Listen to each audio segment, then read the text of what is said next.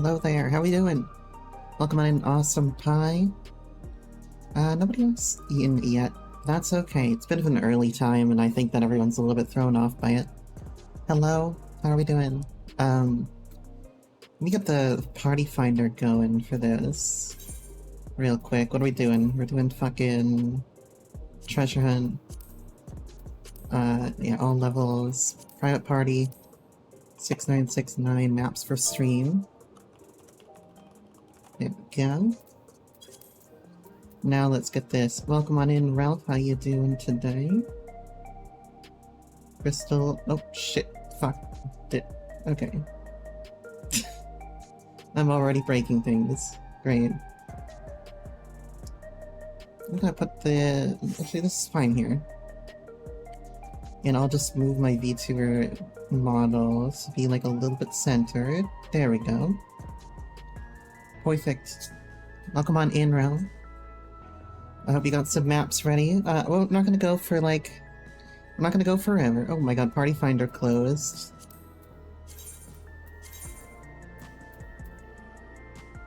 It shouldn't be closed.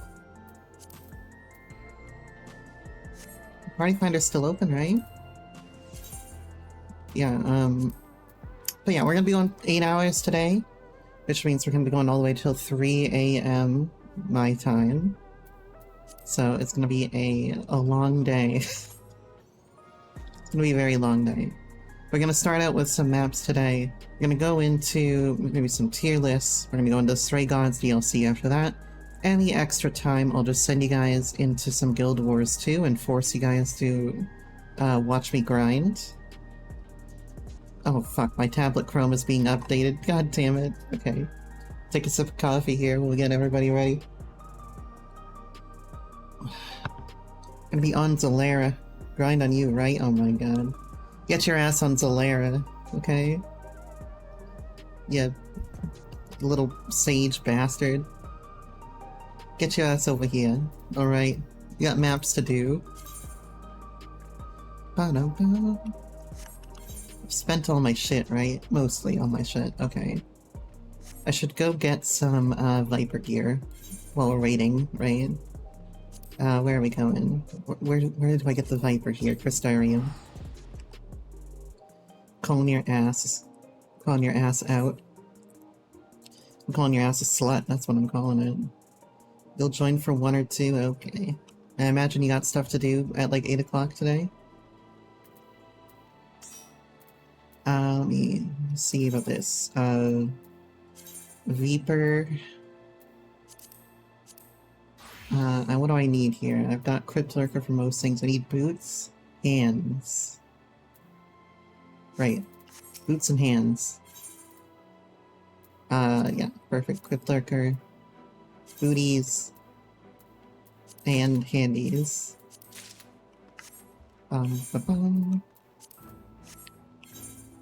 And, oh my god, keep pressing like H and shit to pull up my inventory, like I'm, playing Guild Wars 2, or to pull up my character sheet, instead of C. Got stuff in, Eddie, yes, yeah, that's what I figured. Party Finder is up, if anyone wants to join, let me go, make sure to advertise in the other channels. I don't know how many people are gonna show up today.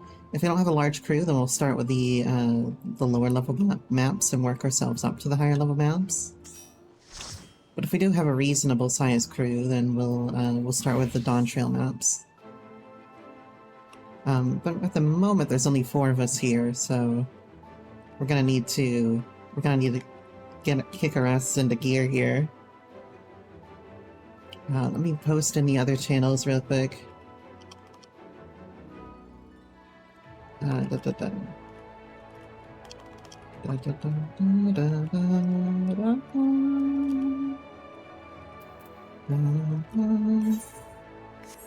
Straight Up the Crystarium is one of my favorite, like, just ambient tracks, I have to say.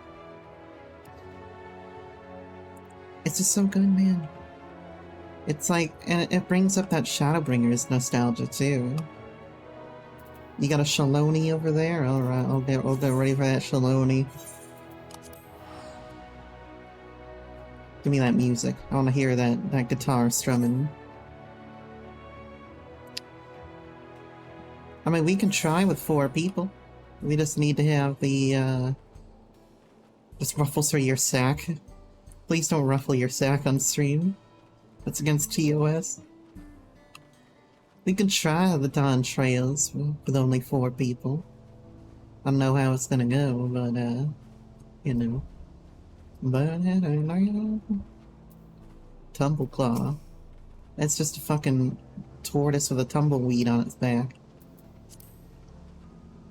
I know it's doable, but it might be painful. I'd like to have as many people show up as possible. Because I did. But we'll see. Maybe a lot of people can't show up until later tonight, and that's fine. So that's fine too. I'm gonna leave it open, as long as we can at the very least. Password 6969, we're on Crystal. Zalera. We got another group over here doing their thing, it looks like. Let's start with the hundreds, we'll see how bad it is. At the very least, if we get some people who haven't gone through the expansions yet, then after we finish the Dawn Trail ones, we'll be able to get them in on people. Or get them in on a few maps themselves. But yeah, we're gonna be going a nice 8 hours today. At some point in like 45 minutes to an hour, I'm gonna make another coffee, just to like force myself to have the energy to continue in life. Okay. I'm very proud of completing FF8, because now we get the FF9 memes, everybody.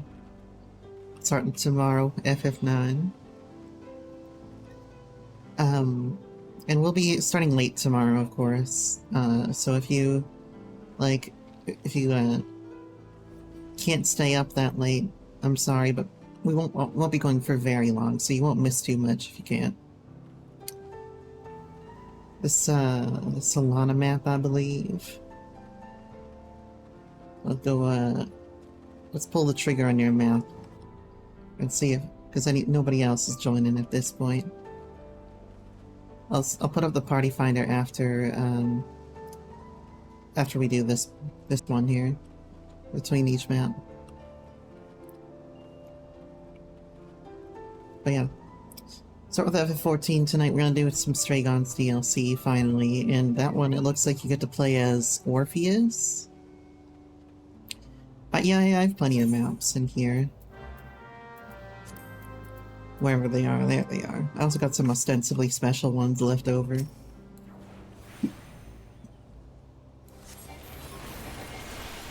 So we should be fine for a decent amount of time.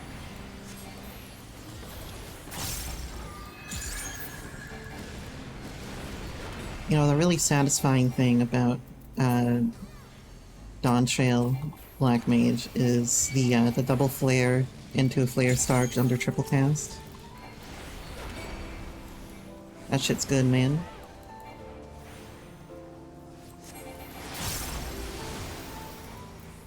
It like makes your triple cast feel like really powerful under an AoE situations. But obviously Flare got nerfed. And Flare Star doesn't exactly hit like a truck or anything, so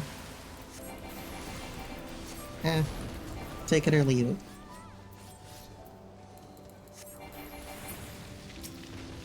You got some healthy bullies here. Oh, that was like 2 little squads, huh? Wanna go to your... oh wait. Have I deciphered yet?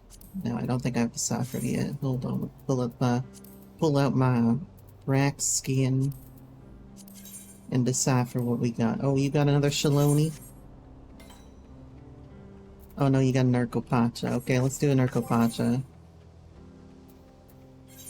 Let's go Pacha. Pacha-ing. Just checking the Discord one more time to see if anyone's actually gotten back to us yet. I do have this, like, morbid desire to go for an Ozma kill with the FF9 playthrough, which might be difficult. I mean, I know it'll be difficult, but it might be quite a lot of grinding, I should say. And I don't want the stream to hate me for grinding. But we'll see. I know I'm gonna need at least a few things for Ozma, but I don't know what that entails in terms of grind. So we'll just have to see about that. But I feel like, you know, I have the Ozma mount in 14. Jesus Christ. You're a sick, sick boy. I have the Ozma mount in 14, so I wanna beat Ozma in both games.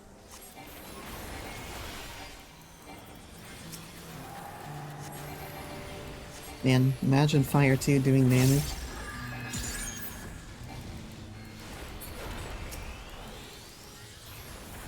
How's volume here? Volume alright with you guys? Oh, you know what? You know why I'm asking that? Because it's loud in my own ears. I should probably turn it down a little bit here. There we go. Much more sensible.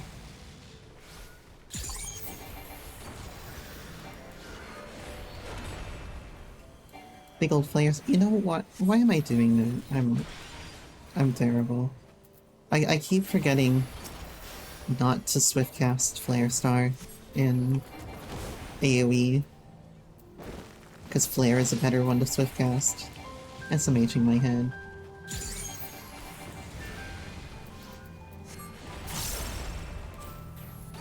I love this little cactus man over here. He's so cute.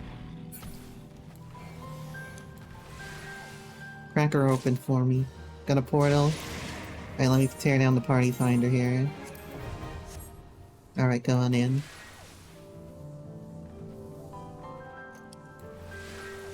Good to go. It's the first time I've been here, actually. Now that I think about it. Legends of the Hidden Treasure. Oh, that's cool. Holy shit. Cenote Jaja Gorao. Well, that's grim. Cenote. Oh, this is grim as fuck. But also, it's cool as fuck.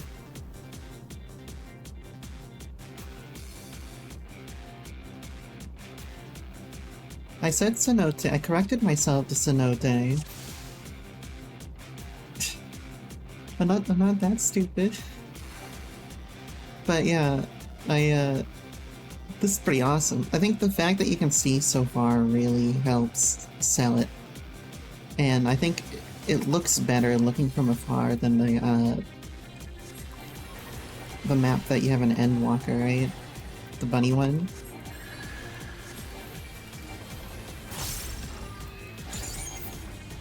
Because like the bunny one, it feels like it's just a lot of visual noise. Can you not? Okay, I guess he cannot. The bunny one has a lot of visual noise, whereas this feels kind of cool.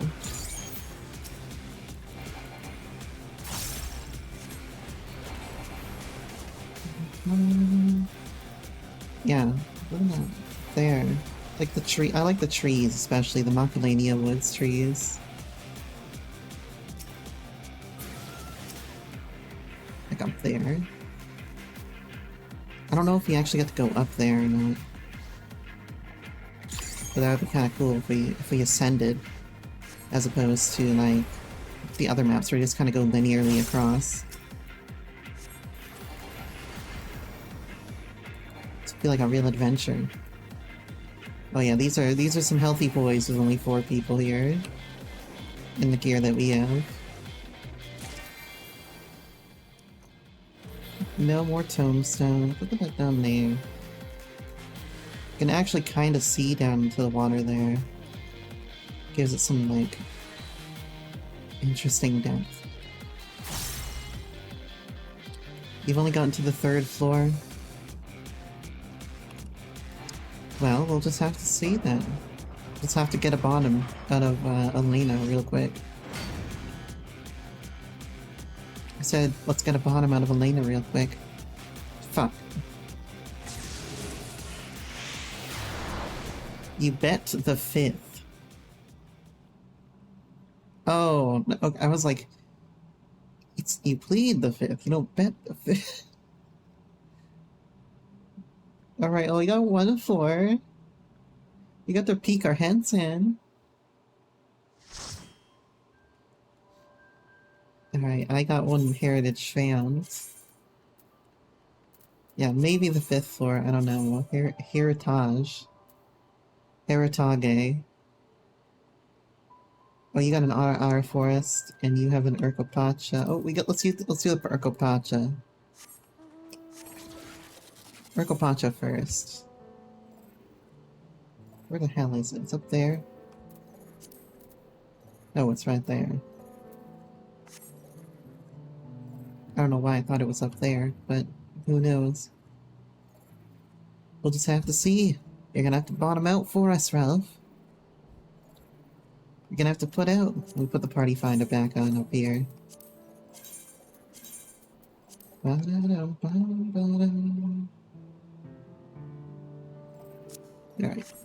Got the party finder all up. Check Disco one more time. I don't know why I started doing the Shaloni music here. Wrong zone, idiot. Ooh, look at this guy! Look at that motherfucker over here. I, completely missed... Actually, you know what? No, I didn't. I did not completely mess up. I just took an alternate route to get the same thing with my rotation. Smile.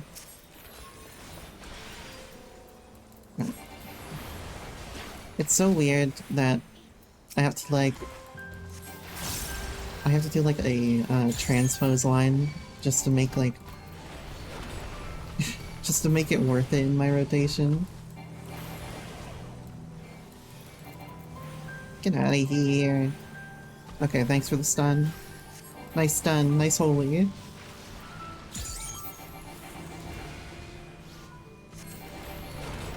Well done. But yeah, if we finish the Stray Gods DLC early, which we might, because we finished the game faster than Ralph thought we were gonna finish the game, then I'll move on to some Guild Wars for a bit or something, you know? I don't think that we're gonna need to get that, but it could take us a while, so we'll just have to see what's gonna happen here. Alright, let's go to Heritage.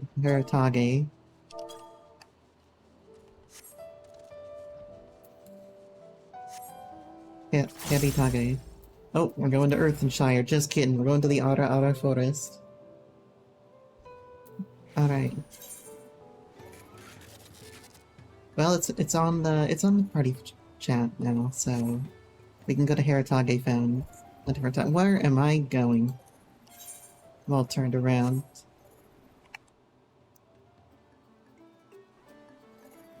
Still no other mappers, huh? Again, the info to join the party is right above my head, and anybody can join regardless of whether or not you, like, you know me or you've been part of the community for long. You can always still pop in. And I'll keep that information up for the rest of the 14-bit here. Where are we going? All the way down here? Alright. I haven't done any Dawn Trail maps yet, so I don't know the locations just yet. And it's not like I'm gonna look them up. Alright. What do we got? Territorial Woodsman. Interesting. He's a lumberjack and he's not okay. Well, especially now after we just reduced him to 16% HP and like a few GCDs.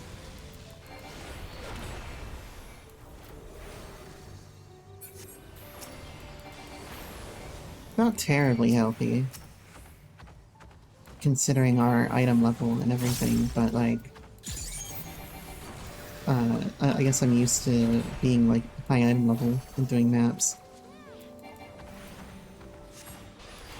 They're not terrible in comparison to the other mobs that we fought, like at similar patches essentially. It's not bad. And I need to put out the schedule for this week for stream, which I'll probably do tonight at some point, or tomorrow, tomorrow before stream.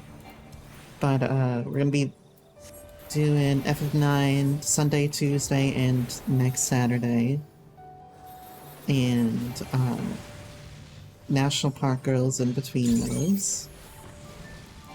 And, you know, we'll see if I decide to do like a little off-day stream. Hi, Kimmy, how you doing? Welcome on in.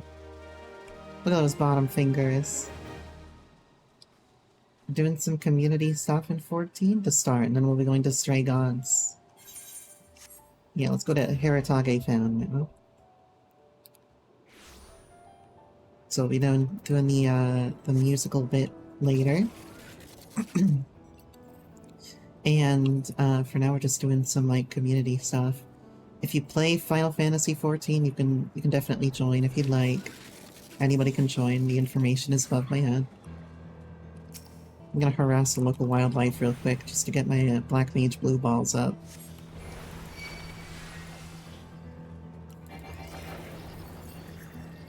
These weird fucking wolves. The wolves. Actually, they look like the wolves in the Thunder Plains in Final Fantasy X. Now that I look at them. Those are the skinny bitches that Titus likes to kill. Alright, it's my map here. Let's get this going. Where are we going? Right here. Give me this. Give me this shit.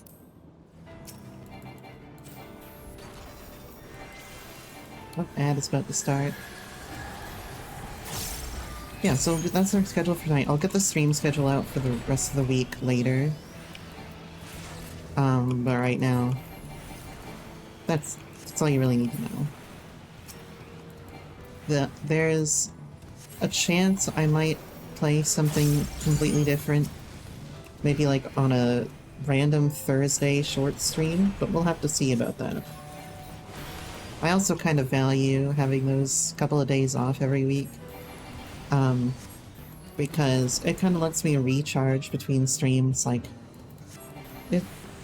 streaming can be like a little draining on the social battery sometimes, and I have to talk for a long period of time. So I value having 2 days off, and I'd rather not undermine that. But I might have a little tiny stream one of those days. We'll see. Taking a sip of coffee real quick. If I get hit by AoEs, it's not my fault.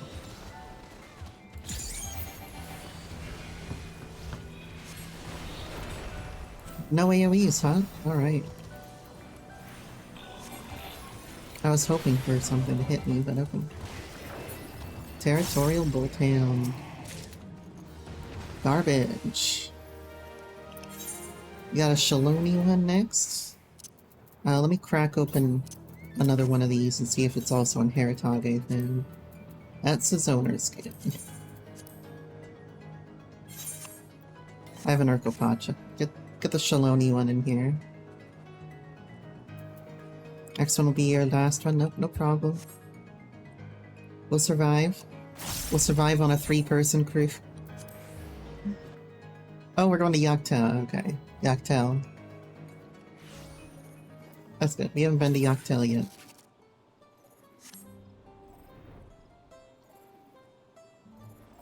Yeah, we're going to Yaktel. Yaktel was the next one posted, and I didn't see it because I was looking down at Kimmy's bottom fingers. As I am wont to do. We can also move down to lower level maps temporarily if we have a very small crew. It would make it a little bit faster. Look, give me those pleading eyes there. What you pleading about?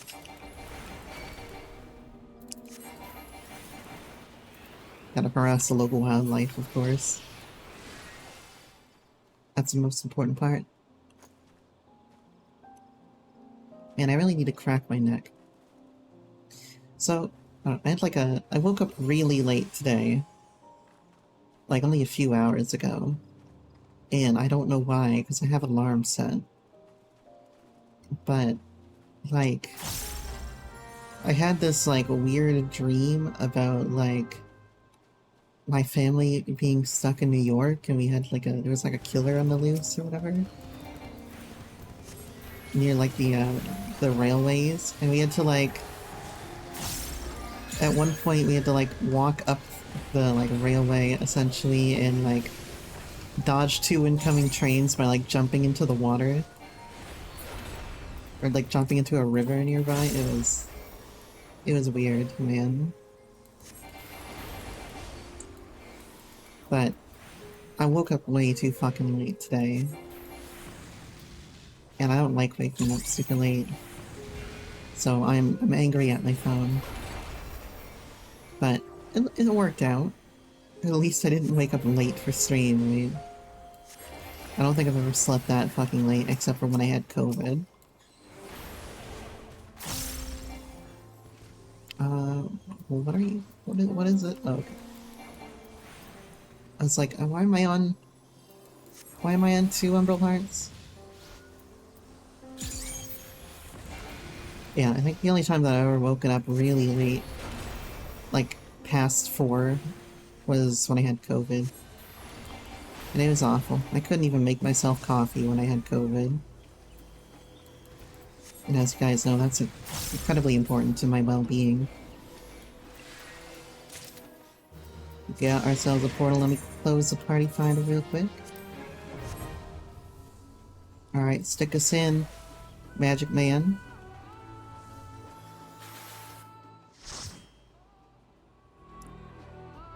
Legends of the Hidden Treasure 2. Look at you. Go get her like that. Do you think we should advertise to our static, Lana? And, like, tell them to come? I mean, nobody's on microphone or anything, so it's not like anybody is, being judged by anyone on stream. I hope they would be fine with that. Alpaca of Fortune. Well, he's dead. See ya. Rip Bozo. You think it'd be a good idea, though? Because we're only gonna have 3 people in a second. Even though I advertised this for like a week and a half.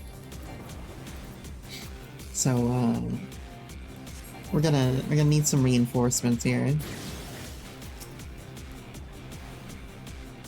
They want to do M2 and Party Finder later? Are you saying that they want to preserve their energy, or that they're gonna be playing anyway? Because I don't mind which one. Somebody gonna grab that stack? They might not be on till later. Okay. Reasonable. Reasonable. Alright.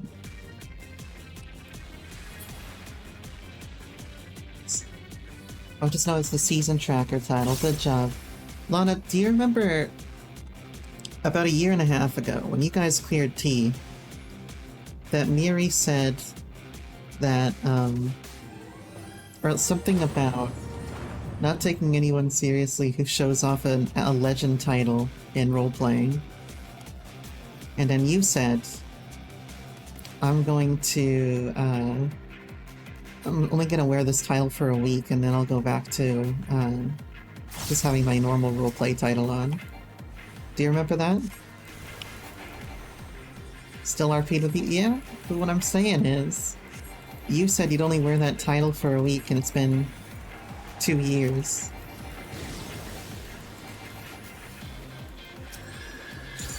I'm saying you're a phony. Alpaca of Fortune. Sorry, I'm too busy exploding things to fight the alpaca.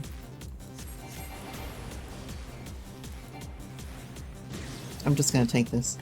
Ooh, nice stun.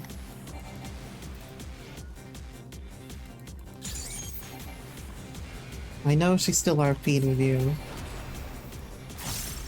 Even though you lied. You said you'd remove the title.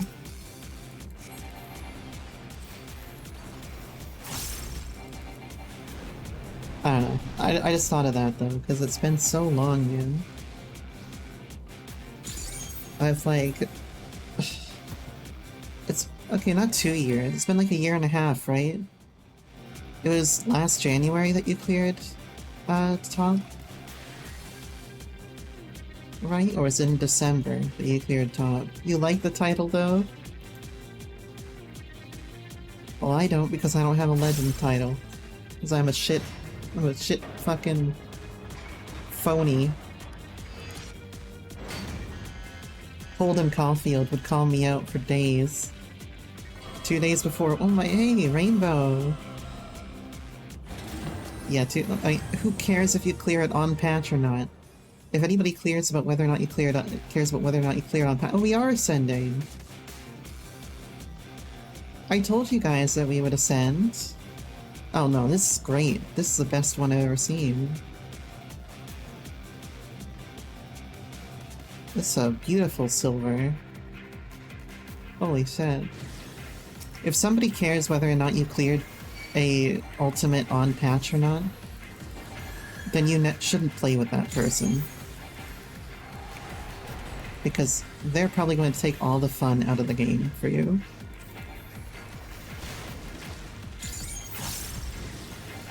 That's what I think at the very least.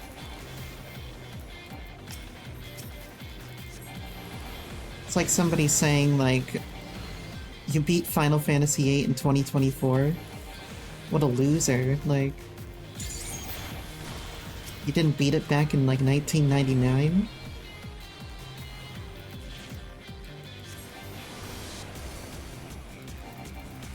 I'm like, no, I couldn't. I was an infant. I couldn't beat Final Fantasy VIII when I was an infant. I couldn't even beat it when I was, like, 24.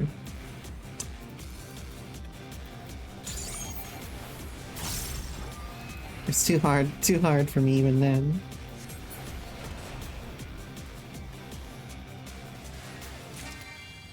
What do we got here? Mama Knight. Scientist monocle. Oh, I'm needing on that shit. Fuck!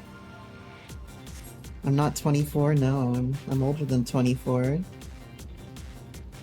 But I think 24 was the first time that I tried to beat Final Fantasy VIII. And I couldn't do it.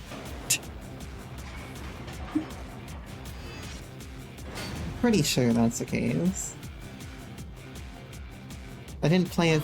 Hell yeah, brother. I didn't play a Final Fantasy VIII until Final Fantasy game until I was 23. Well, I did try Final Fantasy 1 back in, like, 2014 on a mobile device. And I didn't like it. But nowadays I enjoyed Final Fantasy 1, so I think I just needed a change of palette, you know? Little thingies down here. What's down there? Yeah, we're going way up here. Cenote Megamagui.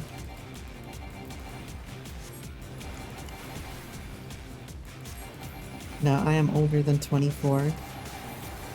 I was not born in the 2000s.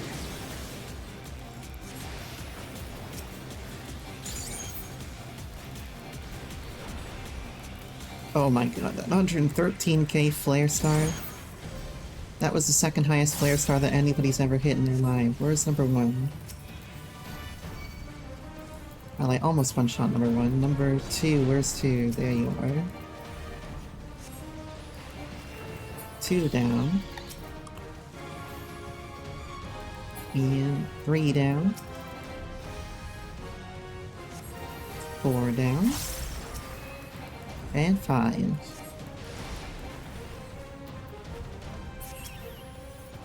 Perfect. Back to these losers over here.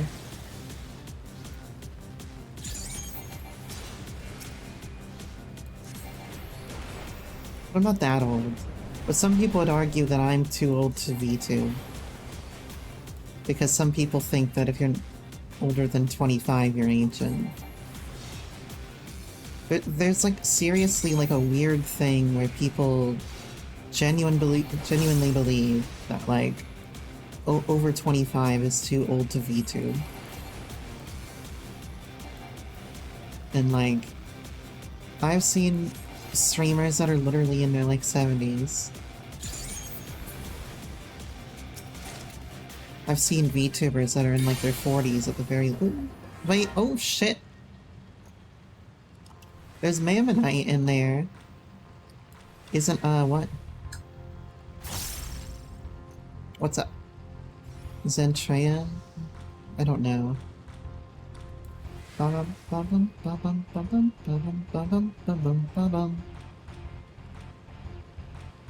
Hey, you do whatever you want, dog. I mean, I would choose the option that is more probable. Elena, if you're asking up or down, I would choose higher probability first. I mean, this one should be obvious.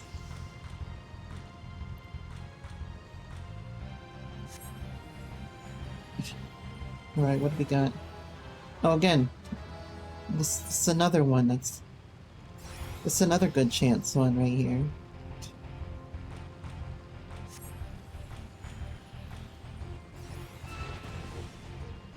Oh.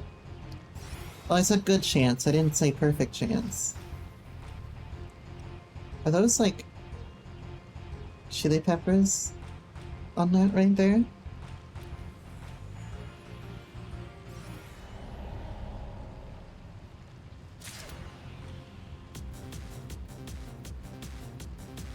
Oh, you know, we couldn't account for that. Oh well. 800,000 gold gil down the drain, it's okay. Best way to gamble. I mean, do what you want, but I always hit the gamble button no matter what, because I like the spectacle of it. I'd rather try than not try.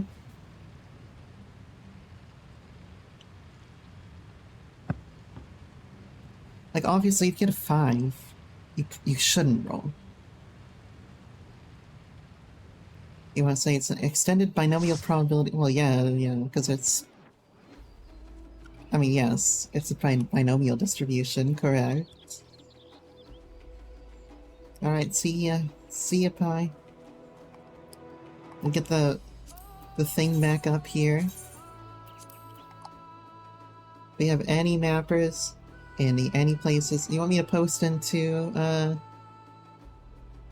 Twin Moons here? You want me to post in the static Discord if anybody likes to join? Or do you think it's a bad idea to post in the static Discord? I don't mind either way, but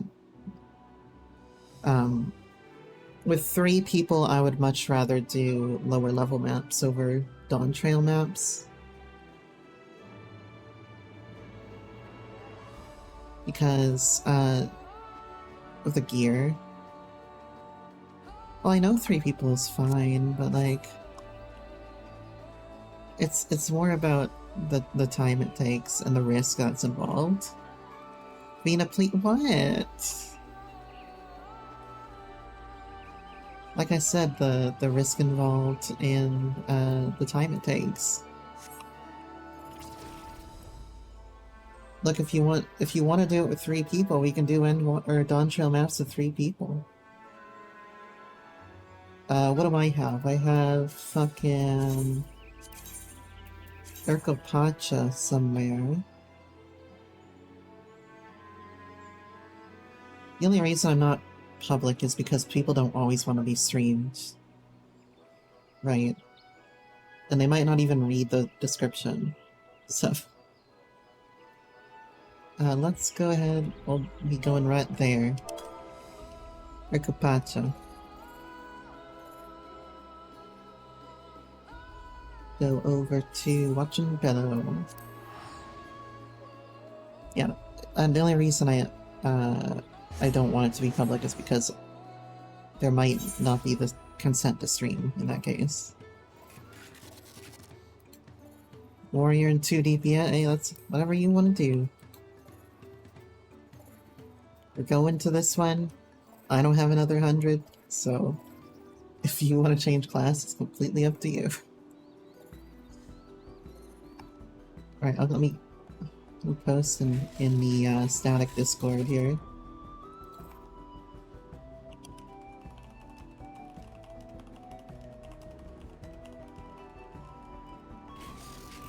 Oh jeez, it's gonna run to a fucking wall over here.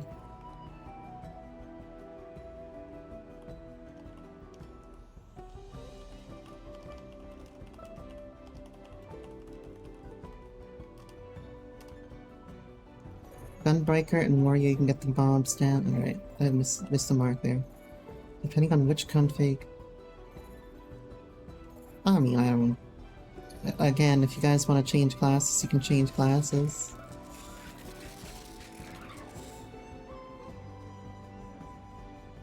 Which config you get at least. There's one that's tight at 710. Like there's a boss or something that's really tight to kill, is what you're saying? Or an enemy? Or enemy pattern rather, that's really hard to kill at 710 item level?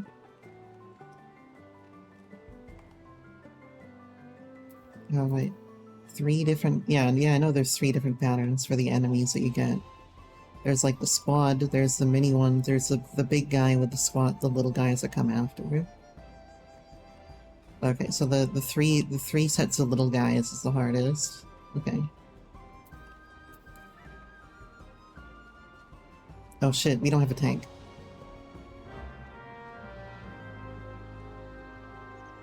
We're fuckarood, aren't we? Oh no, okay.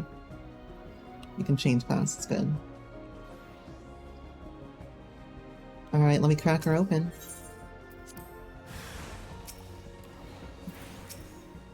I know there's 3 patterns. I've been doing maps for 5 fucking years. But it's good to know.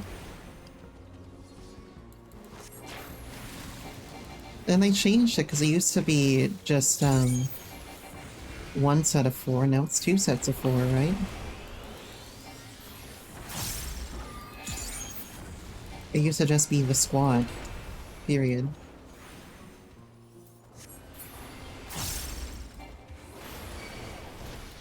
No, not so much.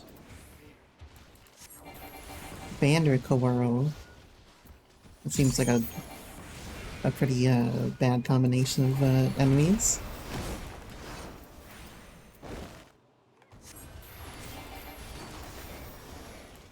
It's almost as bad as fucking the cockatrice and pyralisks in FF1. It's awful. I've been, for the past few days, I've just been playing a little bit of, like, Guild Wars 2 here and there.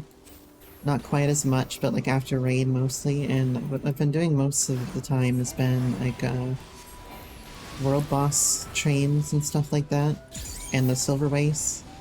Because I don't really have anything better to do. I mean, I don't know if I'm geared enough to attempt fractals yet. But, so the silver base is something I'd like to show on stream probably, because it's fun. You have to like King of the Hill 4 different objectives for like 15 minutes or so.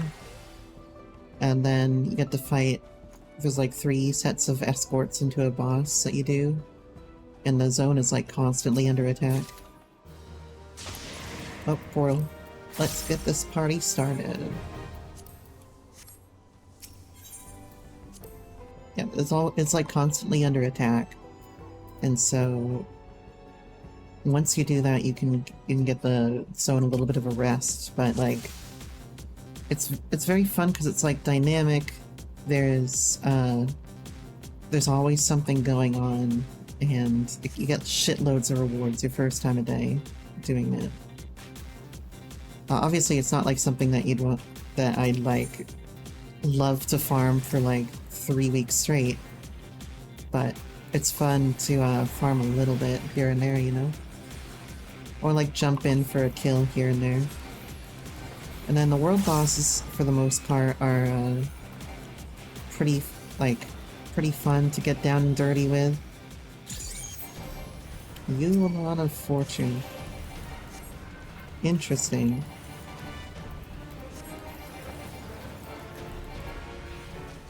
It's so shiny. Look at him. Shit, I didn't mean to see no glossy there, but oh well.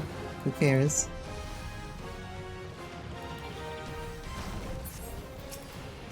I wonder what that... he drops... Is that the one that drops materia? Or is that the one that drops tomes? I can't remember.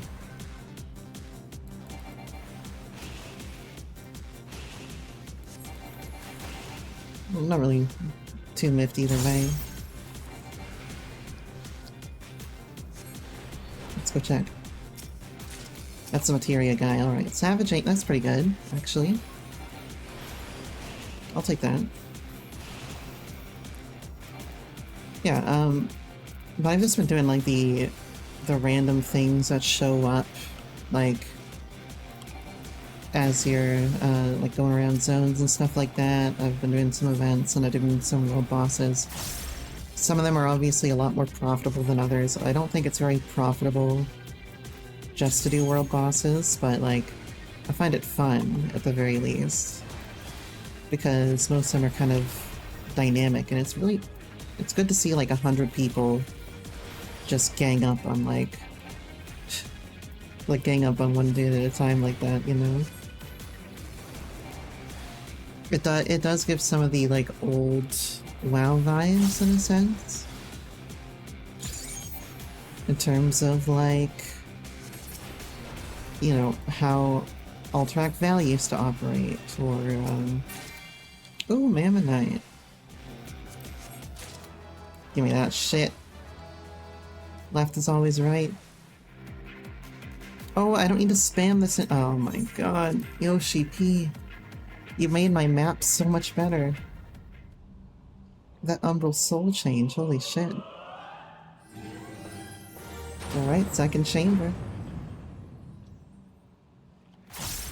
It gives you those vibes of like Alterac Valley, or like, I suppose Cataclysm is where the world bosses started being pretty standard, right?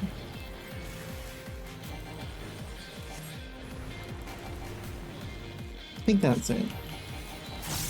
Because, like, well, Wrath didn't really have world bosses so much, but it had the TOV, right? So Cataclysm was where they started like really putting in world bosses and making that big deal again. Because they had them in Burning Crusade and Vanilla, but they didn't really like, they weren't something that everybody could play and do. Only select guilds could do them back in the early days of WoW. So it was extremely competitive.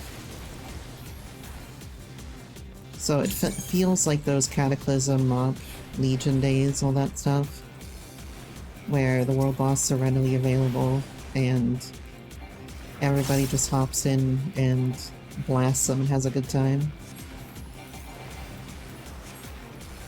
So that's been a big positive as I've been like going through the game, but of course I don't have the expansions yet.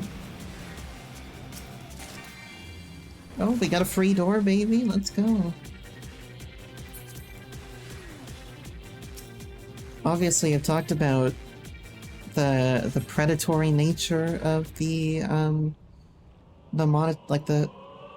monetization, particularly when it comes to the expansions. Like, you're made to think that you might get the Living World seasons and stuff with the expansion purposes, but you don't get them. And it's not clear to a new player how you're supposed to purchase things, and before you know it, you'll spend money, and then you'll realize you didn't get everything that you wanted out of that money. You have to spend more. So, I've already talked about that on stream. I keep forgetting that you're not supposed to fucking foul on 2 targets nowadays. Foul is no longer a good... I'm just taking this, I don't care. Foul is no longer the 2 target spell.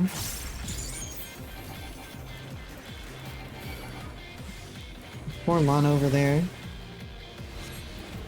Okay, I won't take this. I won't take it. I'll be good. Yeah, the monetization model is a little bit predatory in how it's set up. And you're kind of like set up to fail and then be forced to spend more money out of frustration. I haven't made the leap yet because I figured that, well, they might go on sale rather soon when the new expansion launches at the end of the month, so I'd rather wait and see if something goes on sale first. If it doesn't, then I'll figure out how I'm gonna pay for the, you know, all the expansions and Living World, because it's not an easy investment to make.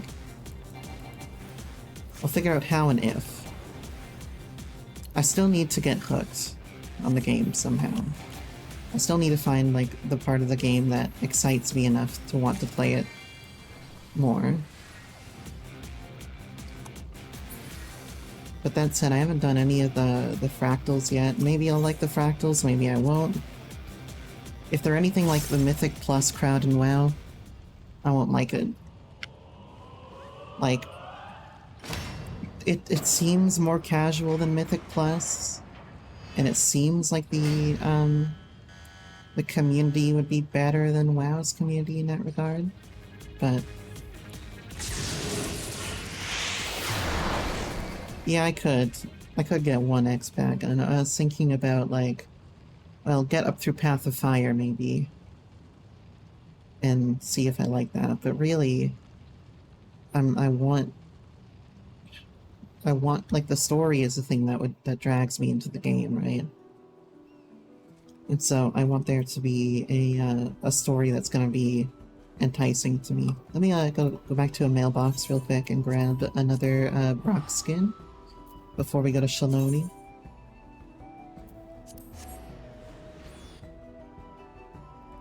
I think I still have a Brock skin in the mailbox here. Yep, there we are. Alright, Shaloni.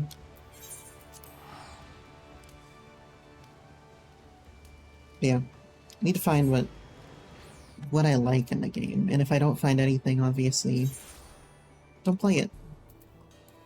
But I need to be able to justify it, of course. And I feel like Final Fantasy XIV was easy to justify, especially nowadays if you get Stormblood with the free trial, man. If you get Stormblood, it's very hard to get through all that content, you know, get through the main story all the way up to 4.5, get through Omega, get through Ivlis. It's hard to go all the way through there and still not be hooked, or certain that you don't want to play.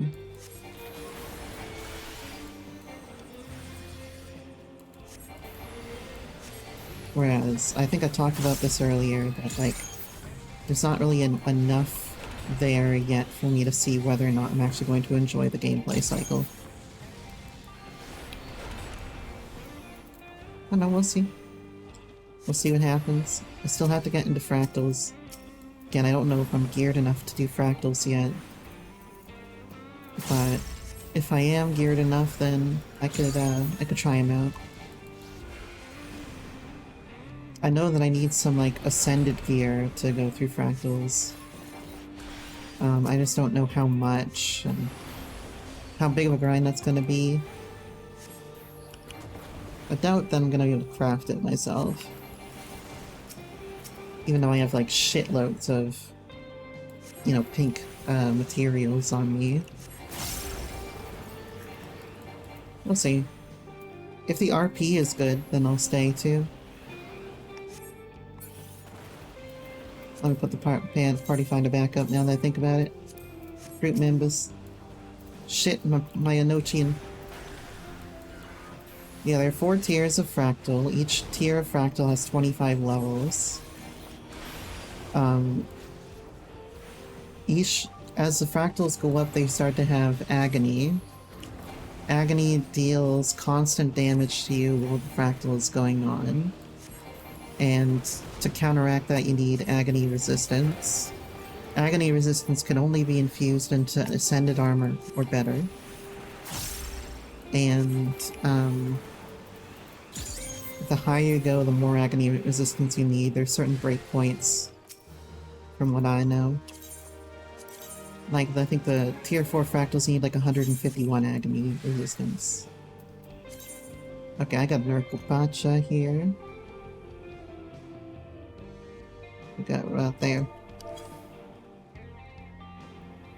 Yeah, you need like 151 or something for the tier 4.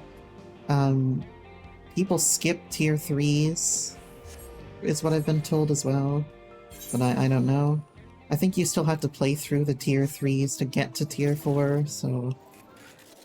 You know, it's gonna be one of those cases of, like, trying to queue up for...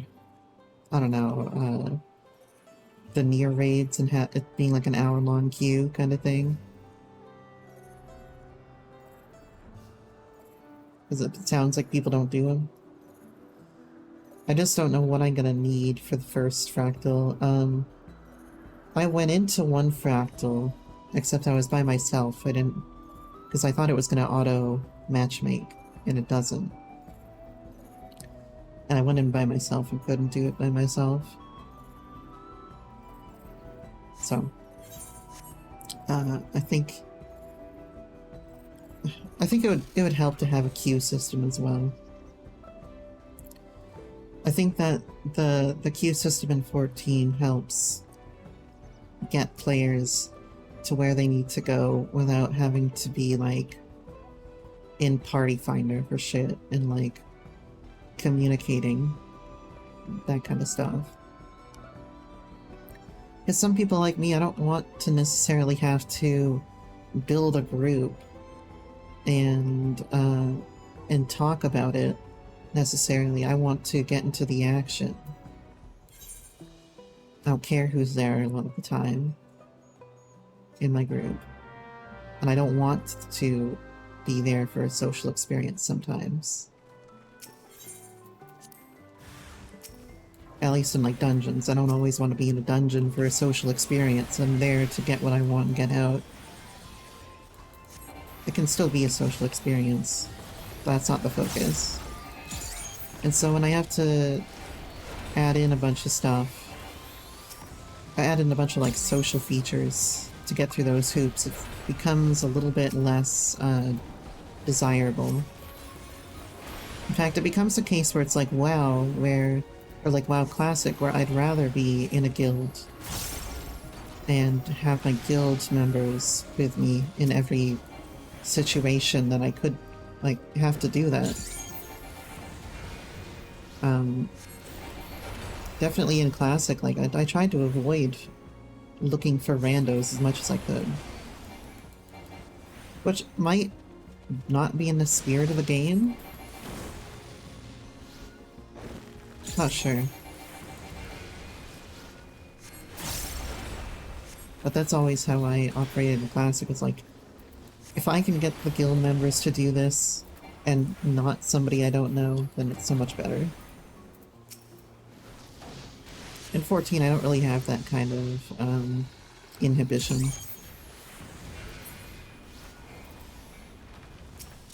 We got nothing? Alright.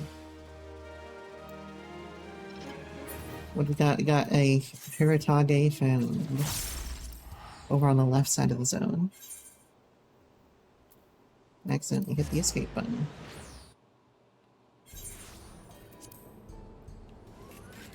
So, I'm hoping that it's not that bad of an experience to go up through the lower tier fractals. And it seems like people only queue, like if I open up the duty finder, or like the party finder, there's only ever like 1 or 2 parties at most, and they might not be compatible with what I'm going for. So, I don't know. I'm hope that the game is new player, like the community is new player friendly. I've tried to express to a few people that like, yeah, I don't know what I'm doing. I'm a baby at this game, so I need guidance. The one time I had a positive social experience though, that was like the result of something like that was actually in the worst part of the main story, which is the Tower of Nightmares.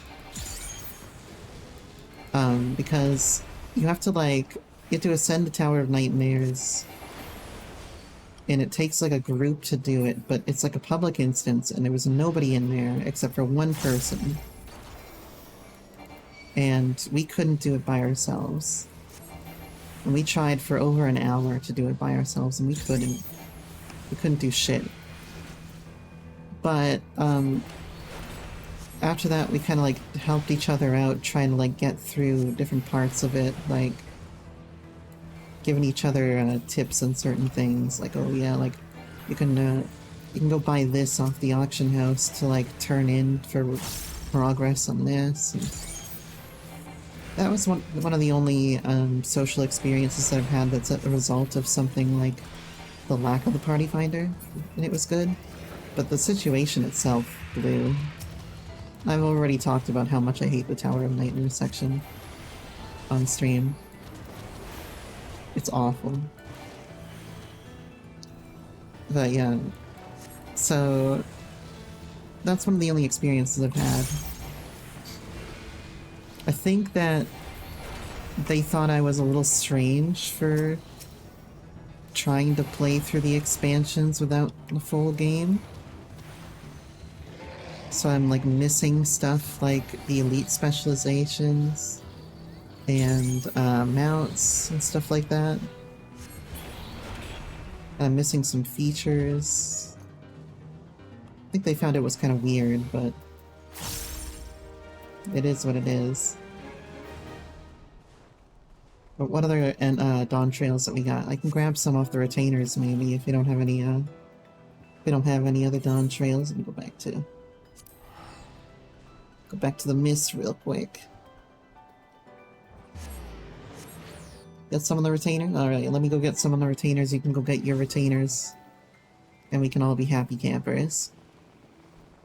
As my 3rd grade teacher used to say. Oh, I have 100k on one of these idiots.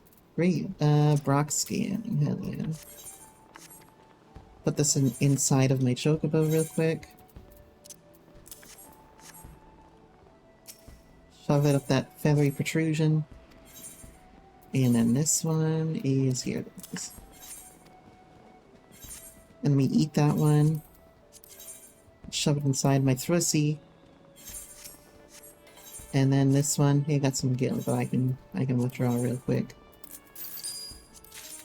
And this, oh, I didn't mean to do that. I didn't want that rousing chronometer. God, where's the brag skin? There it is. Okay. What do we got? Ara Forest. Right over... Where is it? Where's the shit? It is a small circle. It's not over here. Is it this thing? No, it's not that thing.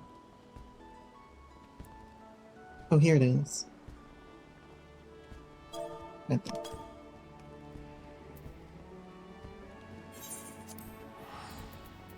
Alright, we can go over that one when you guys are all ready. Party Finder is open, by the way, password 6969 on Crystal Zolera. If you want to join, anybody can join, and anybody can meet on whatever the fuck they want. Although we typically give priority to people who don't have, like, the minions and stuff like that, the collectibles. I usually like to give people priority on that. Just for fairness sake.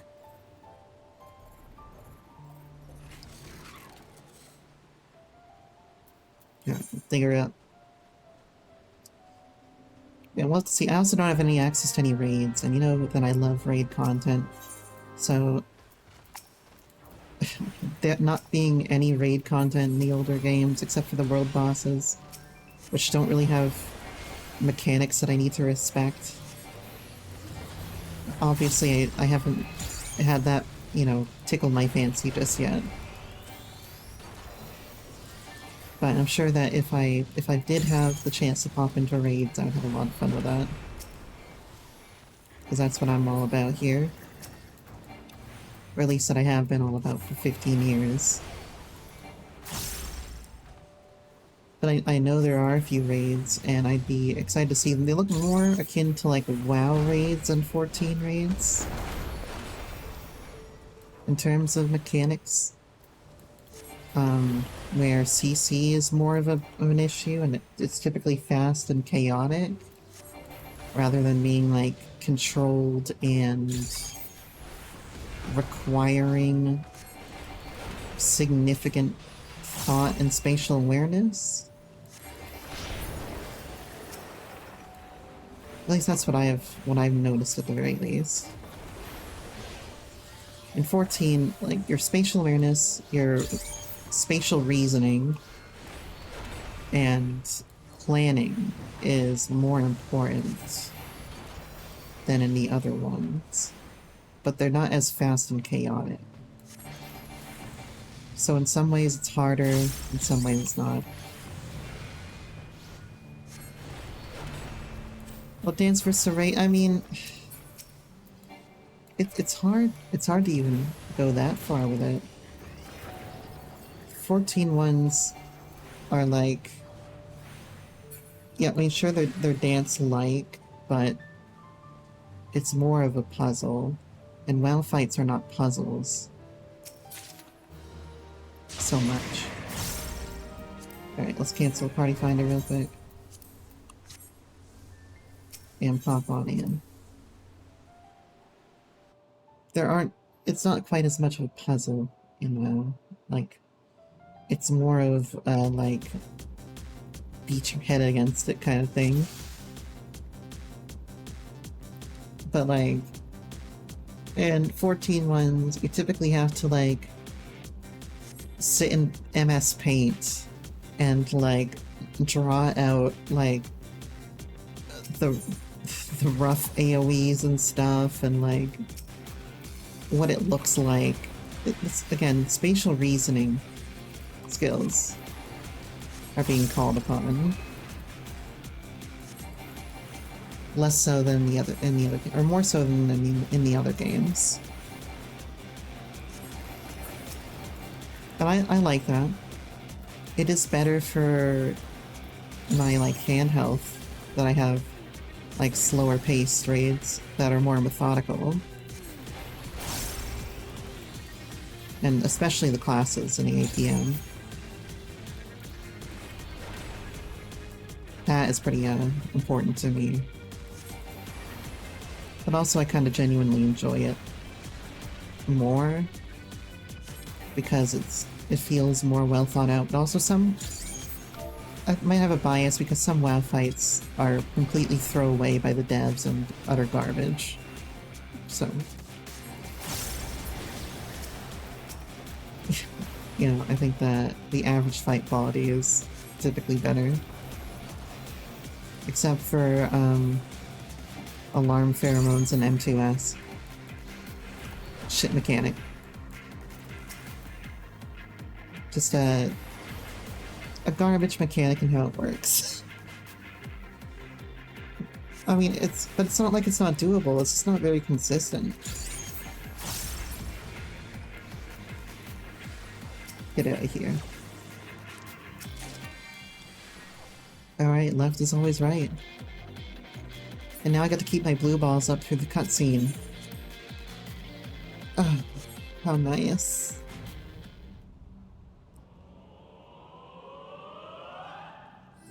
Thank you.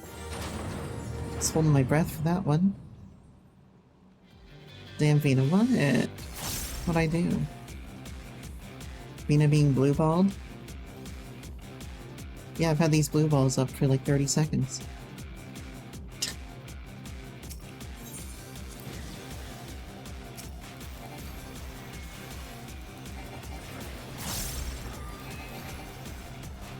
This guy's kind of cool. Look at him. I like the way he looks. Oh. He looks like the fucking Deathrite bird. But bluer. Alright, I gotta actually do this mechanic. So, 1. Down. Where's 2? Where is 2? Somebody give me 2. There he is. 2 down.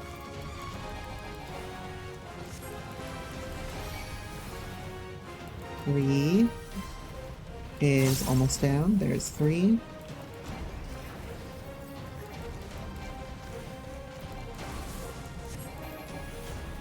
These guys are terrible in Black Mage. Do not recommend. And Queen. And now finally I get to Flare Star. I think Flare Star should fucking reset the no-chain timer. I think it's stupid that it doesn't. Because it just makes it so that, like, you just always do Despair first.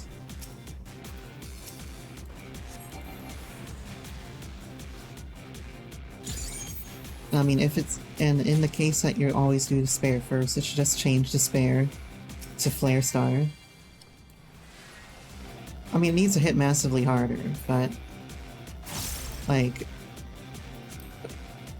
There's something a little bit clunky about the use. You know? The problem if it hits massively harder is that some people have argued that it would turn Flare into a single target spell. And I think that the better option would then be like, well, if we're using it after Despair always anyway, then why don't we have, like... Why don't we have it so that Flare Star does more damage after you hit a Despair?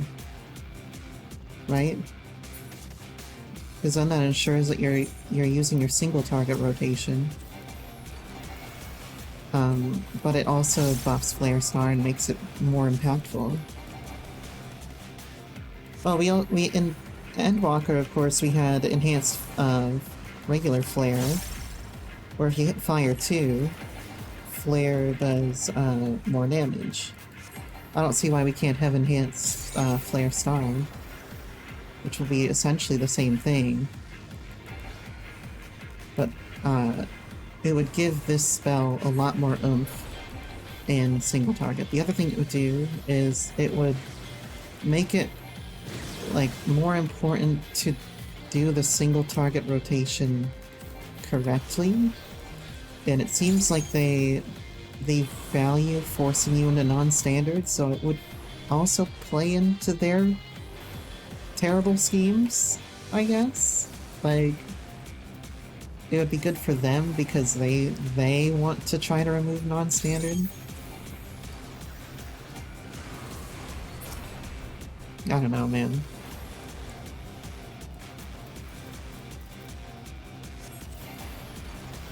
It's just a little undercooked. That's all. But, you know, if Despair just comboed into Flare Star, or into an enhanced Flare Star, I think that would do the job. Oh. Gambler's Lure, baby. I don't care what's in there. I didn't see anything good. I'm still doing it. Oh, beautiful. Yeah, okay, there's nothing good in there to begin with. Great. But I don't care. I always do it. One, oh, fuck you.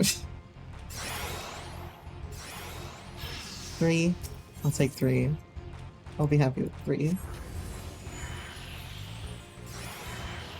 8, nice. 3 air kingdom symbols, 8 trees. Sorry, Air Nation, I should say. Not Air Kingdom. 2 sprigs of mistletoe.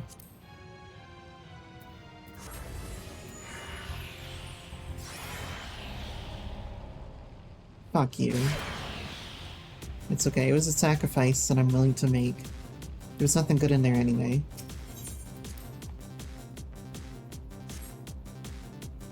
Any other mappers in the Discords? No, it doesn't look like there's any other mappers. SMHing my head.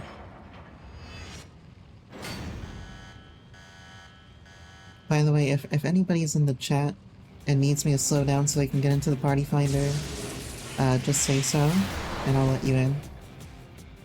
Or I'll give you time to get in. The information is above my head, up there. Zalera and Crystal Data Center, password 6969. And that's always what we do for our maps. So alrighty. Let me crank the party find back on. There we go. We got Miss Brock skin right here. Shaloni. My favorite. Is it my favorite? What's going on here? What am I looking at here? Doesn't look like that. That doesn't look like that either. Is it this? I think it's that. Oh, you got a Shaloni? Okay, we'll do some Shaloni action then. Let me post my Shaloni. My Shaloni. Alright. Where are we going? Who's Sawati?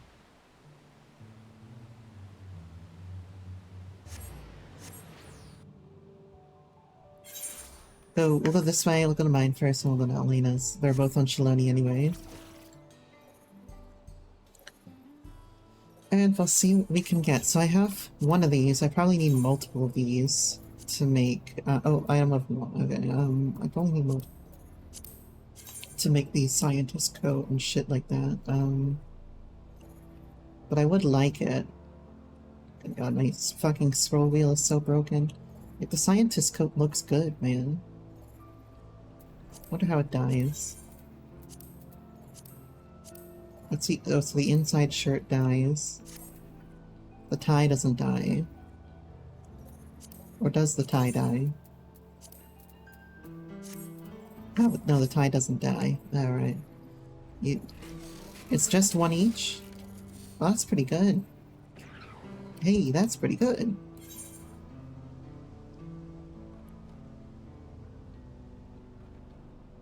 Oh, Shredderkoff is a little bit too far north. Okay, let me get over here. What do you want, dinosaur? I'm just trying to find treasure. I'm just trying to do my thing. Third leg back. Amazing mechanic name. Alright, what do we got here? We got the dude. The single dude.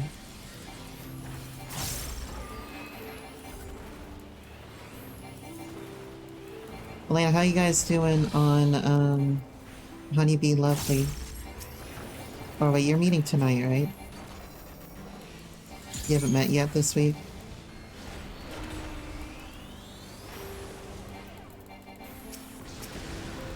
Or did you, or were you like really close to getting it last week or something?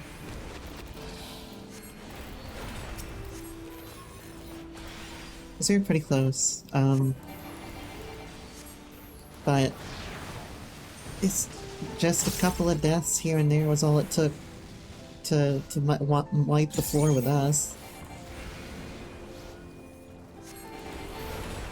Which is kind of strange, because it's like, it's not really that high of a DPS check, but I guess shit happens. I also know that my uptime during Honeybee Lovely is not good, as it is right now. And I think I dropped a Nochi in a couple of times out of panic. Because for me, it takes a lot of repetition for me to have a strong rotation on Black Mage for any encounter. Roads Forsaken. It takes me a lot of repetition before I really nail down a rotation. Because I have to try things out. I have to try to understand my, like, well, how I can use my rotation. I need to understand, like, how I can align things better.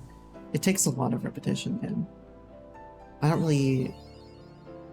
don't just, like, walk into a fight with a good plan for Black Mage. I need to nail down every GCD, essentially. So I know my uptime was pretty bad. Or at least nail down some tricks. Yeah, be ready for stuff.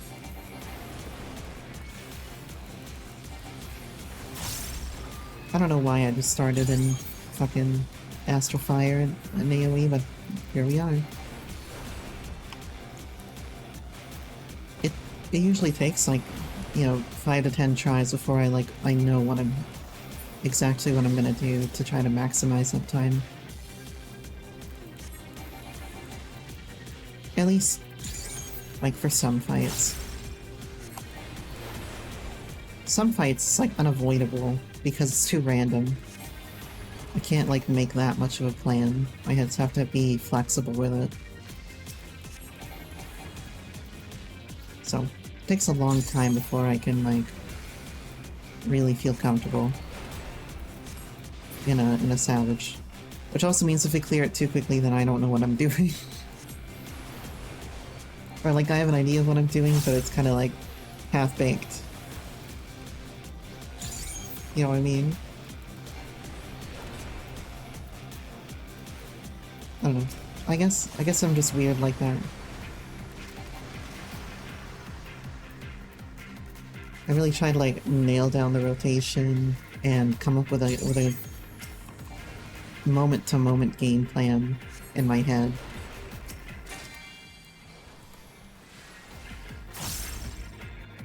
Alright. Left's always right. Am I gonna be the first bottom of the night? We'll see in just a sec. You know, I want to make some coffee after this. That's what I need to do, is make some coffee. Alright, second chamber. Got a bullet in the chamber, let's go. It's a very cool treasure map dungeon. I'm very impressed with it. I think maybe they could have done more with the water down there, but yeah, otherwise, I enjoy it a lot.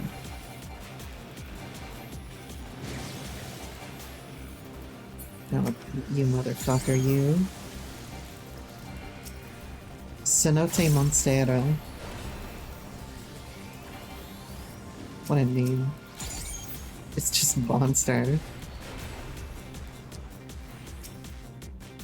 Fucking, like, spews monster energy drink everywhere. As morbid, yeah.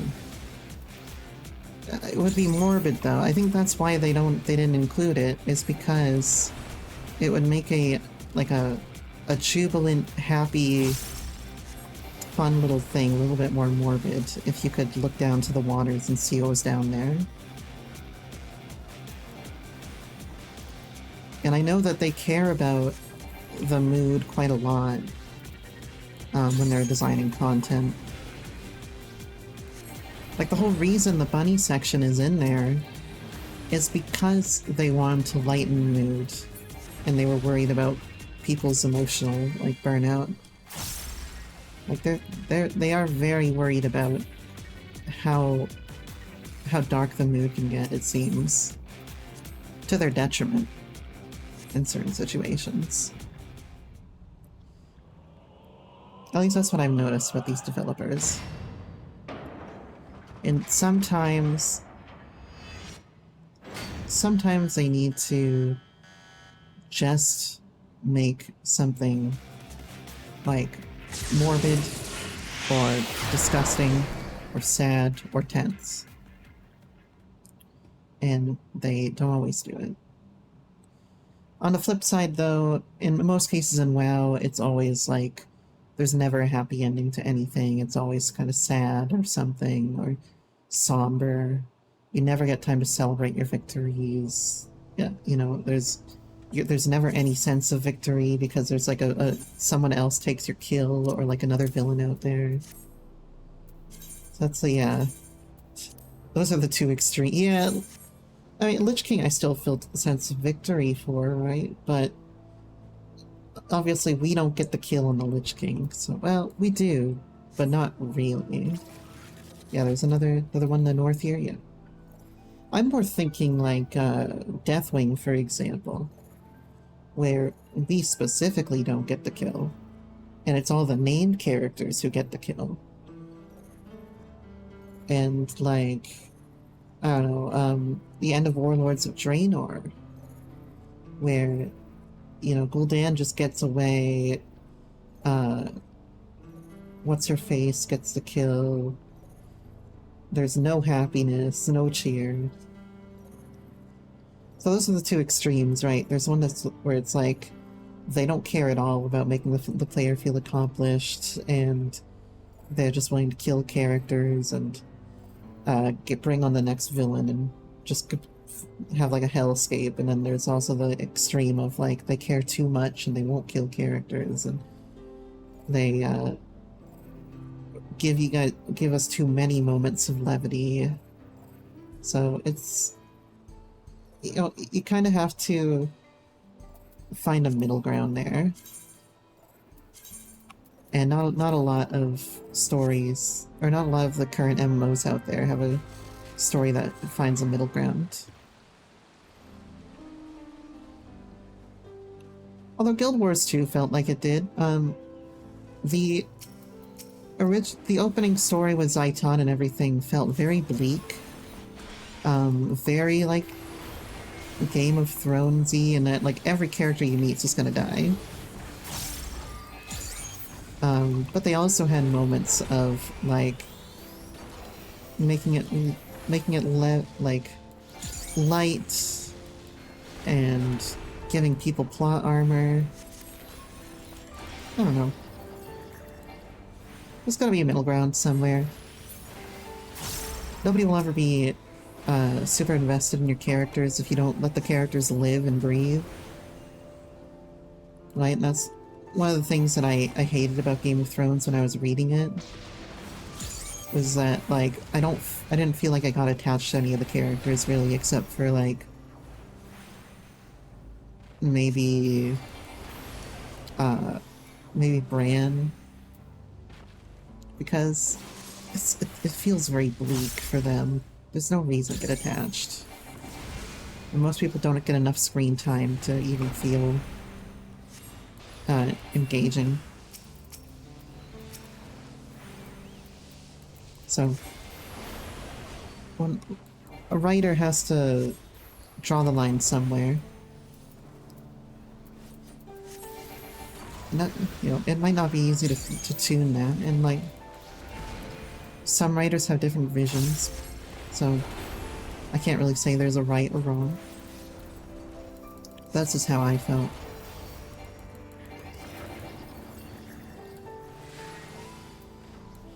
Not a huge fan of the Game of Thrones books. Maybe I'll go back and read them at some point, but I'd rather, if I was gonna read anything, I've got plenty of other stuff to read. I mean, you keep recommending Brandon Sanderson to me, and I also, I like watch stuff on YouTube about, like, Brandon Sanderson giving writing tips, as well as other writers that I really appreciate, like Jed Hearn. So, yeah, Sanderson's a good character. Well, he knows what the secret sauce is. You know? Like, he knows what it takes to make a good book. And also he knows, like, what is not advice that you should listen to. Oh wait, that's not mine. One of the characters from the first book gets shanked. Yeah, in that case, it's like you have enough faith in them that you think there's probably gonna be a silver lining. I kind of have the same thing with the 14 devs, where I have enough faith that if they do something weird, I'm pretty confident that, like, they'll make it up to me at some point. They usually do. Got to pixel dodge that real quick. The payoff is great? Good. That's what we like to hear. I'd be down to read some Brandon Sanderson. I also, you know, I read some oopsies. I read a little bit of Lovecraft when I'm looking for inspiration for certain things in my current D&D campaign that I'm running right now. Because I think I've mentioned before, I really I take after, like, the Nameless City and Nyarlathotep a lot in this one. Like those two stories from also The King in Yellow a little bit. I take a lot of that in my current not scenario, campaign. Why am I thinking scenario? And so it helps me to read some stuff like that, and especially when you see the kind of language that Lovecraft uses. Language that you yourself can replicate, but it's not only the language. It's also the weirdness factor of it. That there's a certain weirdness that cosmic horror has that's hard to replicate. It gives you enough backstory to connect with everyone. Well, that's what you want. What I struggle with a little bit, or what I am struggling with right now in my own work, is the motivation of the villain. And I have a motivation, but I still have this feeling like, is it realistic enough? Like, does it feel like this villain would be the hero of their own story? Look at the... Yeah, I don't expect to get everybody's backstory immediately, you know? That's what I sort of go through in my head. It's like, I'm worried that my villains might not be the heroes of their own story. That's important. Let me drink some water real quick. I do have to make a coffee in a second, though. Don't make me forget to make coffee.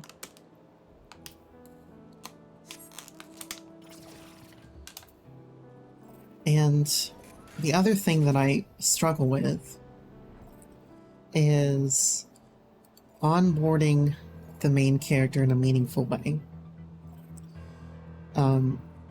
Because it feels to me sometimes like the justification for the main character going on some life-changing, terrible quest isn't isn't good enough. So I struggle with that. I'm currently struggling with it. And I want to try to figure out, well, what would be a good motivation? Sorry, good motivation. Sorry, hiccuping a little bit there. While you're going to the bathroom, no problem. That's what I'm currently struggling with right now. Alright, actually, why don't we take a quick BRB here if you're going to the bathroom. I'll go make some coffee, and we can continue with the maps in just a second. I'll put the party finder back up. And let me also put this into chat right now. Password 6969. Alright, I'm gonna go take a quick BRB here.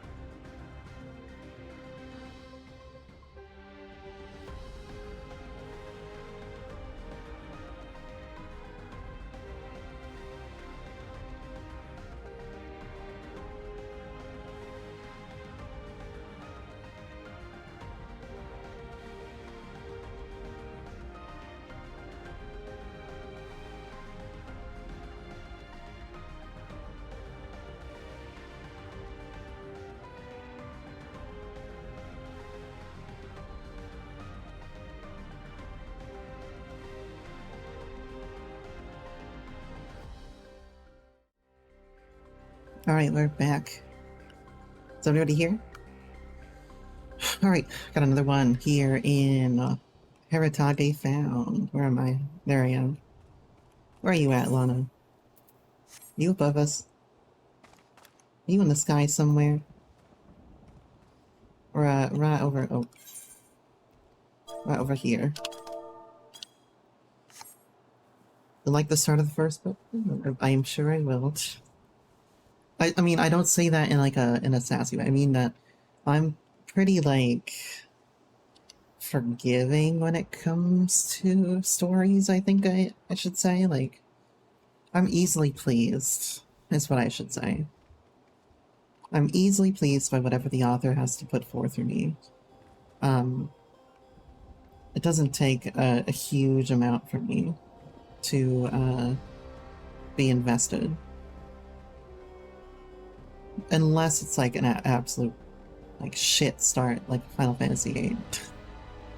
Then it's hard for me, but usually I can commit pretty easily, and I'll probably enjoy it. I'm not extremely picky when it comes to things, and the stuff that certain people find annoying in books and stories is not what I find annoying.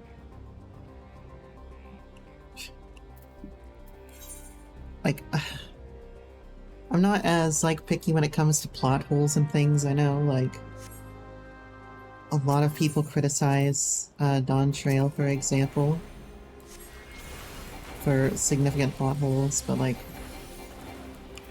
I think it's good enough. Doesn't piss me off too much, you know?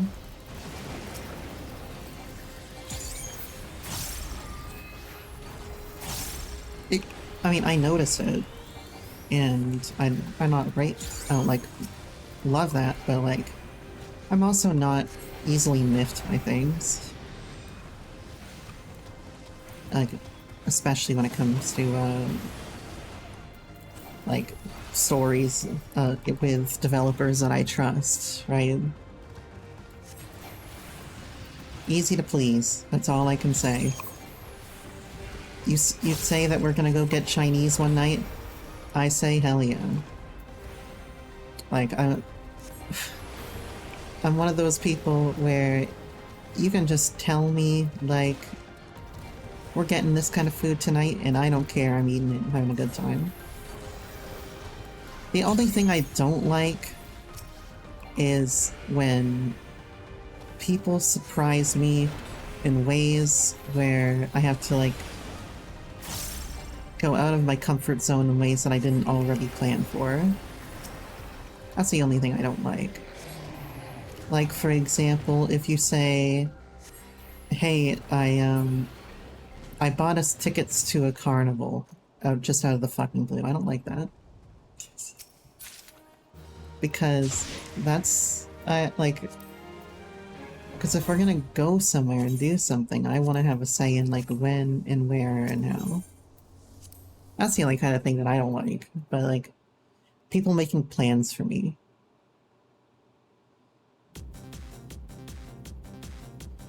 Like, because I've heard the names.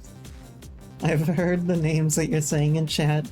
They are certainly words composed of letters.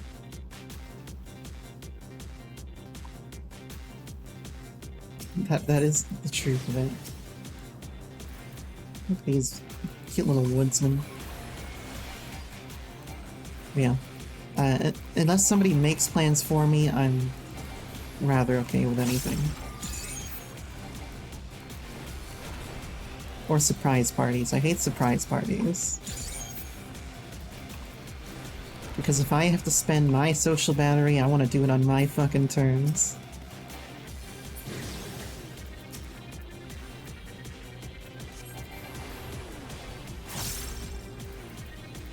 Or, yeah, I guess that'll be majority of the situations. I can't really think of, like, a gaming situation right now. I guess, like, oh yeah, I'm gonna bring you along, with my friends to X and Y, but guess what? All of my friends are rank 1 gunbreakers in the world, and, you're gonna be judged harshly for playing like an idiot.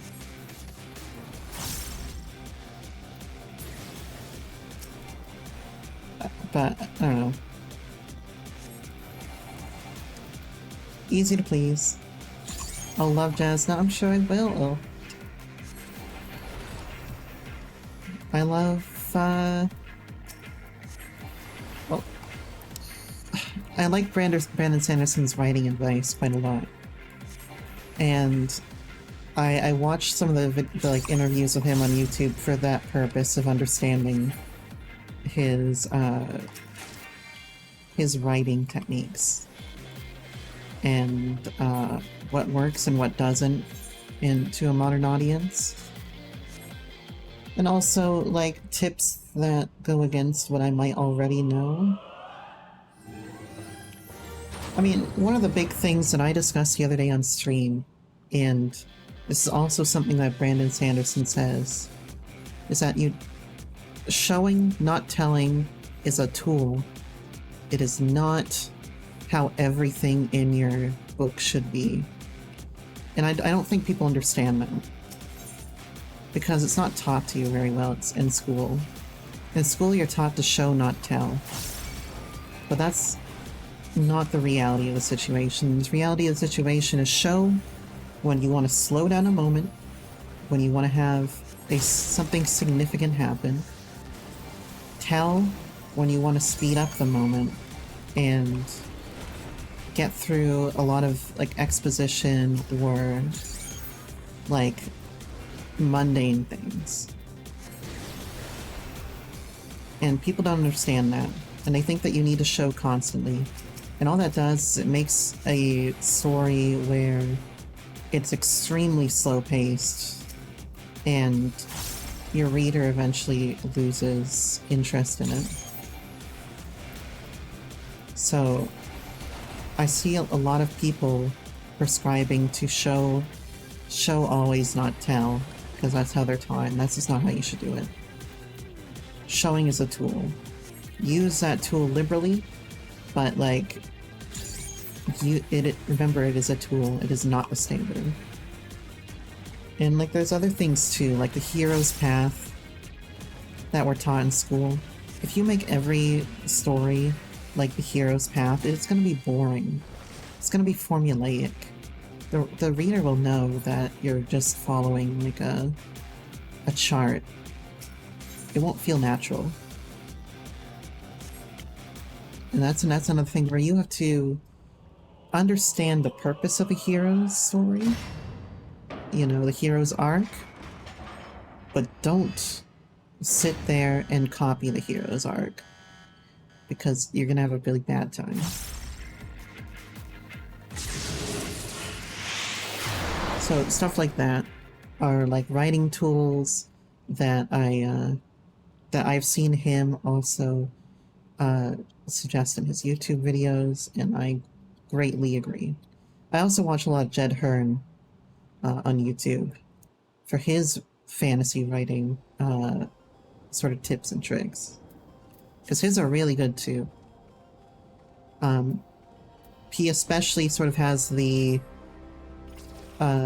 diagram of character setting and plot forming, like all synthesizing together to make the theme, which is a really great way of understanding those three elements of your story and how they can interplay with one another.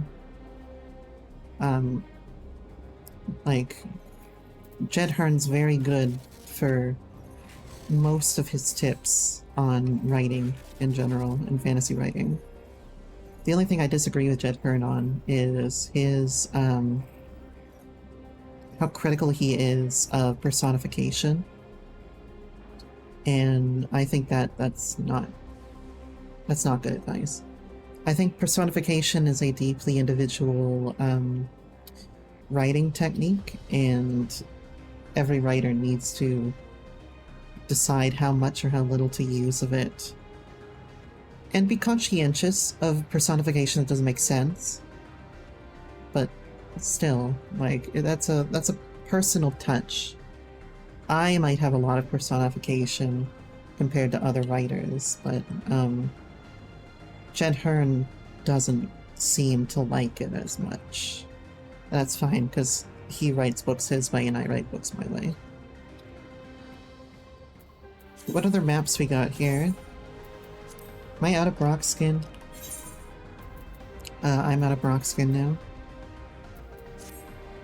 So if anyone else got Brock skin, we'll continue. Posted one Discord. Oh shit, I have to put the party finder back on. Fuck me. Party finder is up. Password 6969. Zalera Crystal. You posted one in Discord. You can't find where it is? Okay.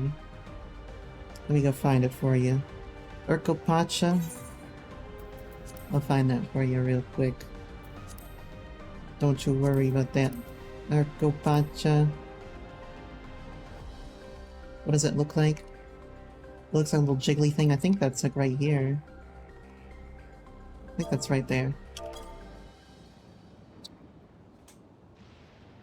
I think, yeah, look, that looks right. I'm gonna say it's right there. I know I haven't actually done these maps, so I don't know all the locations, but that looks like a location, so there you go.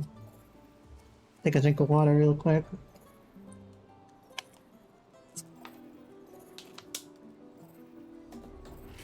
Y'all are gonna need to, when Stray Gods happens, y'all are gonna need to make sure that you're giving me waters at regular intervals. Or else I'm gonna wither up and die. It's gonna be horrible. Horrible.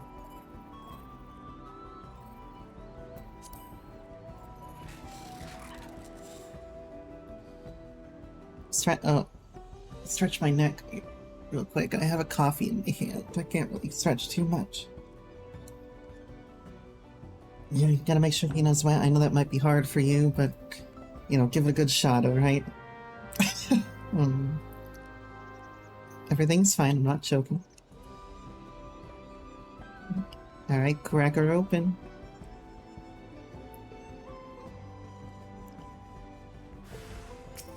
We got the 4 dudes in the squad.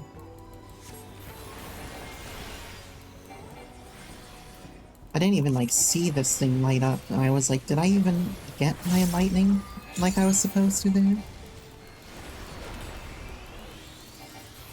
was worried that I didn't, and that the game is, like, somehow working different than I remember.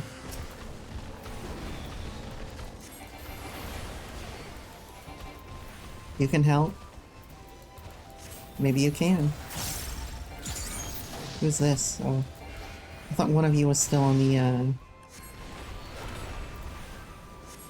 thought one of you was, like, still, on a mount right now, and I'm like, it's good DPS for not having everybody here.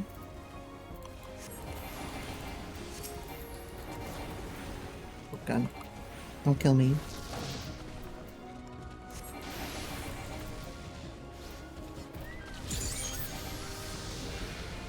If we start to run out of Brock skin, we'll go down to Endwalker. And start cracking open some Elpises or something. Silver Lobo. Aren't the Silver Lobos in FF1? Pretty sure they are. Maybe they're also in FF3. Or FF6.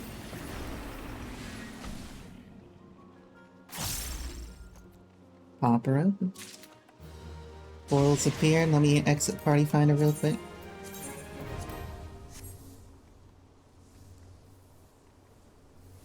Need to jump to Goblin and get more. I have some lower level ones we can do, so no need to worry about jumping over to Goblin.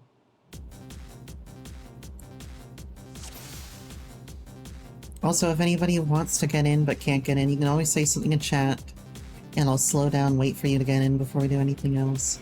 But again, I keep the information for the Party Finder above my head, so you can always look above my head to get what you need. Hot song.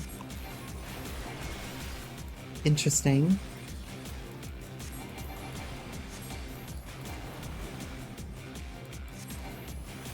You need to jump to... Oh wait, I already read that. Whoopsies. Look, sometimes you just read the... You think the chat moved and then it didn't actually move. I'm weird like that, okay? Or maybe it did move, and I just can't see it. Cenote Keeper. Yes, this model that they've had since 1.0. It's quite endearing.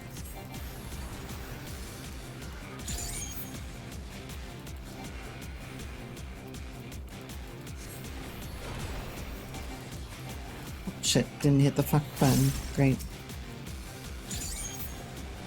Yeah, I've been thinking a little bit about what I'm writing right now, and I'm very much worried about it feeling like the hero, the main character protagonist, doesn't have as good of a reason as they could to like, intervene in what they are intervening in.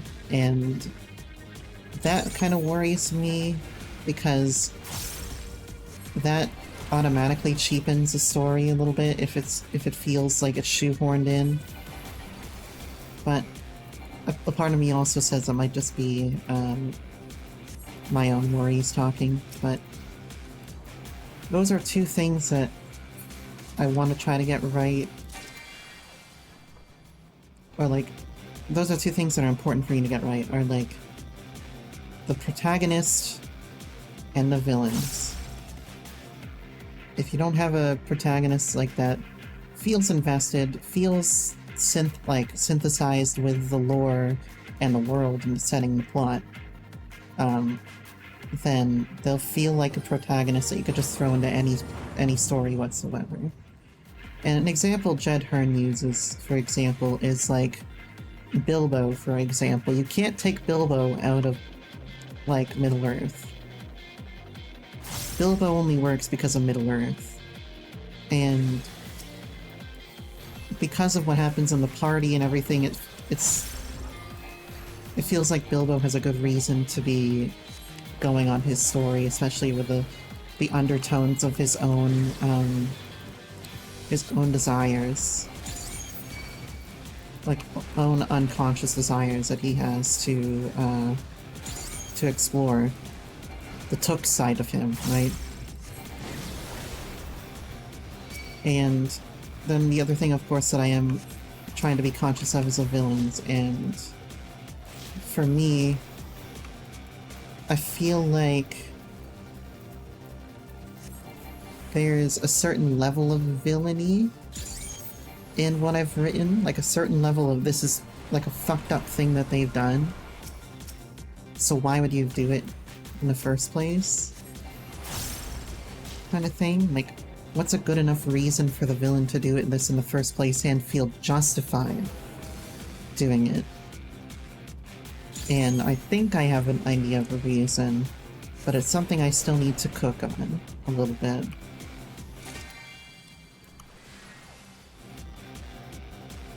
Like, I think that it has to do with this, like, partially this nationalistic thing, but also partially, almost vengeance on society kind of thing. And I think that's a good enough reason, but I need to cook on it. It's something that's spitting in society's face. And it's also an action. Like, the book was the story starts out with an action that essentially is saying, like, we can ruin your way of life at any given point. Just like that. The group of villains do something which greatly affects just everyday way of life and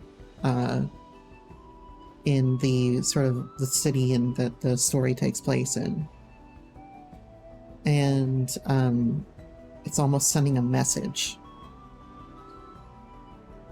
But also something that happens in the actual encounter that we don't see on screen is some very heinous crimes.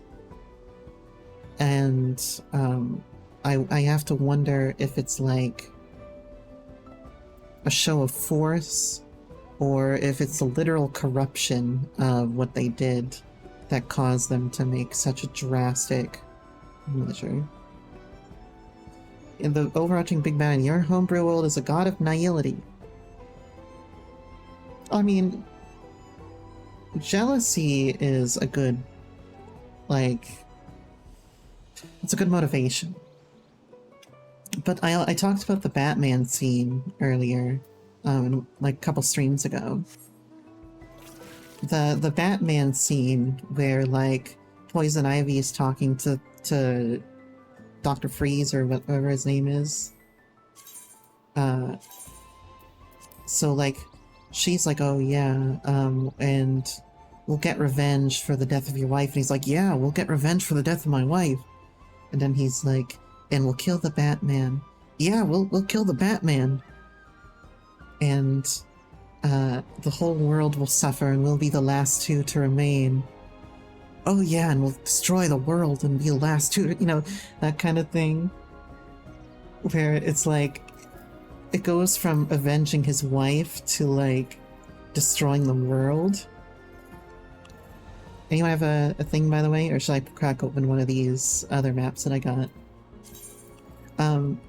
Where it goes from like a small localized thing that involves killing the Batman and ruining the Batman's shit to now we're gonna kill everybody. That's unreasonable. That's absolutely unreasonable, unbelievable, and poorly written, but I think it's supposed to be kind of funny. So if it's kind of like that, then it's like it's kind of shit. But if it's more like what you're saying is like god scale level fighting, it can be a little more justified to have pettiness be the reason for disaster, you know? God of naivety. Oh, that's thrust upon. Okay. But if you're talking about a god level scale, I can understand a little bit more why pettiness would suddenly be on the table for being a reason for destruction, right? Poor god. I got a Lakeland here. I think I know exactly where it is. I'll go over to that guy right there. I'm not gonna teleport to Foot Job, we're just gonna teleport over to Austral Imperative. Maybe I'll go as a Reaper or something for these. Reaper's fun. Yeah, I worry a lot about my villains in that sense. Sorry, taking a drink of coffee. And in my current D&D campaign, for example, the person they believe is a villain has a doctrine, and it's a pretty airtight doctrine-ish, except for the fact that it's not it's not supported by what we see around us completely, but he has his own reasons to support it. But it's a strong enough doctrine that, like, it's one that people can fall into, and I think that even the party themselves are kind of like, well, is he really a bad guy? Kind of thing. But at the same time, I also have bad guys like old god-like figures, right? Which don't need a reason. Oh, fuck me. Pretend that never happened.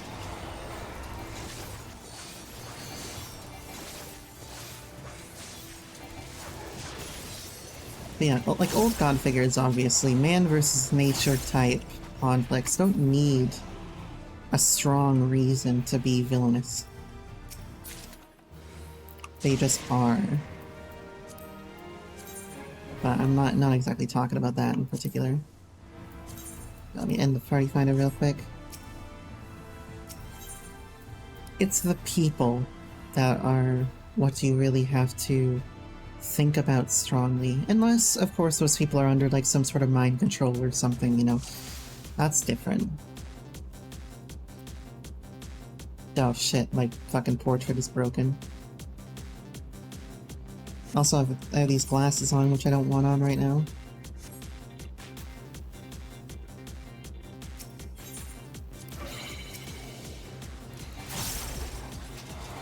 Keep forgetting the fucking Shadow of Death.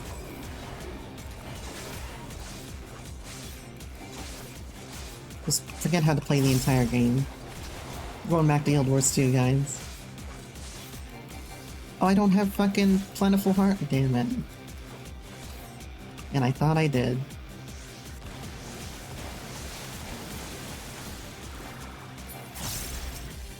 I was like, oh yeah, I'm prepping up a plentiful harvest, it's gonna be great. No.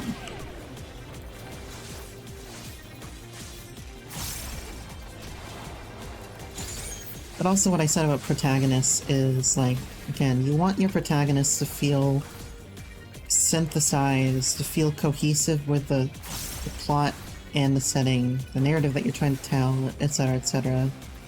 And when they do that, when you achieve that, those protagonists feel like they couldn't be in any other story.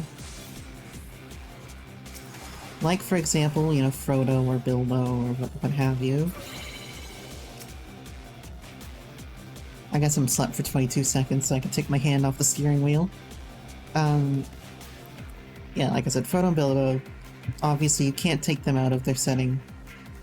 They belong there, and they belong there because their motivations and desires are so deeply rooted in the story itself.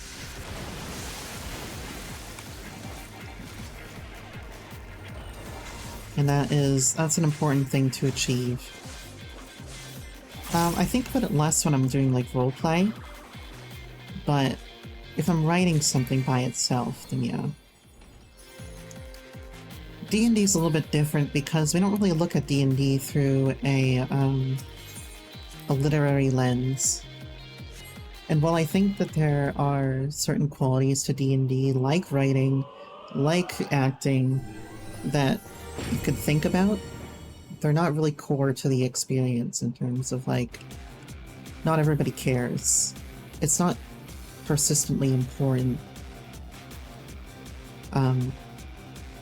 So your character doesn't need to have quite as much cohesion, but I try to champion, like, my players having some good cohesion with the story and or setting itself. And I do that mostly by having a good session 0 where we discuss, like, their place in the world, their desires, what their goals are, and how we're going to achieve those goals. And that can make, just doing that, those steps by itself, make your character so much more believable. So it's something that's very important to me when I'm DMing something, is like really working to make sure those characters feel like a member of a living, breathing world.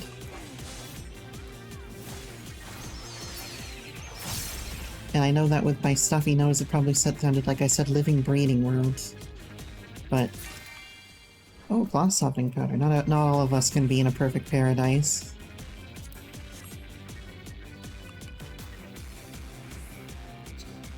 I'm always so stuffy. It's not my fault, though. I can't believe you just said that in my chat. I can't believe I had to read that with my own 2 eyes. Getting me stuffy. Have you seen the stuffy bunny video? Getting the cat carrier. We're locking you up. Where's Elena? Elena was too busy posting cat carriers. Mating press has been trending for 5 days, thank you. I needed to know that. I appreciate it. Are you saying that Elena's had, like, you know, 2.1 million clicks on Twitter for mating press in the past 5 days? It's not too unbelievable. Bit of a strange weekend, but I can appreciate it. I guess today is like the roast Elena day. Huh.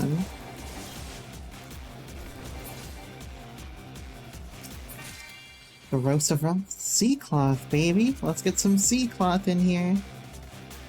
Which one is for the Thamnarian? Or the Dalmascan set, by the way? Is that cloth softening powder? I think can't remember. Nice, got some sea cloth so you can make your cloth stocking powder. Okay, that's what I thought. Because I might want an extra copy of that stuff for another character. Sea cloth is the Hawaiian shirt, right? Damn it.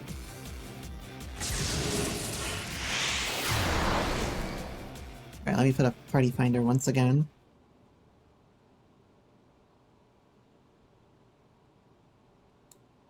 Party Finder for stream. I'm really surprised that, like Miri and Cyril and nobody over there wanted to come today. Because usually they're down to clown. Azim step.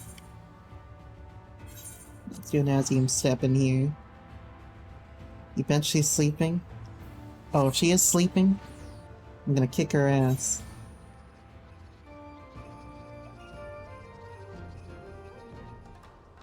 Sorry, I was taking a drink of coffee. Is it rude of me to bring the axolotl mount in Namazu territory?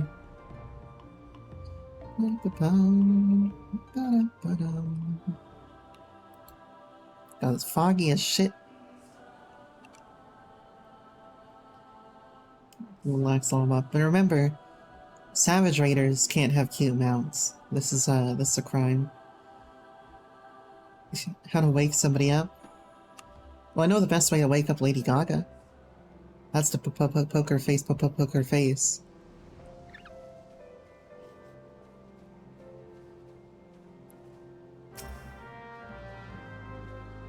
Damn.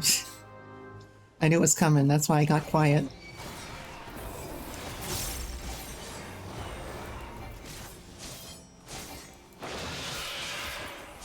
Yeah, plentiful harvest, baby. Let's go. Oh, they're all dead.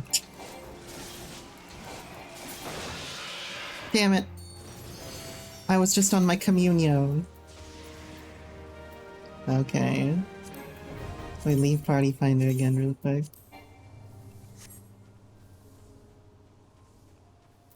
I only had my communio loud. My communism. Damn it, instant portrait. Oh yeah. We're always getting hit with the good songs in here.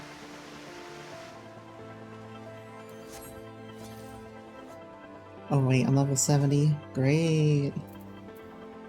Bum, bum, bum, bum. Imagine if maps were a good way to level up. I feel this would be so great. Oh, look at all these numbers on my screen, man. I love numbers.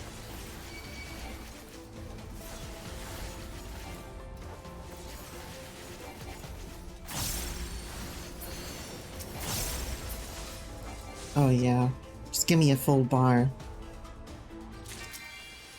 Mood Sood Horn. Alamegan Weave, no thanks. I'll read it at least. I've already got the Alamegan, thingy. I was given the Alamegan thingy back in Stormblood, actually. As well as the Uraeus coat. It was their way of flirting with me. But I was also a little new player. Alamegan uses. Right, I do. I was a little newbie, and everybody thought I was cute, and so they tried to help me through content. I remember one day we were going through, I was trying to get Expert Roulette unlocked, but to do that, you needed to do Fractal Continuum hard at the time. And so I need to get through the Fractal Continuum. You're in the dungeon, and right before the last boss, one of the party members is like, be right back, my weed dealer is here. I'm gonna talk to my weed dealer, and I'm like, okay. It takes so long that the instance time's out. And I'm like, what happened with your weed dealer?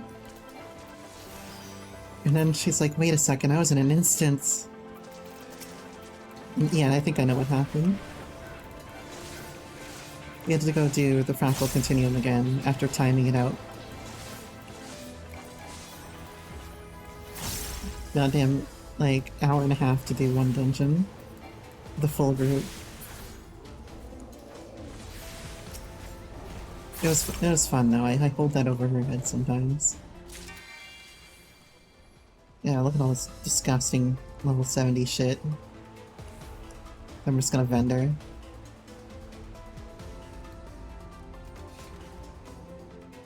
I need a new Reaper Scythe.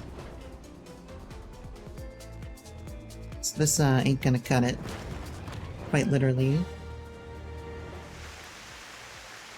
Third chamber unlocked, baby. You like the Renacita? Renacita's pretty good. I like the Renacita. I also like the second tier of Manderville weapon. The one that looks like a WoW weapon. It looks straight out of Legion in WoW. And I think it looks great. It's really, really cool. Same with the Black Mage weapon, it looks straight out of WoW.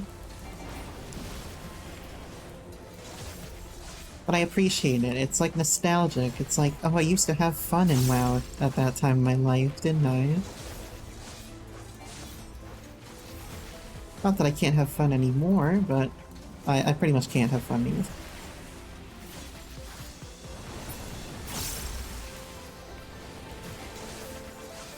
I mean, I tell people that I go back to Classic for like 2 days every once in a while. Like a Classic private server. Or whatever, you know? And that's it. That's how I get it out of my system. My like lingering addiction. That's how I make sure, like... oh, Scholarly Certitude. Oh, I'll read this, because I could use confirm on another character. That's how my relapse is going. Oh, here we go, 4th chamber. But usually that's enough. Just like pop in, you know, feel the feels, and then I'm good to go. And that'll be like once every couple of years or something.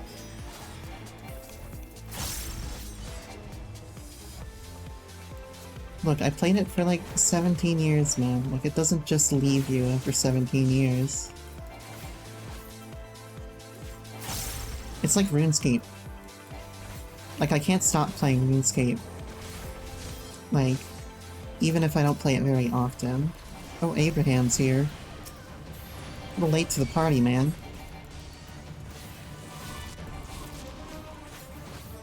Like, there will always be a call back to RuneScape for me. And I will have periods of playing it religiously. But I feel like RuneScape, though, treats me better than most MMOs on the market do. Because I guess it's very self-driven, and I always have goals. But also, like, I don't think that they lapse on their quality of their content too much between, like, updates. And if you fall behind, it doesn't ever really feel like you are screwed or anything. It feels like you can always catch back up in OSRS. Particularly because the way that things scale up isn't really... I'll let you have that thief map, because you really want that thief map. Things don't scale up significantly with gear that much. There's some power creep, but there's not like massive power creep. And the vast majority of the content in the game, you don't need to have some broken ass shit to do. And so, you know, I feel like my time is respected even if I fall behind. And besides, like, RuneScape is not about, like, it's not about doing high-end content that, like, Mythic Plus dungeons or shit. Unless that's what you're into. Like, RuneScape is about the journey, you know? It's like, the reward is not getting to do, like, the Awaken Leviathan or whatever. You know, the reward is making the progress, getting, like, a Bofa, using the Bofa to get a Zami Spear, you know. It's just one continuous achievement, and it feels really good.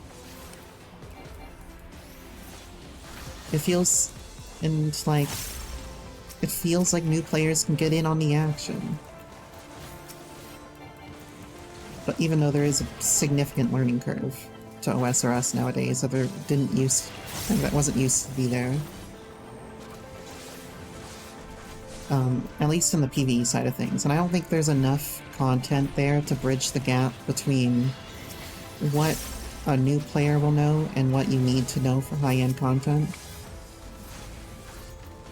I think that RuneScape is severely lacking when it comes to teaching players stuff like prayer flicking, gear switches,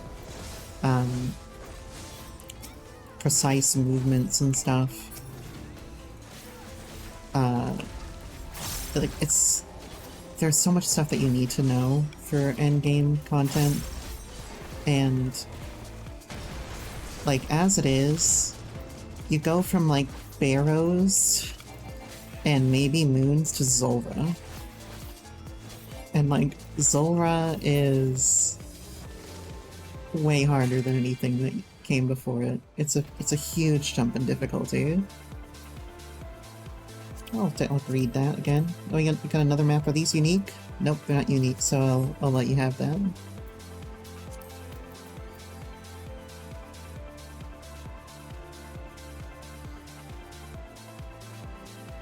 I kind of want the confirm emote for the bunny, by the way, so that the bunny can, like... So, when the bunny was RPing at the cafe, like, I couldn't really, like, turn around and do the confirm emote with, like, drinks and shit like that. And that is important for the immersion, so I might need an extra confirm emote for the bunny. Not this bunny, but the other bunny. The one that's supposed to be a bunny. Not the cat that I fantasiaed into a bunny temporarily. Got like 3 of them? Perfect. Toss this fucking crack clusters. Get the crack out of here. Why did I have Mud Sood Horn?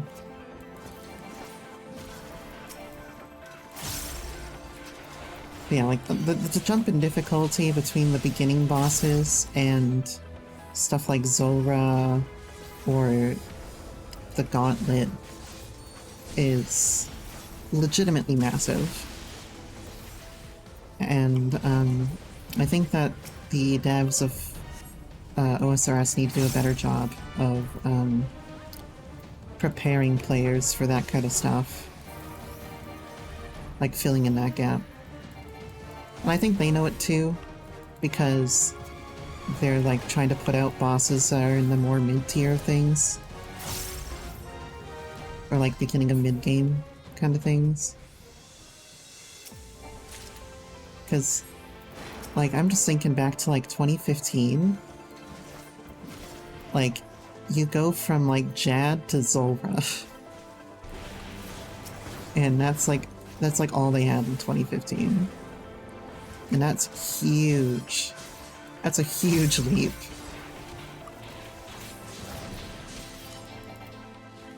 But Jad does prepare you for Zulrah, so I mean, if you do everything, you kind of get a sense of how things might go, but yeah, it's certainly not easy.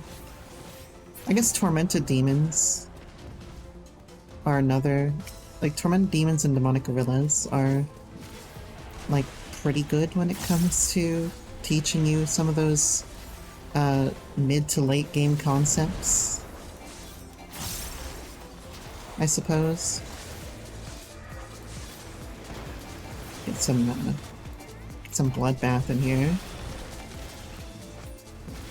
I enjoyed Demonic Gorillas, so I'm sure that I'll enjoy Tormented Demons when I get there. It's like, Demonic Gorillas are like... I have to focus a lot, but Tormented Demons are like easier, or like less, less change-ups, essentially. It's slower pace than Demonic Gorillas, so I think I would enjoy it as well. I think it would be fun. A Father's Pride. I don't have a Father's Pride. I'll let Lena have it, though. I mean, I'm sitting here on 153 million gil. I'm pretty sure I'll be okay.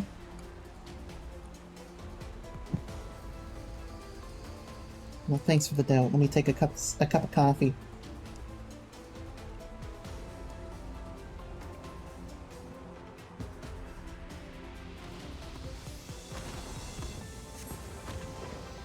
Yeah, I think I'll have a lot of fun with Tormented. Oh, I hydrate. Okay, let me get another water out. Oh my god. There's an alarm going off because I'm not drinking water. Holy fucking shit, fuck. Lana's our bottom of the night. It couldn't have been more perfect.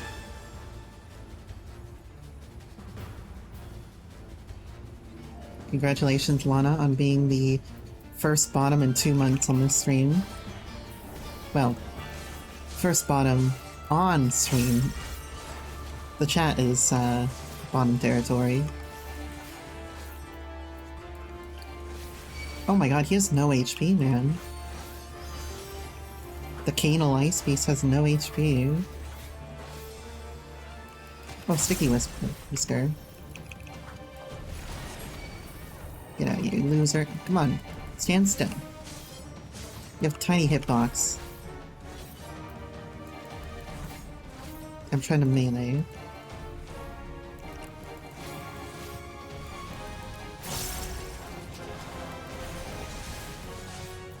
Come here, you bastard. See ya.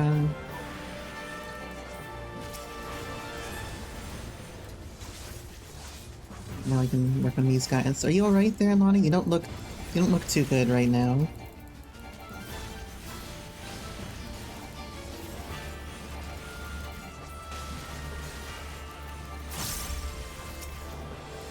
You're looking a little... Mr. Stark, I don't feel so good right now. It's okay, we got a couple of them down now. They're kind of healthy. Even if the boss isn't very healthy at all. Oh, the boss is about to die. Yep. Rip Bozo. Is this really the first bottom I've had? In the Lost Canals? Because I did this shit in Stormblood a ton. Oh, you know what? I don't think it was in the Lost Canals. I think it was in the Shifting Canals that I bottomed out a lot. Now that I think about it. I think I did a lot of the Shifting Canals. The Shifting Canals. This place is... I think they improved the gold textures on these walls here.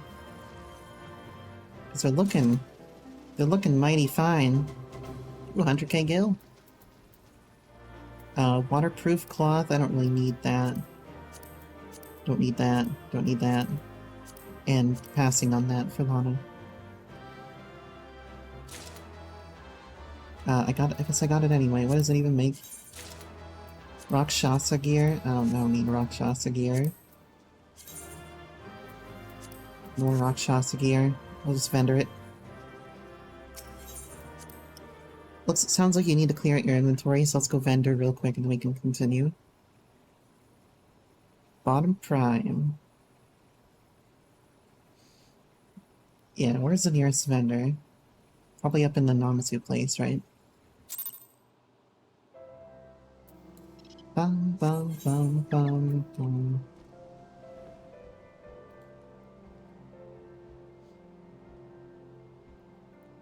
So I am excited to get back to OSRS when I do, but I'm also okay to let content sort of rack up in OSRS, like the Valagarmonda fight. Because I'd be super down to do that Valagarmonda fight in a trio with you and Akemi. I think that would be a lot of fun. And it gives like upgraded range gear. Like upgraded Blessed D'hide. Shit, not this. Purchase gear.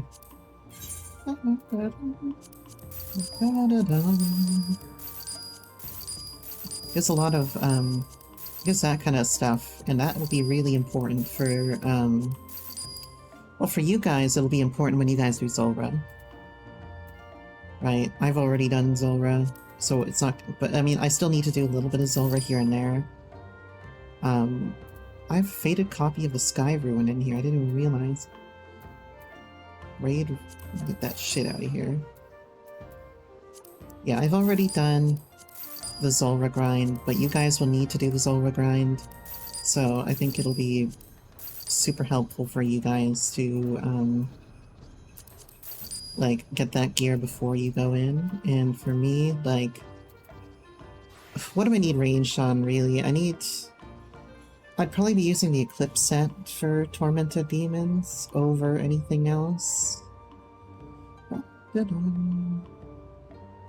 I mean, it'll just help in situations where I'm not using Crystal Armor. I think, oh, it'd be really good for Krill, right? Because if I go into Krill with a Scorching Bow, yeah, it'd be good for Krill.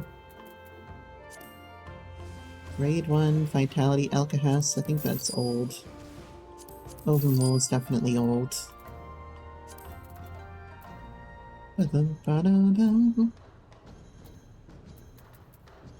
Raz Canar Ingot, that's new stuff, I'm gonna hold on to that. Okay.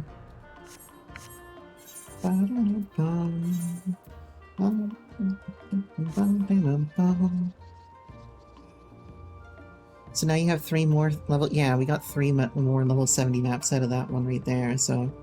We can continue doing some level 70s if you want to. I am down for level 70s.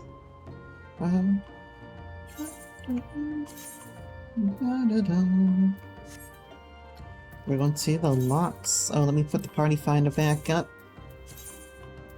Sorry about that. Could have had the party finder up for a while.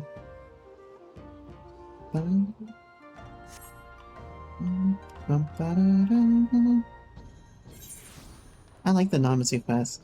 I was going through my screenshots the other day, and I noticed that I had a screenshot from the Namazu Beast Tribe quest from back in 2019 that I thought was so funny back in 2019, man. And little did I know, it was just the tip of the iceberg when it comes to memes in this game. Just the tip of the fucking iceberg.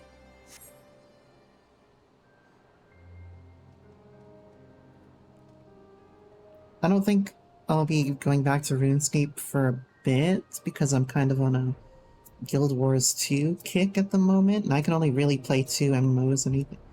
My model looks either upset or sick. Oh shit.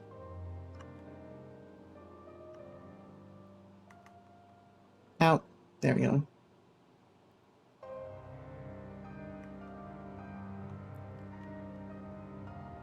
There, I'm fixed.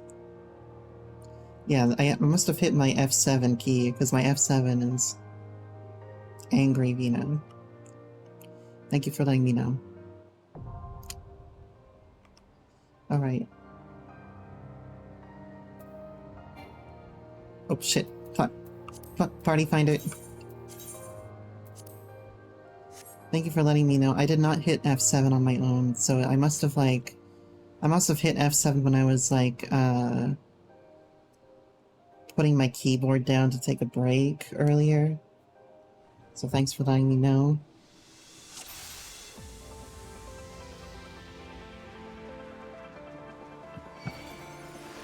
I should maybe change it to be like Shift F7. Now that I think about it. But,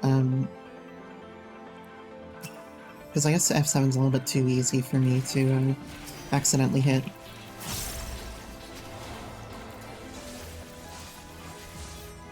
But I do want to make sure that it is available for me. Lana and Party Finder saying sheep.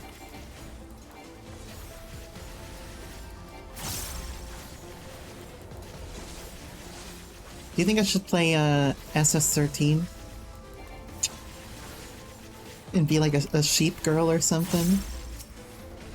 Miri's always talking about it, so... Give me a full bar here. Oh, yeah. Abraham, you're fucking late, man. Abramu?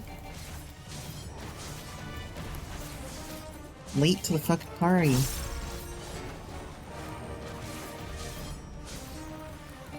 I think it would be fun to, like, to try it out.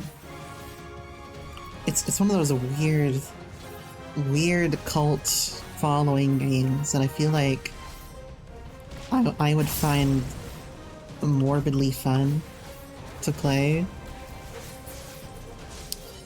I guess like an example would be, well, you know that I love old MMOs, right? So I'll like go back and find like weird old obscure Korean MMOs and shit and play that for fun sometimes. Or like really mechanics heavy survival MMOs. So there's one in particular that I played like a year ago, and it's called Worm Online. And it was made by, I believe Mojang was actually one of the people that first worked on the project, but he left the project. Or, not Mojang, the guy who created Minecraft, who worked on Mojang, what's his fucking name? He worked on Worm originally, and Worm gave him the inspiration to go make Minecraft. And it's just like really fucking particular and obscure and really mechanics heavy and complicated. And yeah, Notch. It's super weird and it feels awful to play, like straight up. The menuing is so bad. There's no guidance whatsoever. People can just kill you and take your shit. They can also just steal from your house because you just all build in the same world, so it's prone to griefing. And I played it for like 2 days a couple of years ago. And it was so weird. There was nobody there. It was like walking through a fucking ghost town playing this shit, alright? And there was one guy there that I remember. And his name was like Stanovich or something. Like it was sort of an S, and it was like painfully Russian. And there was the one guy there, and he just got into a conversation with me where he kept talking at me. And he was like talking about how, you know, the games that his kids play nowadays are not like the old games, and like he just went off about how his work makes it difficult for him to play like WoW and stuff, and he didn't let me have a single word in. He just kept talking, and then he started asking like, "Oh, where are you from?" and shit like that, and I'm like, "Oh," and I just log out. It's fucking log out. I was like, yeah, okay, I think I get it in this game. Yeah, I think I'm good. I think I'm alright. So that was my experience with Worm Online.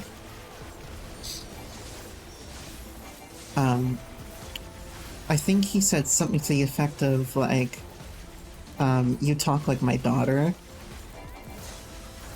It was it was so fun. And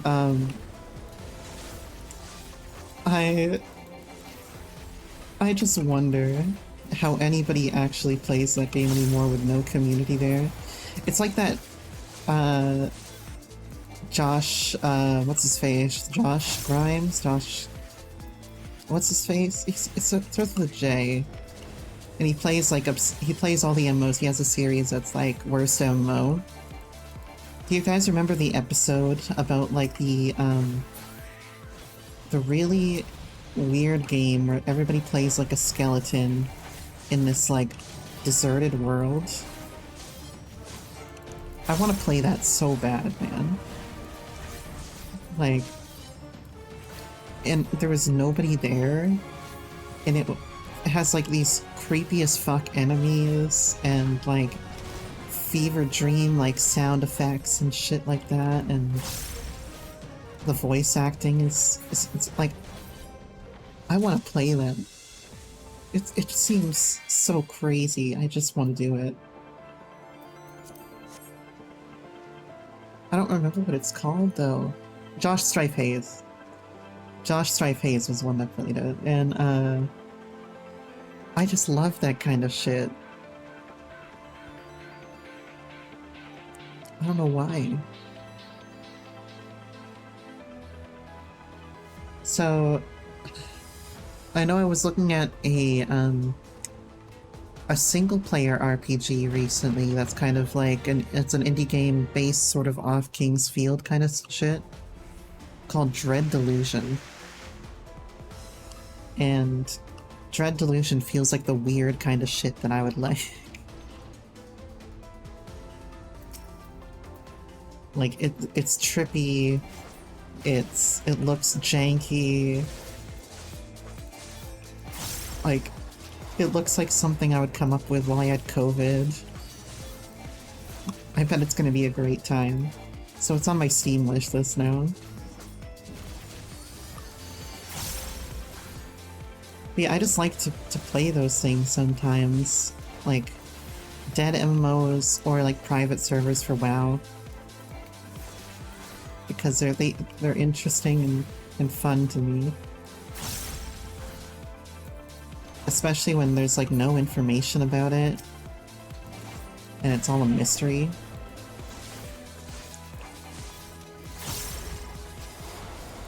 Yeah, that was my experience in Worm Online though. I can say with certainty, do not play Worm Online. It took me 16 minutes of mining to dig about 2 feet in the ground. Okay. And that's when I decided, you know what, maybe I'm not going to build a basement. That's also about the time Stanovich started talking to me. Also, sorry Stanovich for outing you like this. But you shouldn't have said such creepy things to me in the first place. I'm so brain off with Reaper right now, man. Okay, I shouldn't be brain off with this, though. Level 70 Reaper isn't very deep. I've tried playing Guild Wars 1 a few times, and I did play Guild Wars 1 back in, back when it was current, because my brother had it in like 2007. And I remember playing a Necromancer in Guild Wars 1, but outside of Ascalon and the Crystal Desert, I don't remember very much about Guild Wars 1. And I've tried going back to it, and I just found it kind of unappealing. But I wonder if Well, that's certainly a game that could do with having like a trust system similar to like similar to 14 here. That and Lord of the Rings Online, both of those could really do with a trust system. Because there's like nobody playing, but you have to go through the group content to proceed. So it's one of those things where like I think the devs need to buckle down and come to terms with that and make a change. But also I never really got far in Guild Wars, so I don't know if the later expansions are a bit more populated, because they probably are, like Nightfall and what was the other expansion in Guild Wars 1?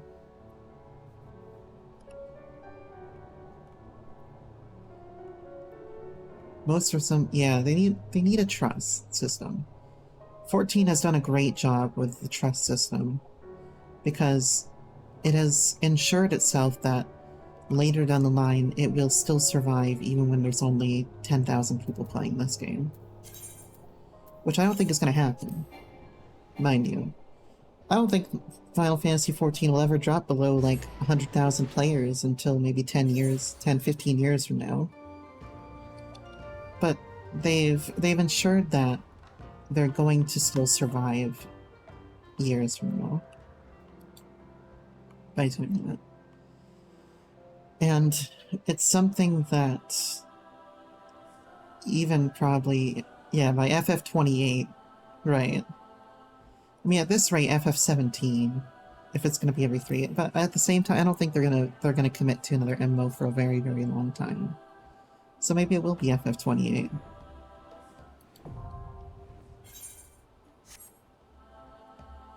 If FF11 is still alive, I want to play FF11. Because you guys know that I played EverQuest 1, Project 99 EverQuest, for a long time. And I like it. I enjoy it a lot. I would enjoy trying out FF11 as well, because it's very much like EverQuest, but it supposedly has a good story. But the problem is that FF11 is still not free. The game is like 25 years old and it's not free. To any extent. And that's a problem.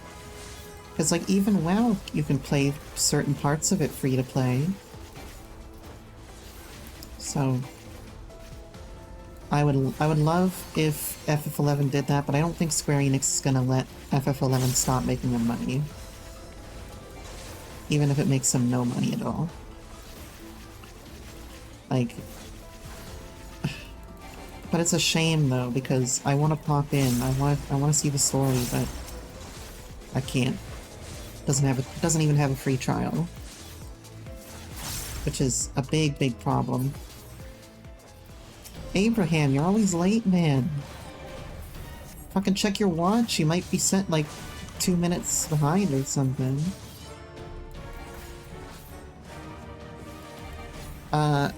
FF11 is very enticing to me though.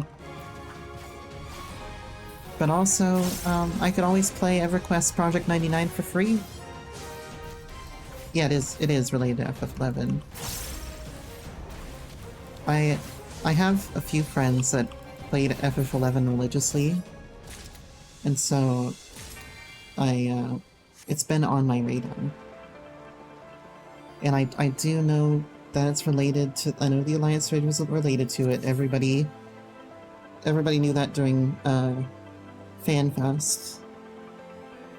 And they haven't really given me context because they want me to experience the story when it happens, but like apparently it's a very important figure in FF11 that is being showcased. So it is probably going to sort of revolve around or recreate an important arc from FF11, from what we can tell. Oh, thank you for the hydrate. I just don't know if it's gonna be like a near situation, right?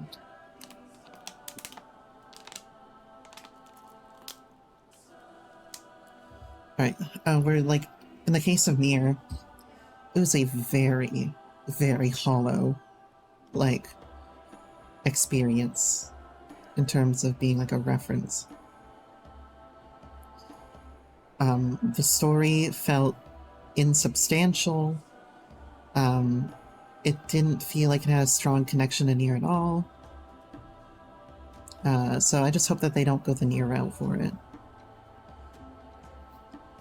And I think that the devs also know that the Alliance raids in Endwalker were too easy. So they'll improve the difficulty, most likely. Do I have any other maps here? I should have a map on me, right? A Zoner skin, no Fiotaro. Let's go with the Zoner. Khaleesi. I think I know where in my Khaleesi this is. That's by the ass cheeks. You see the ass cheeks right here? Right.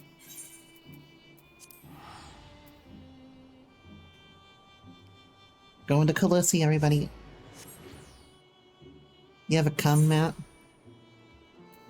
Yeah, we'll do some Endwalkers after I finish this Zoner skin then. You think you guys are getting together for M2? We can do one more map then. Or can we do one more map? Is the question, I guess? Can we do the ass cheeks map? Or, should we end it for there and move on with the stream? There's somebody yelling right now whose name is, Ada. Fine for one more? Okay. I'll put up the party finder once again.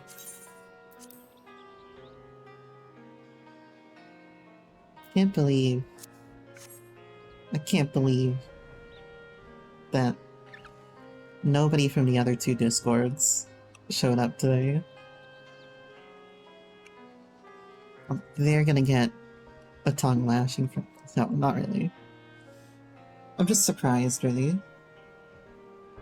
Because they're usually, like, so ready to do maps and down. Can you get a tongue lashing? What'd you do wrong? Tell me what I need to punish you for. Oh, it's my fucking map. I'm like, why aren't you opening it?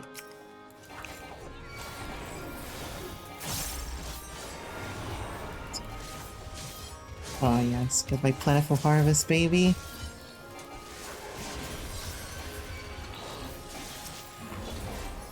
Please let me do a communio. Yes. I need that release.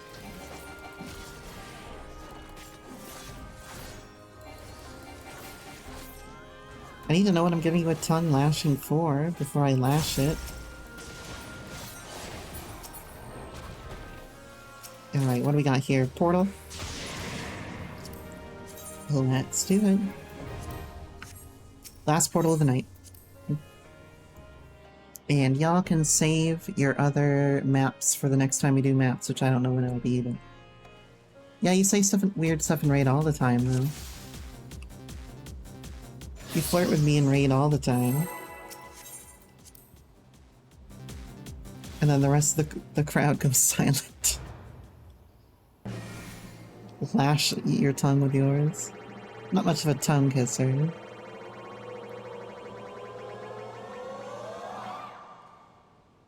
Not much of one. Oh, look at that!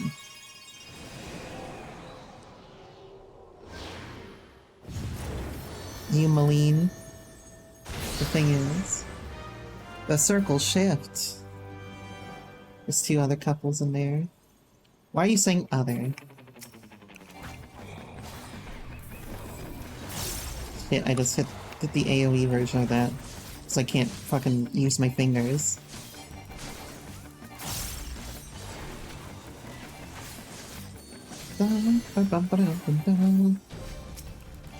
Come here, you big fucking furry bastard. I got business with you.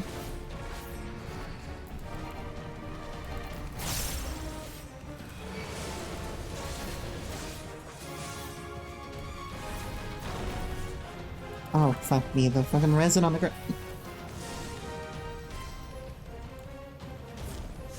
Okay. I got this. Almost there. That's one down.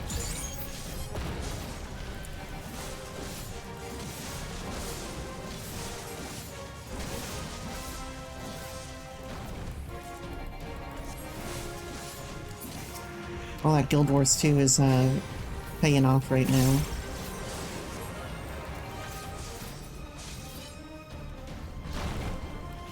Except for that, when I had to use the wrong positional. But it's okay. Oh, using the wrong positional again, I forgot the True North. Oh, Jesus.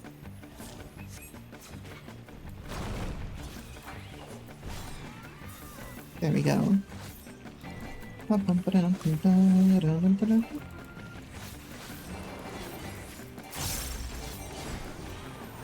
Ow. I didn't know he had an untelegraphed sneeze attack there. It's okay. It all worked out. I'm not dead.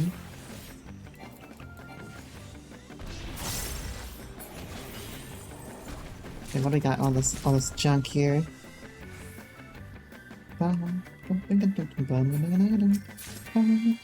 Frontier cloth, I'll read on it. I don't really care for frontier cloth too much.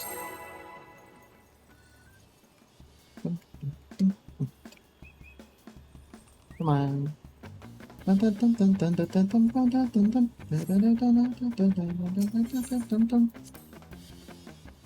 Don't worry about it.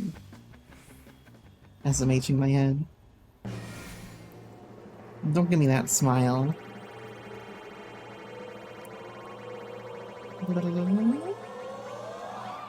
Stay. Thank you.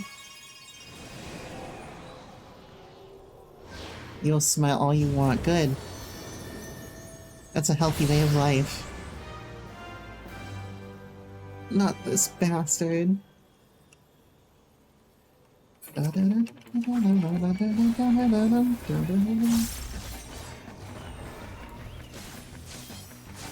Ram. Okay.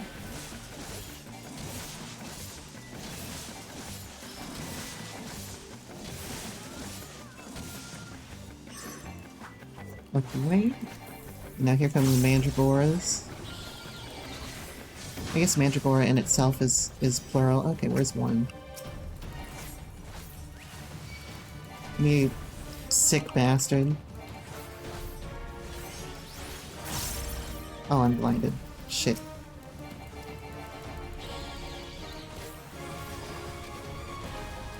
It's okay. Oh god. Where's 3? You're not 3. Where's 3? There you are. 4 is over here. Come on. Oh, 4 is dead.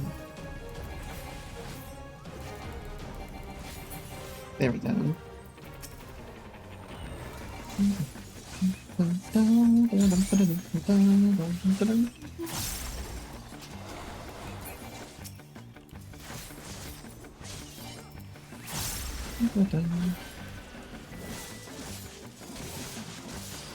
It's a little bit less head empty now.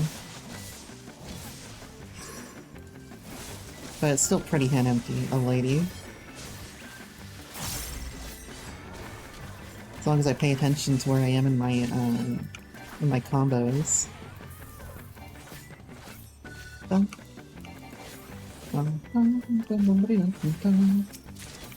this. You have 3,000 whole gil. 26,000 whole XP.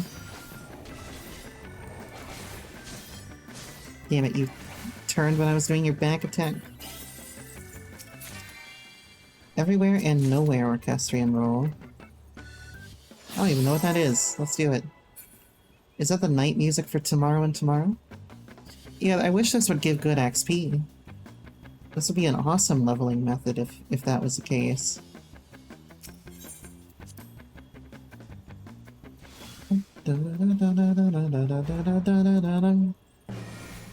Yeah, really cool leveling method.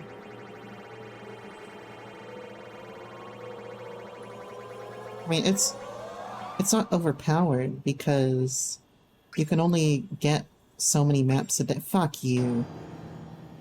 You can only get so many maps a day, right?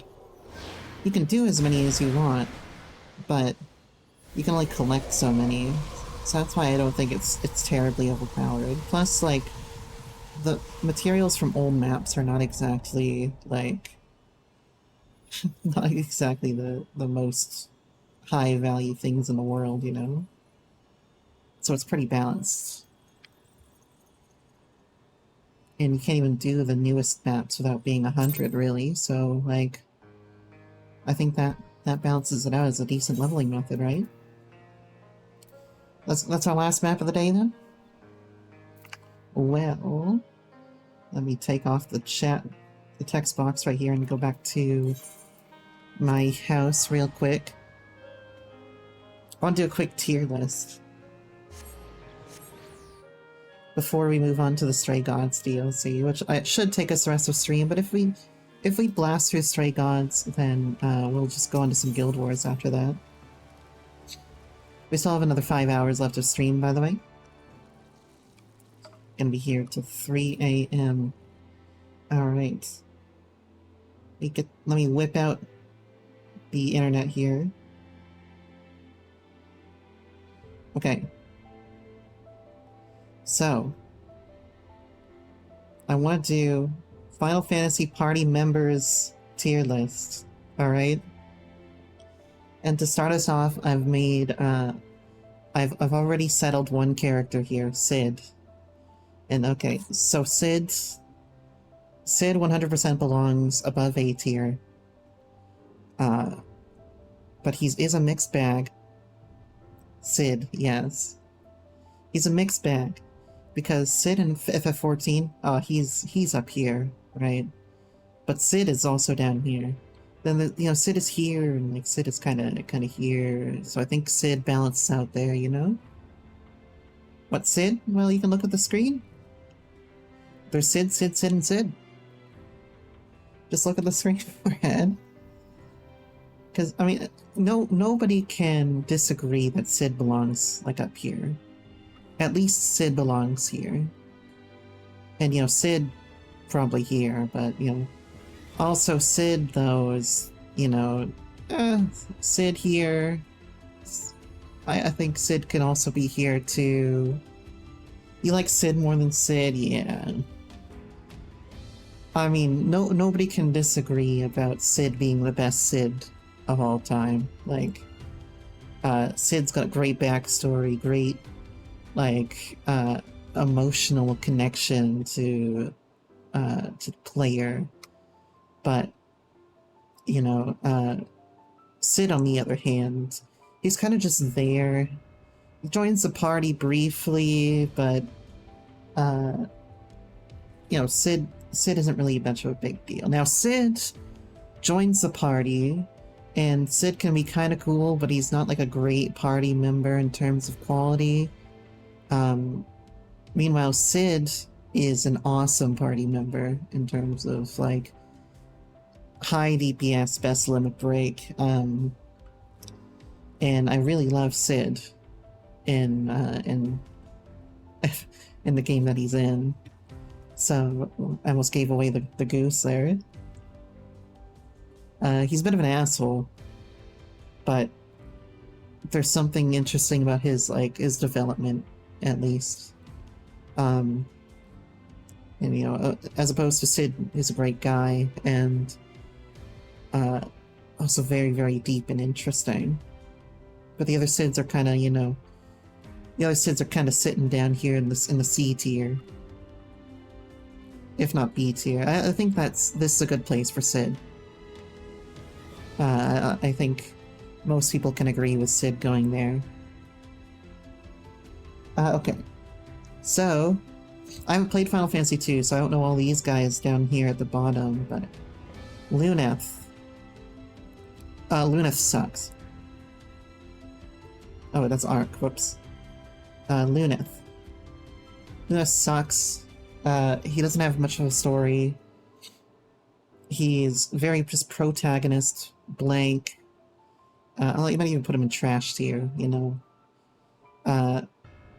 He is as basic as a protag as you can get. There's not really much to him. On the other hand, though, Ark is a little bit better. Because Ark has this, he has this issue where he feels lesser than his brother in every way. He feels like he has to live up to Luneth and everything, and like, I feel like Ark has some substance, not a lot of substance, but he has some. Oh, I might even put him in C tier. No, keep him D. Keep him D. If Luneth is going to be in the trash, Ark has to be one step above him, you know? I like Ark. I think Ark is fine. But there isn't really much other than his inferiority complex, right? That said, the character development in 3 is not really there. Like, the 3D version adds some character development, but isn't really existent. Also, I'm gonna be skipping some of the characters like Dash, and Sarah, and Alice, and Arya, Doga and Unai, for example, because they're not really in the party. Like, I like Dash, for example. I like Alice, or, yeah, Alice. And I like Doga and Unai quite a lot, but they're not party members, so I'm gonna be skipping them for the sake of the tier list. Because, I want you to look at how many characters are on this tier list. For a second here, alright? It takes up my entire browser screen. So I'm not gonna put in the NPCs that, either briefly join the party or that don't join the party at all. So we also got Refia. Again, Refia has little to no substance. I don't think Refia is great. Like, she kind of has some attitude. Actually, you know what? Let's put Refia in D. She has a bit of attitude. She's got this attitude with Luneth where she's kind of like, you know, I'm not just the damsel in distress. I'm the blacksmith's daughter. I got grit on my hands, kind of thing, you know. So she does have a little bit of substance. So I'll put her in D, and that leaves Ingus, who I call Dingus all the time. So Dingus actually does have some substance to him. Again, he's like a D tier, like Ingus the Dingus. He's got this noble, like chivalry element to him, but he's not like that interesting. But that said, like, I enjoy Ingus. I like what he tries to do. He's got a little bit of personality. Okay. So next we're going on to Cecil. Now Cecil, I think, is the first one on this list other than Sid that has some, like, potential to him. Because Cecil, like, starts out brooding, negative, pessimistic, and he literally has a transformation that takes place as he looks in the mirror, becomes a paladin, has to fight his own, like, his own guilt, his own fears, and comes out on the other side better. So Cecil, you know what? Cecil's fine, but I don't know if I can put him in the B tier, though. Especially knowing who comes up next in the party in FF4. I'm not sure if I could put Cecil in B tier. But I think Cecil is securely C tier. Like, C tier is okay. Cecil's okay. I like Cecil. He has a good character development. He has to grapple with some hard things early on, and his love for Rosa is constantly kind of in a conflict in FF4. But who's coming up next is obviously Kain. And Kain's good. Kain is a good character. Everyone loves Kain. Because he's complicated. Because he has, like, motivations that go against the protagonist sometimes and go with the protagonist sometimes. Kain is good. And obviously Kain later morphs into Estinian in Final Fantasy XIV. So obviously Kain can't be as high as Estinian is, but Kain's good, man. This is... B tier is solid. I would even... I could be convinced to bring him to A, but I think B tier is a good place for Kain to live. Rosa... straight D tier. She's... I don't know, should I even put Rosa in the trash, man? I mean, she's a good character. Like, you need Rosa in your party. She's extremely helpful with white magic. Like, she's helpful, but she's a bad character. Like, bad as in a character concept. So I think Rosa probably goes into D. I think that's probably what I'm gonna give Rosa the D, just like Cecil. I just can't put her higher, man. She's just not that great. Redia, on the other hand, Redia is straight A tier.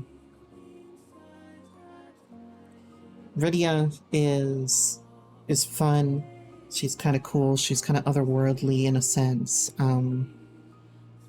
And she takes control of the party. She's extremely good. Yeah, that's what I'm saying. There needs to be a balance between character and mechanical use.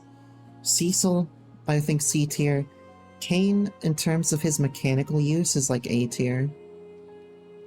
In which case, I could probably be convinced to put him in the A tier. He's mechanically good and he has a good story. Kain is essential. Rydia is also busted. And I like Rydia a lot. I think she really drives the plot in 4 along, and, like, she's good.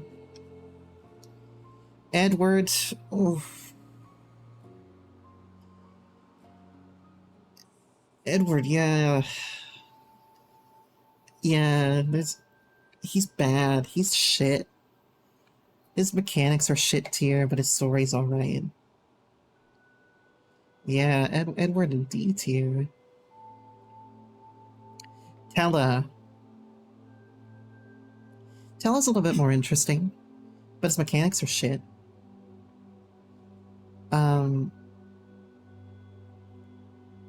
I felt like the end of the game where you see Tella was emotional to me, so I think that I am, like, I do have a certain amount of empathy for Tella.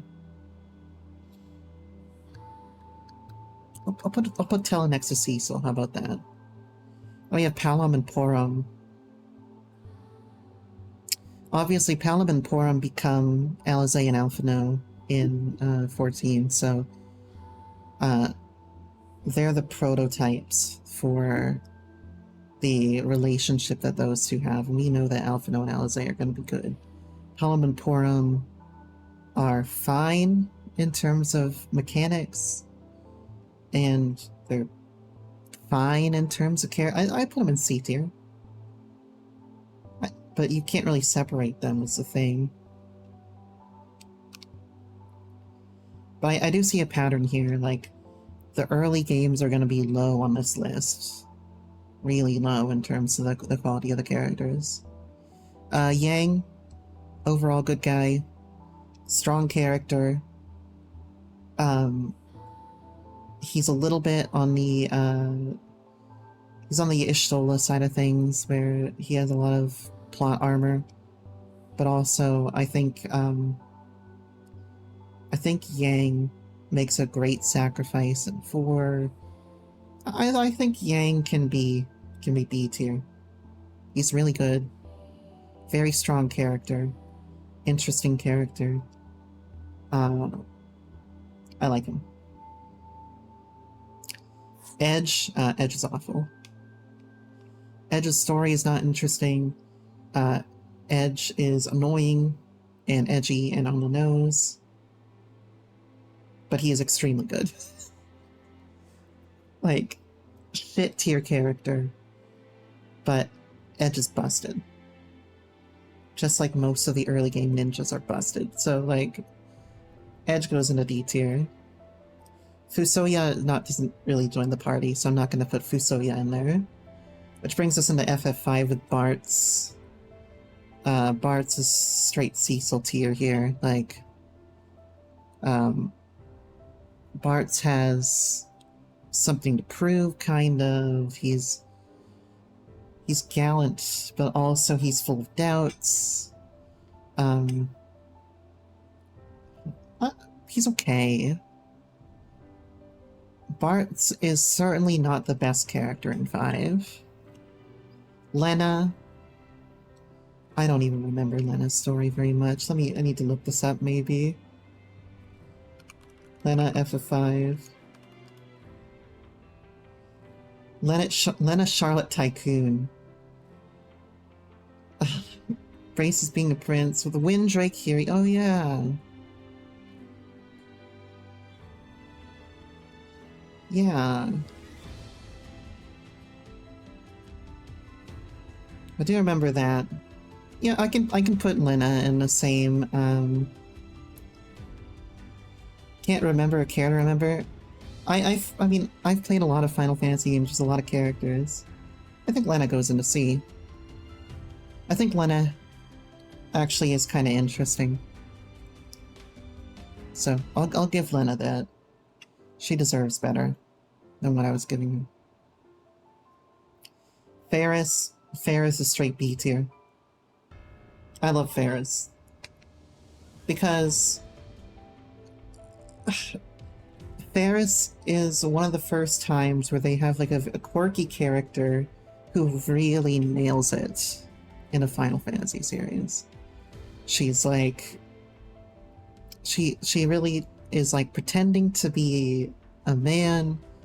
She wants to fit in, but she also commands a lot of respect and authority. And she's not afraid to be masculine. She's not afraid to be powerful. And I like Ferris. Ferris is good, and she knows she's good. Ferris is straight B tier. Kryle. So, this is, okay. Kryle is the one character where I think that her early game, like her early Final Fantasy character is better than her Final Fantasy XIV counterpart. I think that Kryle in Final Fantasy XIV is completely sidelined. Her actions are completely overshadowed. She's done dirty.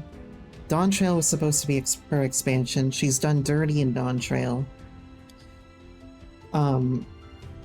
But Kryle in FF5 has a lot of substance to her. She really pushes the plot along. She's in the front seat. She's sort of like Rydia. I like her a lot. I'm gonna put Kryle in A tier. And because of that, I've also settled on where I'm gonna put Kryle in FF14. Where's Kryle? Lucia, Borchafont, Sail, Miro, Alpha, Lena. Is Kryle even in here? There she is. Use the arrow keys because my fucking broken scroll wheel. Kryle, FF14 goes straight into the B tier. Kryle in FF5 is better than the Kryle in FF14. Changed my mind. Okay. Galuf. Galef is good. I like Galef. I think Galef goes straight B tier because he's kind of funny. He defies his stereotypes a little bit. He's a prominent force. He's a good grandfather, and he's also very good mechanically. Although in 5, like, every character is essentially the same mechanically, except for Galef. So it's not really a fair comparison to mix in mechanics when we're talking about 5. But when Galef comes in, he's extremely powerful. So, yeah. That brings us to FF6. We start with Locke. Locke is a good C tier. See, Locke is kind of quirky, kind of funny, kind of smiles.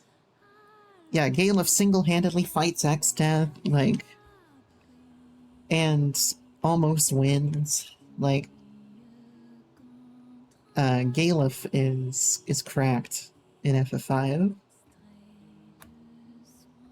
And in FF14, obviously, Galef does something kind of similar. But Locke in FF6, Locke's he's a rogue stereotype, and he's good at it. Mechanically, he's not so good, though. Unfortunately, I think that he's dragged down by Thief being very underpowered in 6. And so I don't really enjoy having Locke in the party. Terra. You see, Terra and Rydia are so close to one another on this list. It's hard for me not to put Terra in the same place as Rydia,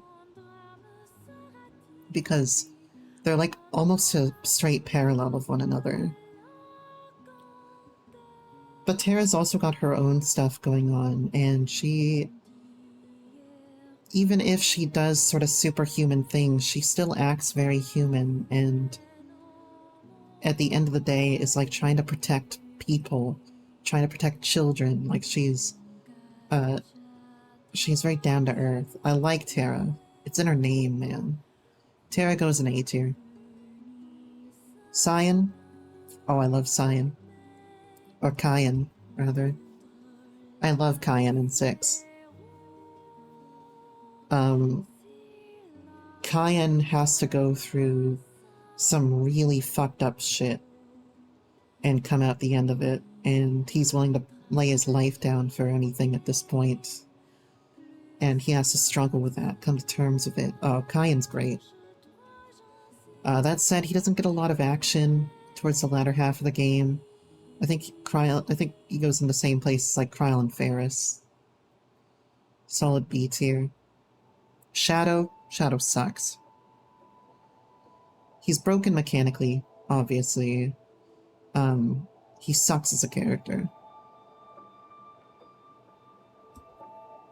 The writer was so mean to... Why would they be mean to Kyan? Kyan is good.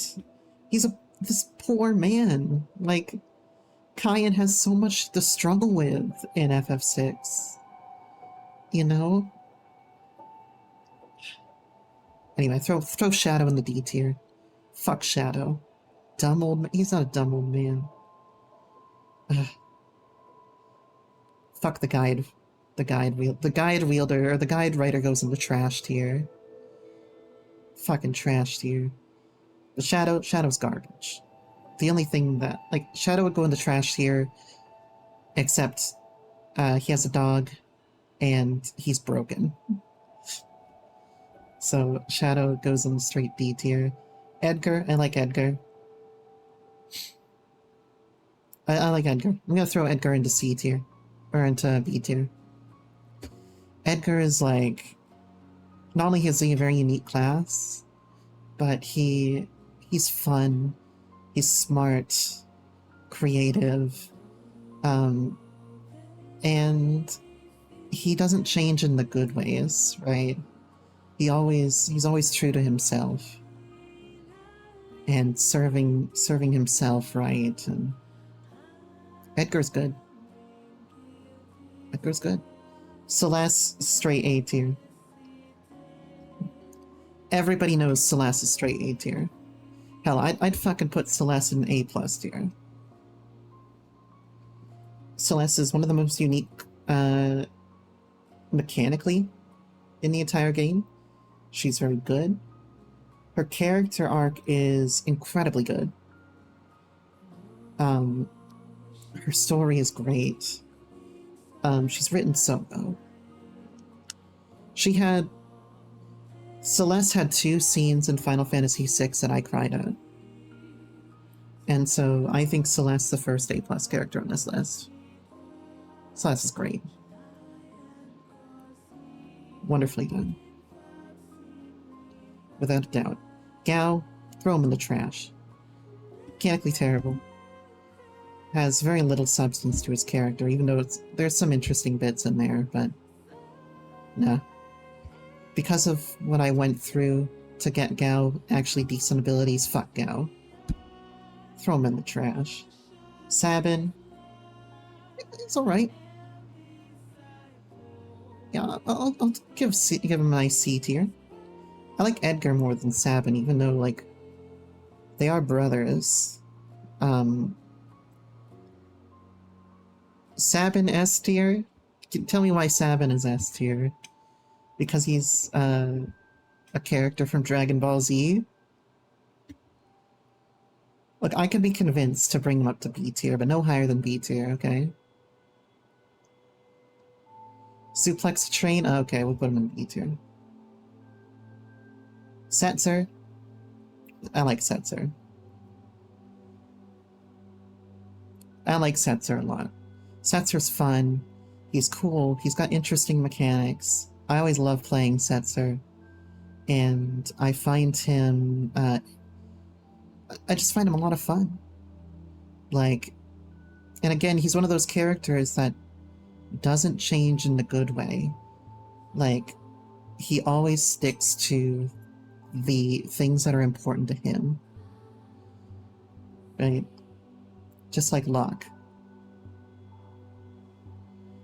I don't know. I like Setzer. I got a weird thing for Setzer, I guess, because he's a gambler.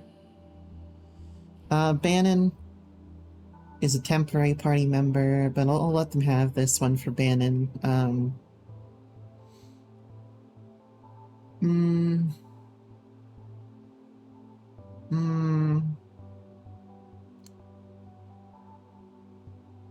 Put Bannon D tier. Bannon's not my favorite. The Sage mechanics are kind of shit. Like, Bannon's only good because of where he is in the game. Bannon's kind of trash. Man. I don't think that I can put him higher than a D tier. Realm, straight C tier. There isn't too much to say about Realm. She's fun, she's quirky, but she doesn't have a whole lot to stand on. And neither does Strago, really. But I like Strago. I don't know. I throw Realm and Strago right into C tier. Can't really separate them too much. Not a lot to say about them, but also not too much bad to say about them either. Pictomancer is kind of shit, but they're fun. It's fun to do.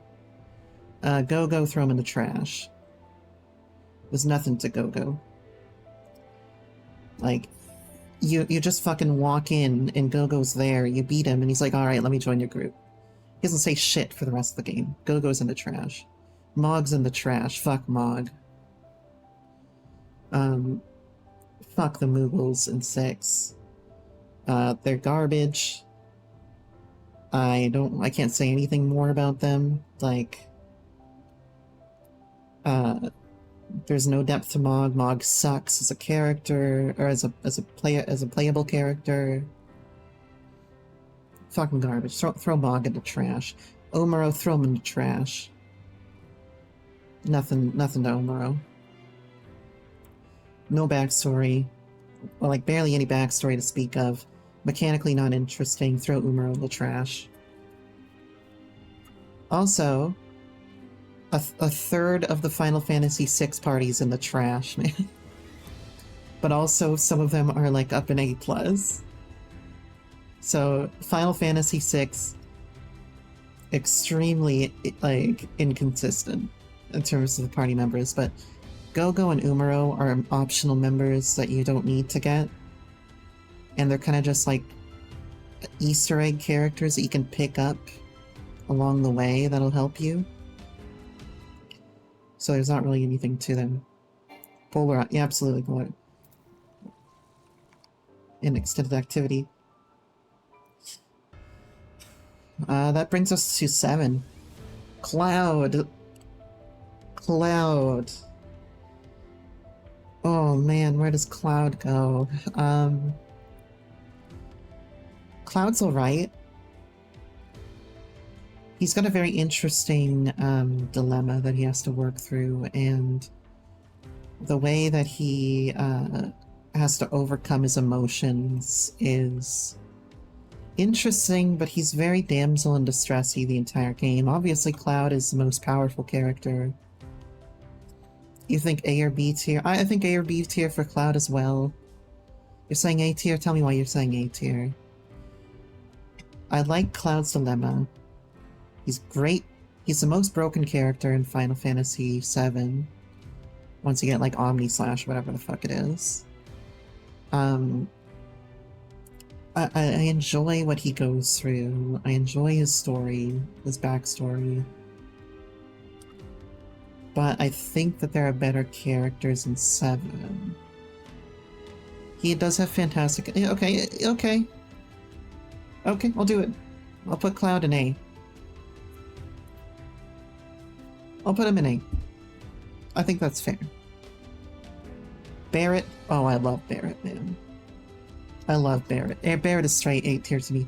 Because Barret, similar to Cayenne, is a very troubled character by the end of the story. He has to go through so much.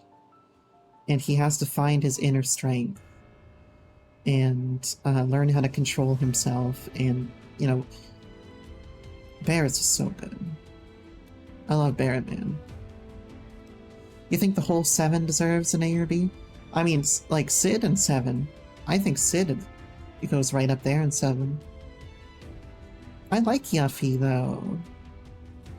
But I don't think Yuffie deserves to go any higher than, or any lower than an B. But I don't think she deserves to be any higher than a B. So, you know what? Let's skip ahead to Yuffie real quick. I'll put Yuffie in B. Because Yuffie is good. She's pretty broken. I enjoy playing Yuffie. She was in my main party, so in my main party in 7 is Cid, Cloud, Yuffie.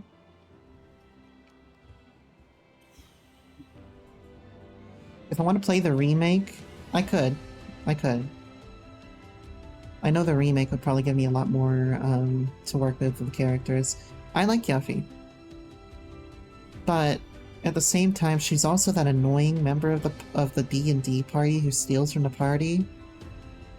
Yuffie goes straight B tier. Tifa.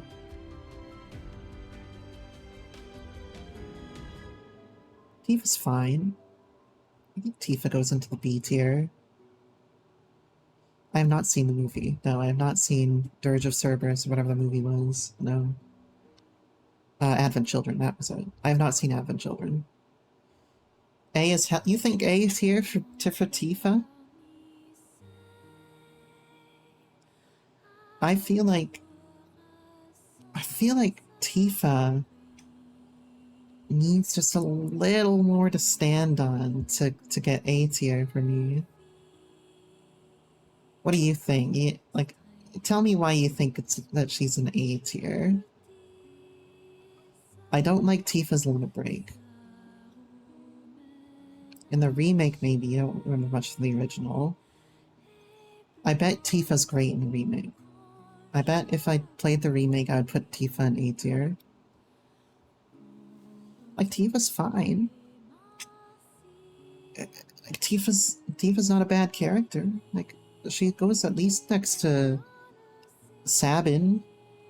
Look, 2 monks right there, man. And Yang, 3 monks. Basically, we put 3 monks in the B tier. Like, I don't know, man. I like Tifa. I think Tifa could use a little bit more to stand on. For all the mischaracterization she gets from the victim. I'm not sure. Aerith is straight A tier. If not A plus tier. Everybody knows it. Like, everybody loves Aerith. There's a good reason for it, because she's somebody with a pure heart fighting in a very impure world, and the world is extremely cruel to her. But she stays strong in the same way that Yuna does. But I think Yuna's a better Tifa, is the thing. Or sorry, Yuna's a better Aerith, is the thing.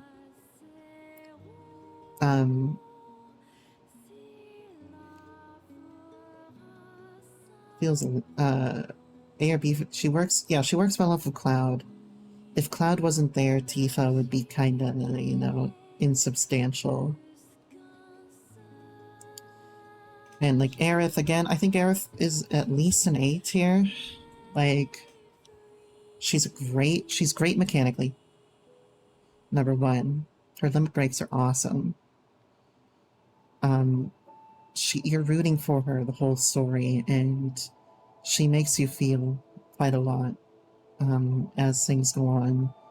Probably my most nostalgic music from FF7 is Aerith's theme. Okay, yeah, I'll put Aerith next to Celeste. The thing here is both these characters have made me cry. I think they deserve to be A tier, A plus tier. Red 13, he could have been better. Could have been better, Red 13. I like Red 13. Mechanically, he's shit, except for Cosmo Memory. He's fine. He's very cool for being, like, the first, one of the first anthropomorphic characters that they did right. Like, Umaro was in the garbage tier. Red 13 is actually kind of good.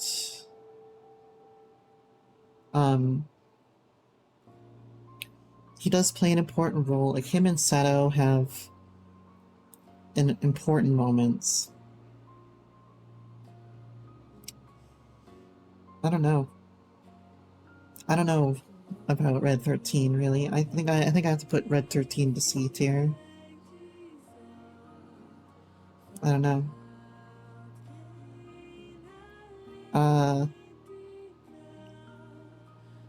Vincent didn't get much screen time at all. Vincent feels super undercooked. I like playing Vincent. Vincent's really undercooked. But he's cool. He's really cool, and I like him, and I want to see more of him.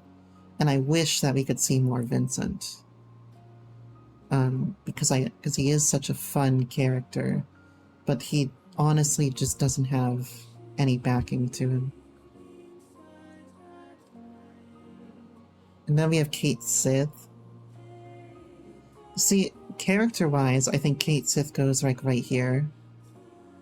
But mechanics-wise, Kate Sith blows.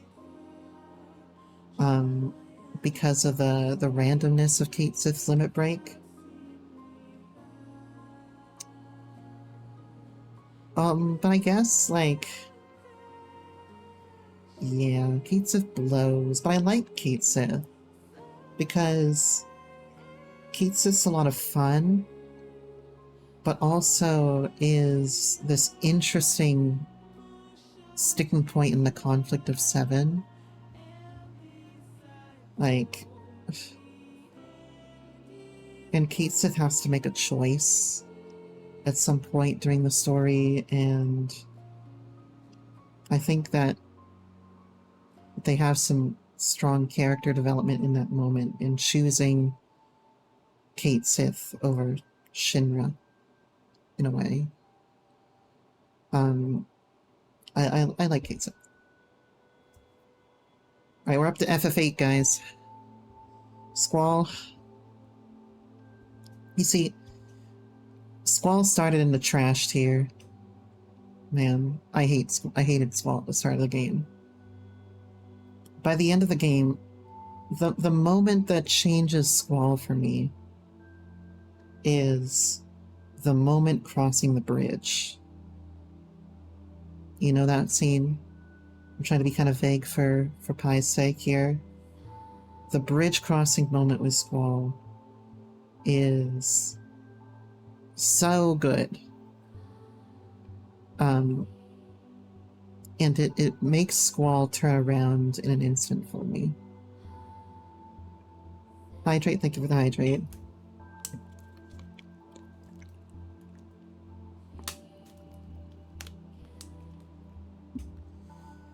I think Squall goes here.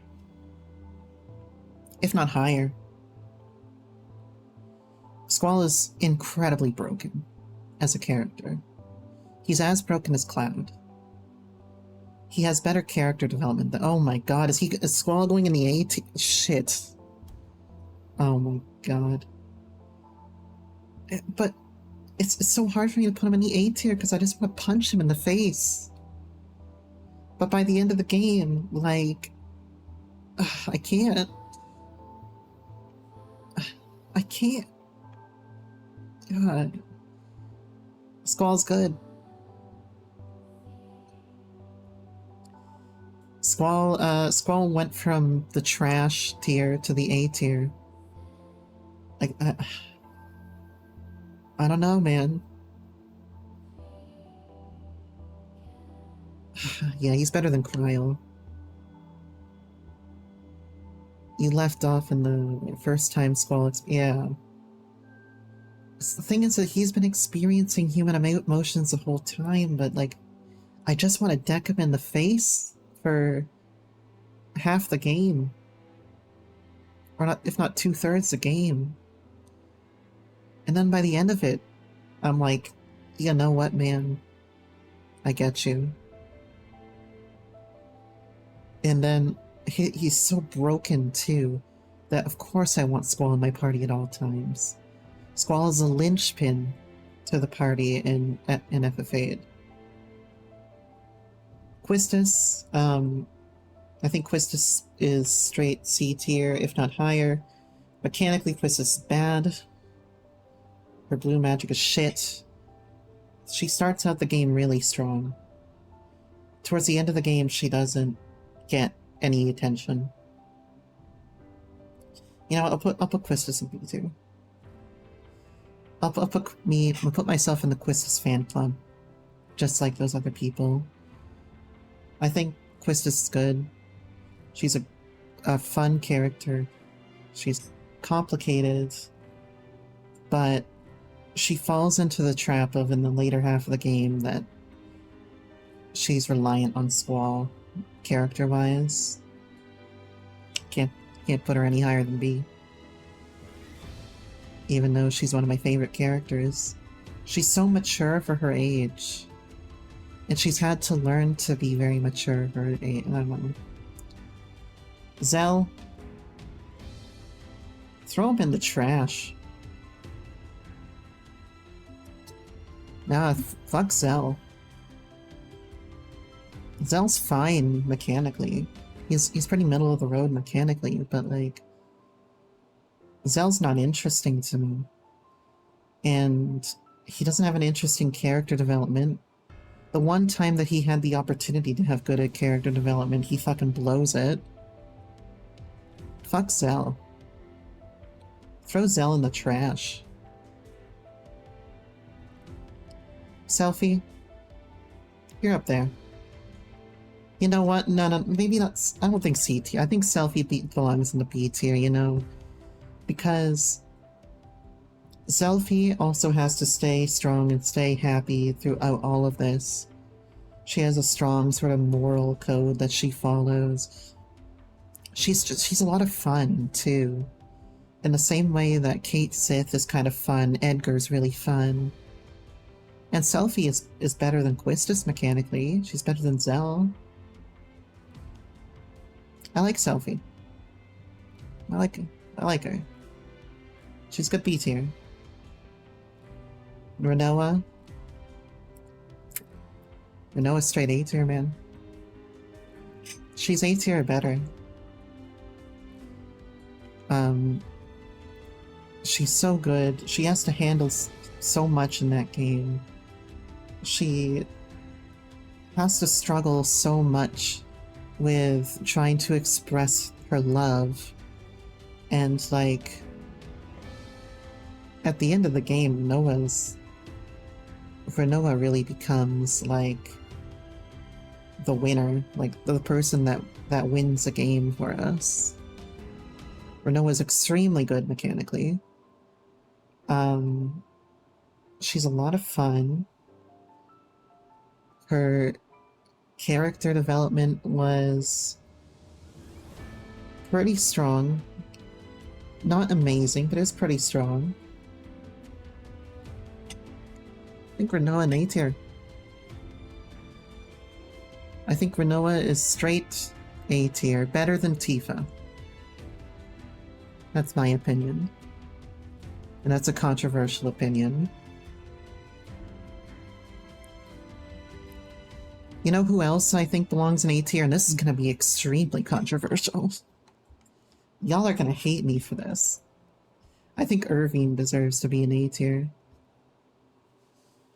Because not only is he very, very good, he's the second best character in terms of mechanics, but he has this charm about him. There's this way that he acts. But when we get to the scene in Delling City, he completely breaks down and has to come to terms with his own, like, his own failures, his own, like, self-esteem issues. Like, he can't do it. And you start to see that Irving actually has something behind him. And I think that he, more than most other characters in Final Fantasy VIII, is, like, locked down by his own faults that he struggles some of the most with. And I think that by the end of the game, he kind of morphs into something respectable. He finds what he wants to pursue. He finds the person that he loves and wants to pursue. And I don't know. I think Irving is A tier. Like my whole standard party comp for FF8 is A tier. Squall, Renoa, Irving, that's exactly what I ran. Squall, Renoa, Irving, all A tier. Cypher, I'm not including Cypher. Laguna, I like Laguna. Laguna A tier. He's fun. He's got an interesting story. He has to cope with being thrust into power. He has to learn to turn around on his beliefs.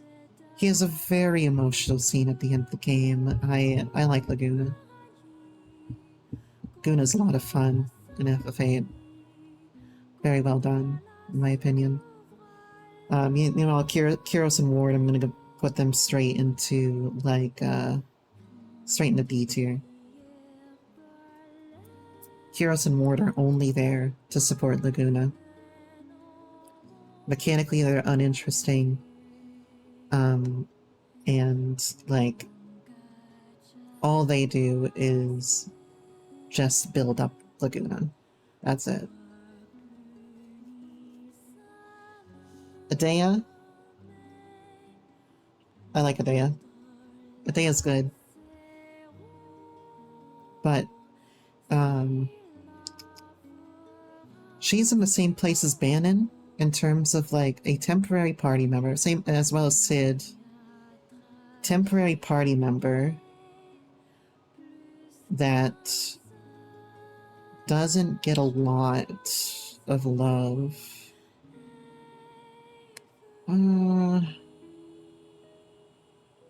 B tier for Adea. There's not that much special about her, but there's also nothing like... There's nothing great. She's pretty middle of the road as far as things go. Although that means I'm comparing Adea to Tifa. Yeah, I'll put her in C tier. I think Adea and Vincent can hold hands right there, and I think I'd be happy with that. Haven't played Final Fantasy IX. So that brings us to Titus. What do we think about Titus, guys? Because at the beginning of the game, Titus was like D tier for me. D? You still think that Titus is in D tier? You still put Titus in D tier after all that? I don't think I can put Titus in D tier. Oh man, like... I think by the end of the game, Titus really pulls ahead. Yeah, he's like Squall. He's not as strong as Squall. He's mechanically middle of the road. Except for Haste, actually. The fact that he gets Haste's broken, man. By the end of the game, Titus is a linchpin for taking down those fights. Like, he can't go any higher than A. I'll say that much. Like, I don't think that... I don't think I would put Titus on the same level as Sid. He's still a whiny bitch until the end of the game. But also, Squall was a fucking bitch for most of the game. And I see what you mean. He's similar to Squall, but he is not in the same tier. But you know what? I really like Titus. And I started liking Titus in the laugh scene. In the mean laugh scene, right? Titus started out in the D tier. Like, he did the same thing that Squall did. Like, he just went up so quick. Like... I can't put him in anything less than B, and I can't put him in anything higher than A.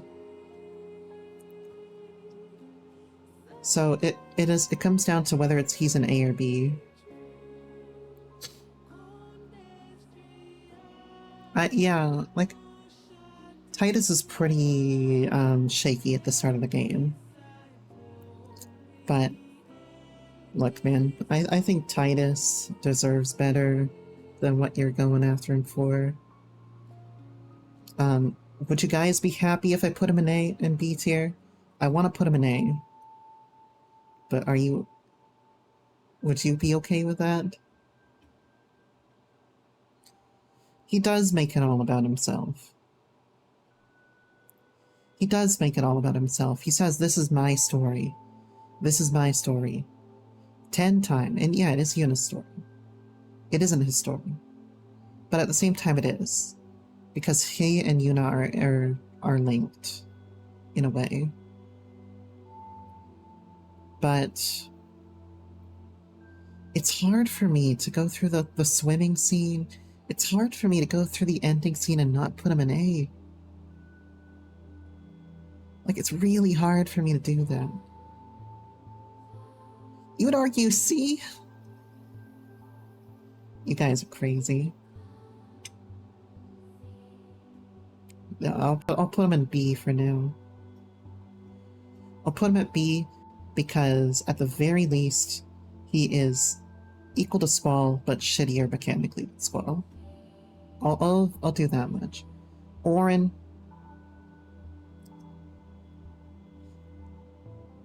Guys, Orin is the second best character in Final Fantasy X in terms of mechanics. Orin's story is so cool. Orin is... He takes all the anime stereotypes and makes them work. Like, Orin is so good. Like, Orin goes straight A+. I don't care what anyone says. Orin is great. In every way imaginable. The only thing that Orin has against him is that he's an anime stereotype. And that he won't give it to Titus straight. He forces Titus to learn at his own pace. And in some ways that's good, but in other ways it's you're here wasting his time. And make the reader's time even. But Orin, A+, no contest. Wakka,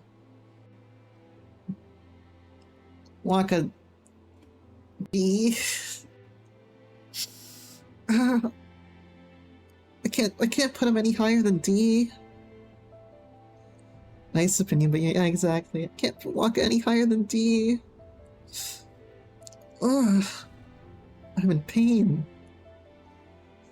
I'm in pain not putting him in trash tier.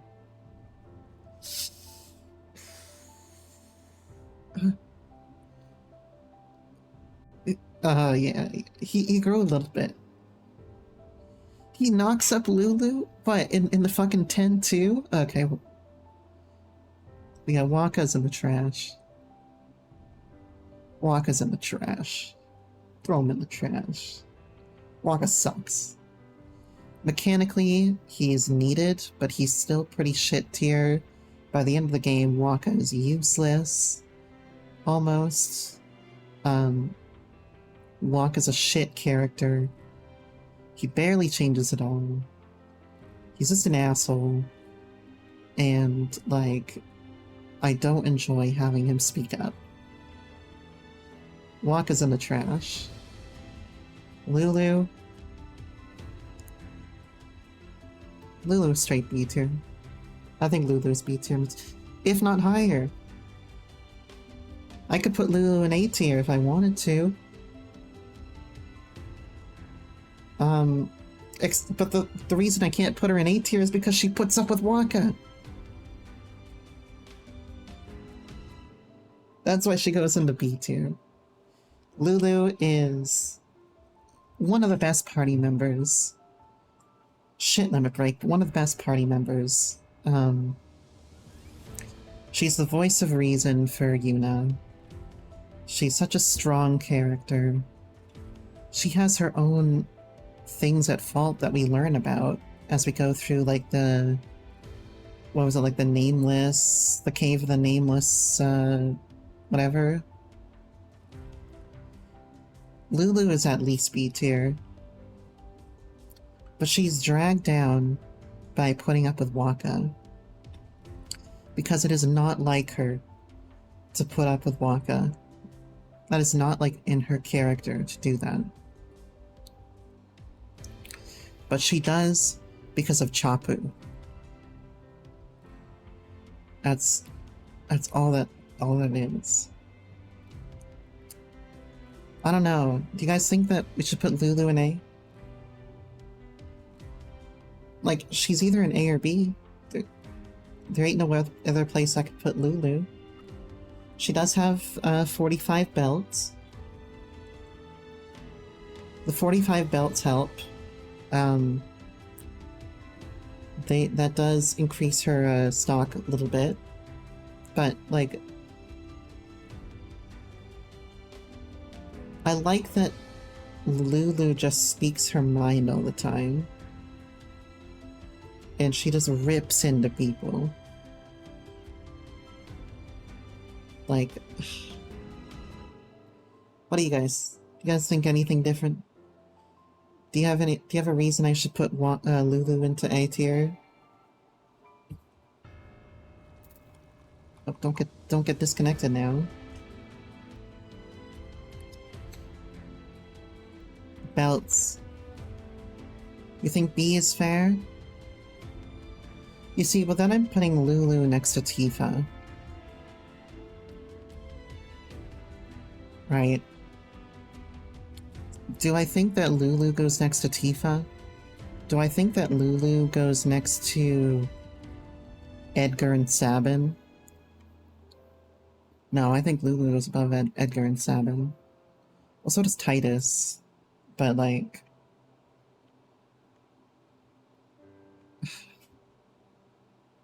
But Titus also has some annoyances that Lulu doesn't have, at the same time. I mean, I'm putting Lulu up against Setzer. Does she's already hit the peak? Kind of. She doesn't really change. I don't know. But you see, Lulu is better mechanically than Kate Sith or Setzer or, you know, Quistis. Like, mechanics-wise, Lulu is a linchpin to the party. And she's good. I think that Lulu has to maybe sit into A tier. Like, it's really hard for me to put Lulu next to, like, Quistis. Up time for you, Program 2S, have fun. I'm gonna put Lulu in A. Yuna. Is Yuna an S tier or is Yuna an A plus tier? I think Yuna's S tier. I think Yuna is the first one to break into S tier.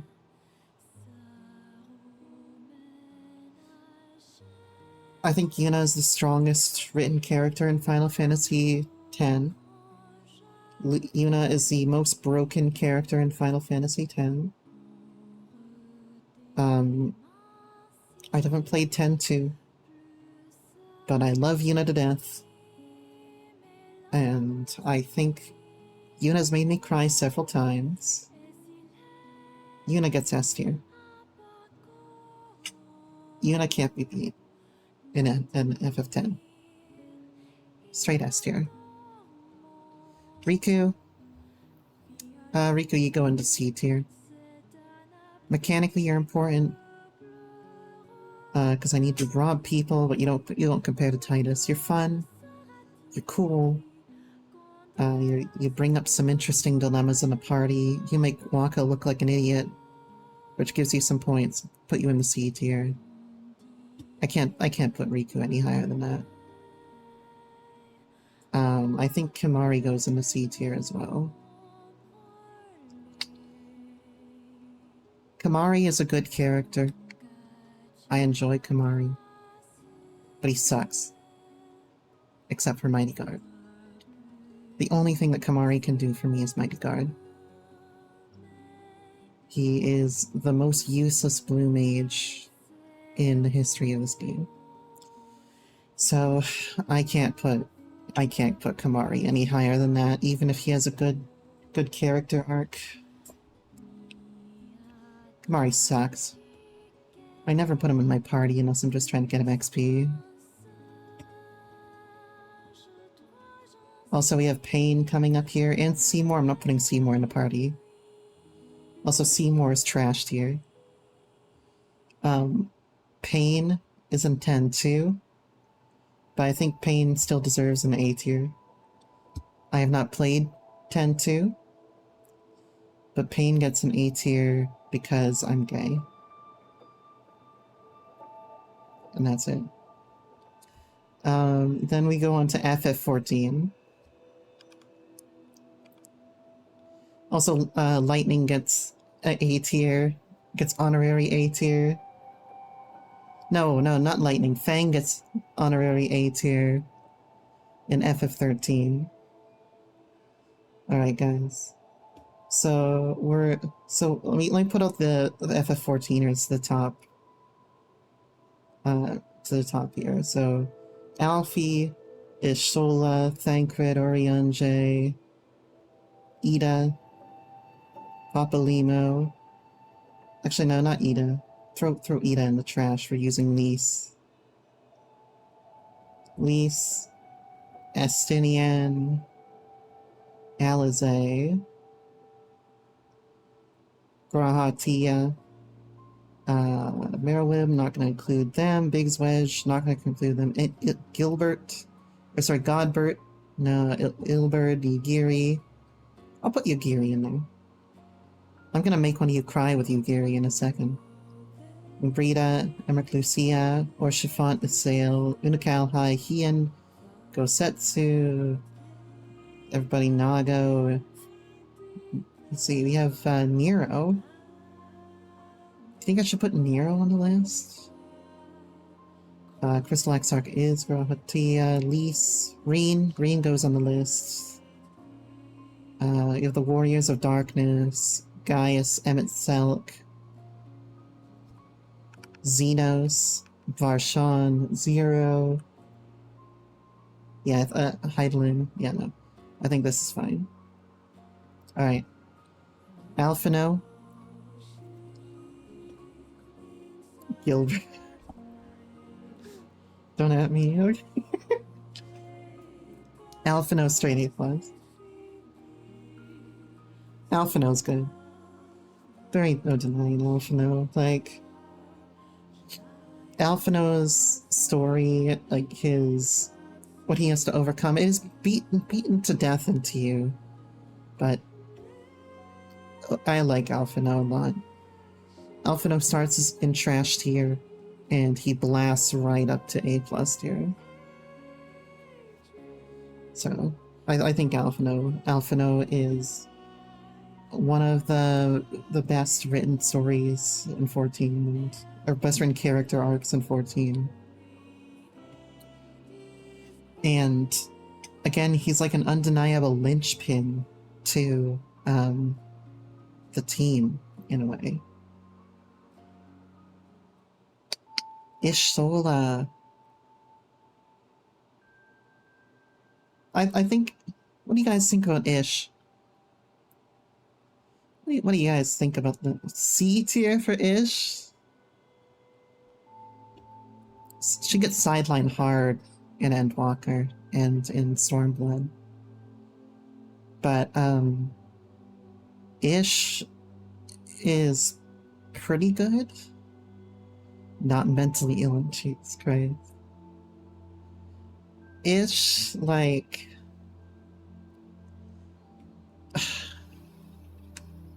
I think that she had almost what's called a negative character arc, where the change that she made has made her worse of a person.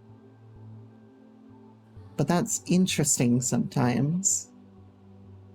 She's interesting, but she's not amazing. She never gets any higher than like A tier, in my opinion. I think that Ish just like, she's good, she has a lot of potential, but she doesn't reach that potential. So I think Ish goes into A tier. I think I'm comfortable putting her next to Lulu,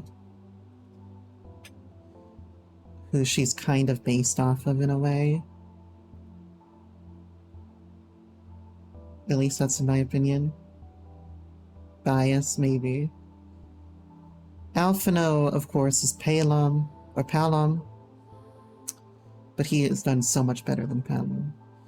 Ishtola is based off of Lulu to some degree, but she doesn't get a whole lot better than Lulu. Thancred has a great arc in Shadowbringers. Thancred caused some emotional fucking damage. Yeah, I think he's an A+ tier as well. Like, I don't think he can go lower than A+. because this man's made me cry. Like, Thancred's transformation in Shadowbringers is incredible. Ishikawa pulled off something like amazing with Thancred. And he doesn't get any worse, really. He just sticks to what he knows. Thancred is a linchpin for the party. He's the one that pulls out the white aura sight at the end of Shadowbringers. Like, and he's fucking dad crit. What can I say? Thancred A+. Urianger. I think you guys are not gonna like where I put Urianger. I don't think you're gonna like it. What do you think about Urianger on this list? Because oh no. Yeah, oh no, let me take a drink real quick. Get some water in me. It's been 29 minutes.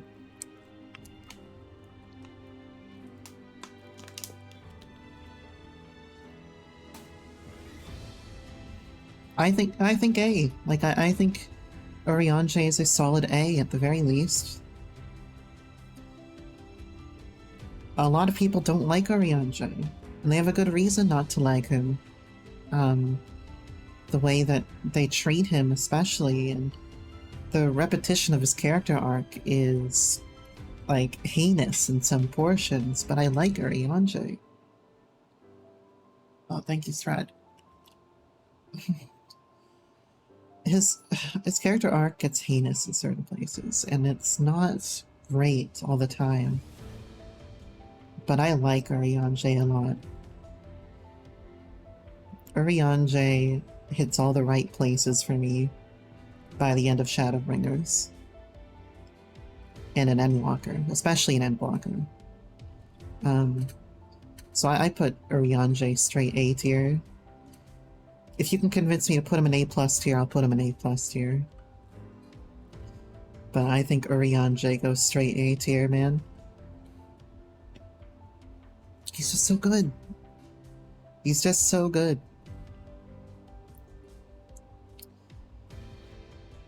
What about Papa Limo? Throw him in the bin. Except he doesn't really belong in the bin. I think Papa Limo D tier. Like, I don't like Papa Limo. Papa Limo feels like a waste of my time when he's on screen sometimes. I felt nothing at his death. I felt more for Lise than I did for him. Throw Papa Limo in the trash, man. B tier. Also, Pi, you might need to pause and unpause the stream if you're falling really far behind. Because it may just be it may be a thing like that. Papa Limo, straight B tier. I can't be convinced otherwise. Tataru.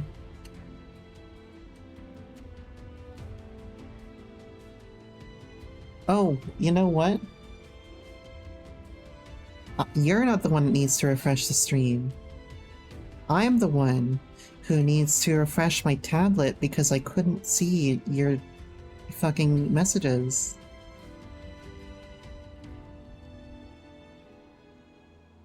Yeah, I after the stretch I couldn't see any of your messages.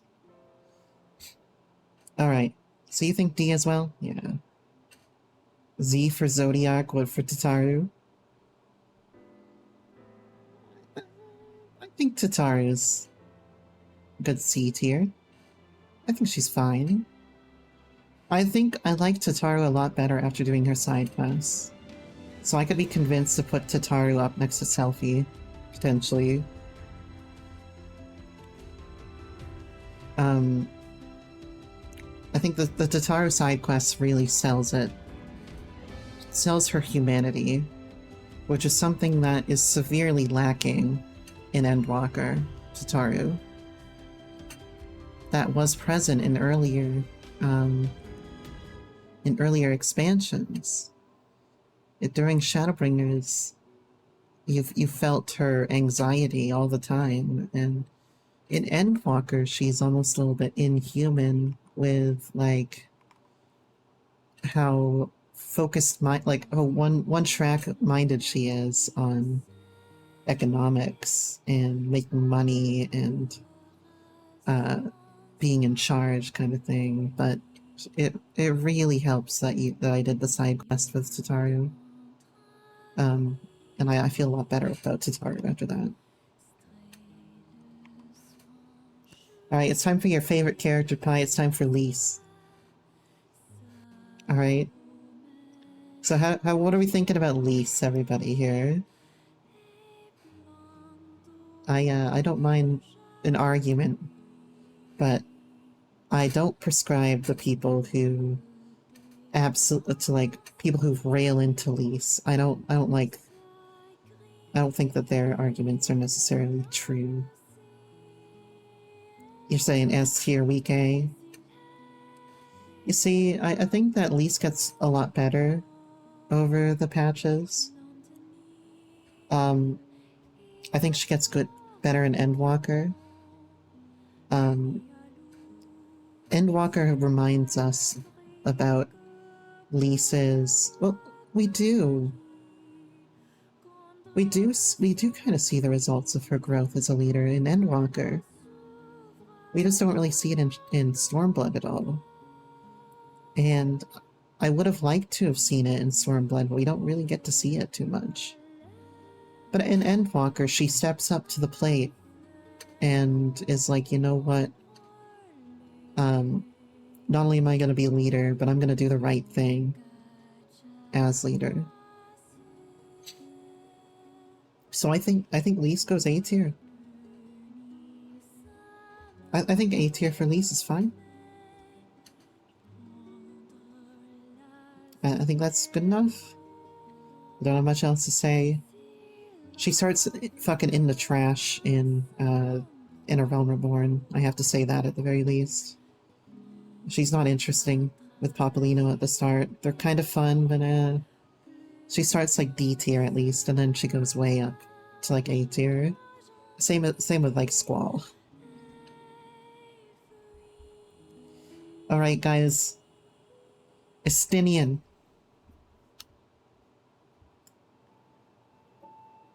He's in one of these two tiers. Let's be fair. Let's begin this. Estinian's either an S tier or A plus tier. Estinian is incredible in Heaven's Ward. He's good in Realm Reborn even, which is really different than the rest of these idiots in this list. Incredible in Heaven's Ward. I like him in Stormblood, even if people don't like the Batman Estinian shit. I love the Batman Estinian shit. Because the developers remembered Estinian was out there, and he was working in our favor. I like him in Shadowbringers. I like him in Endwalker. He doesn't do anything in Non-Trail, but that's okay, because he's already had more than enough screen time. Yeah, Estinian S tier. Estinian's a banger. He's incredible. But he only suffers in Dawn Trail and a little bit in Endwalker. Like, he's too good. And again, this is the same thing where Kain directly inspires Estinian. They even wear the same armor. Kain is Estinian. Estinian is done way better than Kain. It's great. The only one that's worse, like I said, is Kryl in FF5 and Kryl in FF14. Kryl in FF14 is the only character that's worse in FF14 than in their direct counterpart in the earlier games. And it's not because of like her character being uninteresting. It's because the developers don't give Kryl the ability to be interesting. But on the other hand, Estinian does Kane so much better. And Kane was already great. And again, Sid in 14 pulls off the Sid in 3 and 4 incredibly well. But again, it's Sid tier. So I can't take the Sids out of Sid tier. I can only move the Sid tier up and down. I can't take one Sid out of the Sid tier, you know what I'm saying? So that's why Sid tier is below A, even though I think Sid is an A+. I think Sid's an A+, but these Sids drag it down, these Sids drag it up, so it kind of balances out. Alizé, straight S tier. Straight S tier. Alizé is my favorite character in Final Fantasy XIV. Sid has breached containment. Exactly, I can't let the Sids have containment. They'd be too powerful. Again, Alizé is my favorite character in Final Fantasy XIV. And I think Alizé is one of the best characters in any Final Fantasy game. But she takes a bit to get there, though. She's good in A Realm Reborn. Again, unlike other characters on this list, she's good in A Realm Reborn. She misses out on most of Heaven's Ward. She's great in she's okay in Stormblood. She's incredible in Shadowbringers, incredible in Endwalker, incredible in Dawntrail. Well, she's okay in Dawntrail, actually, but it's more Grahatia that becomes incredible in Dawntrail, but we'll get into that in a second here. I don't think I can put Alizé any less than S tier. She's just too good. Just too fucking good. Grahatia. You think Graha's an A+? I think Graha's an S tier. I mean, Graha can't be any lower than A+ tier. I'll tell you that much. You can't go any lower than A+ tier. Graha's so good. And Crystal Exarch S tier, Graha is GOAT. I agree the Crystal Exarch is S tier. But, so, in Endwalker his stocks drop a little bit. I'll say that. But I think that Graha picks back up to S tier by the end of Dawntrail.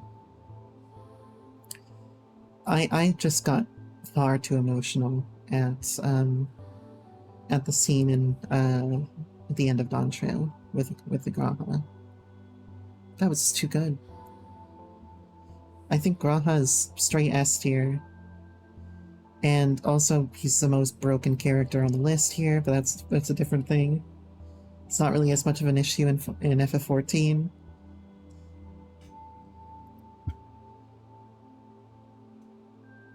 But I agree that he's at least A+. But I think Graha's better than Thancred. I think Graha's better than Alphino. So I have to put him there. I think Graha's better than Sid. Alright, Yugiri. What do we think about Yugiri? Yugiri is B. I agree. I think B is a nice, fair place to put Yugiri. Yugiri is severely lacking in screen time after Stormblood. She's interesting. She's fun to be around. We enjoy her. We're always rooting for Yugiri, but yeah, it is kind of complete when we meet her, and also, like, I feel like there's stuff about Yugiri that's left incomplete because she just doesn't get the screen time. You know? But when she's on screen, we're all rooting for Yugiri. We're all having fun with her. But, like, Yugiri is, like, hard lacking in every expansion after Stormblood, and her development kind of suffered when... Yeah, she started doing Xenos is a good idea. That is a questionable decision, but part of me liked that because it was like it was a matter of pride for Yugiri in that moment. But it was a stupid idea because we already knew how powerful Xenos was.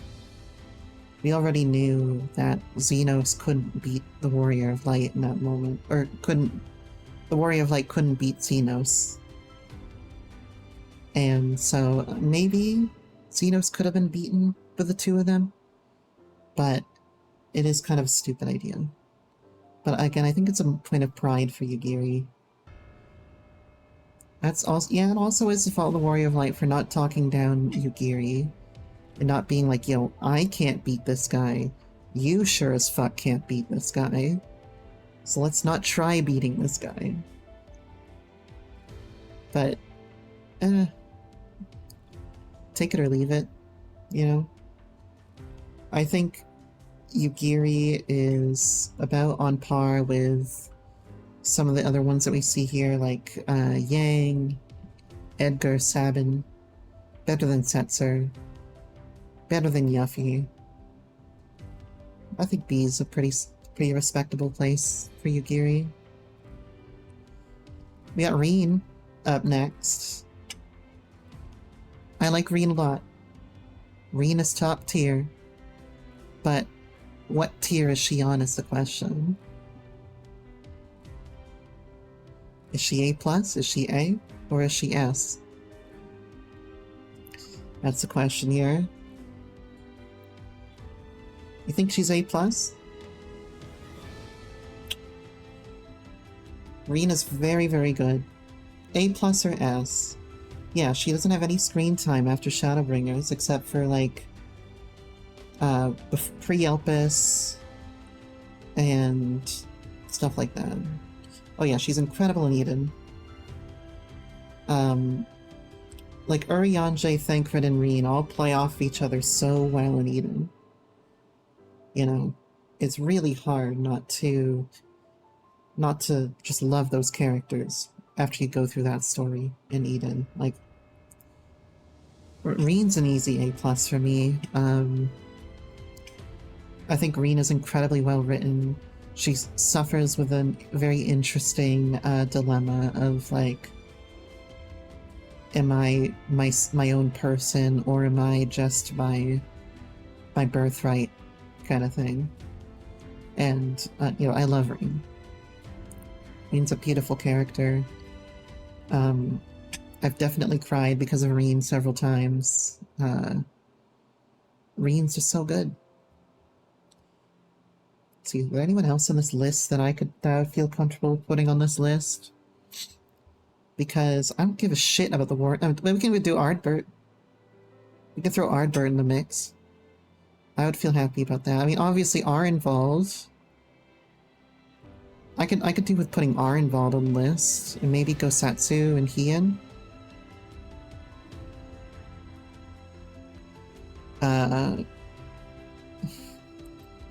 Should I put Zero on the list? Lucia and Emmerich. I don't really put Lucia and Emmerich on the list. Where's Lady Iceheart? Where's fucking... Oh, there's Ysayle. Let's do Ysayle. I'm not gonna put MXL on the list. I'm not gonna put Gaia and Gaius on the list. I will put Ysayle on the list. Well, I mean, Emmett Selk is the easiest S tier. But he's not a party member. Like, Ysayle's a party member for a whole expansion. Oh, I'm gonna get disconnected.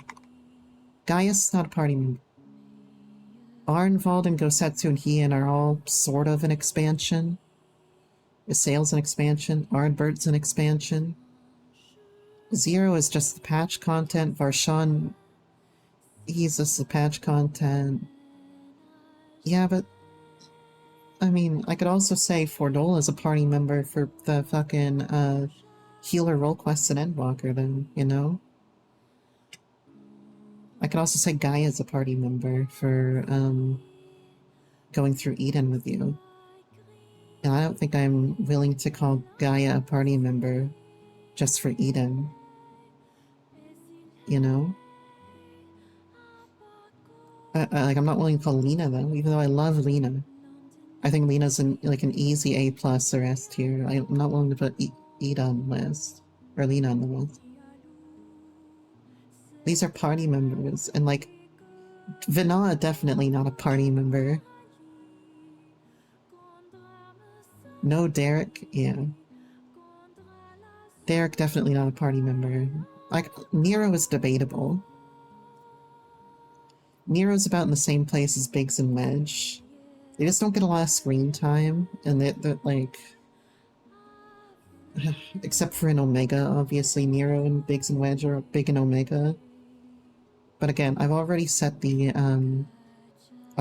precedent that they need to be in the party for more than just patch content here.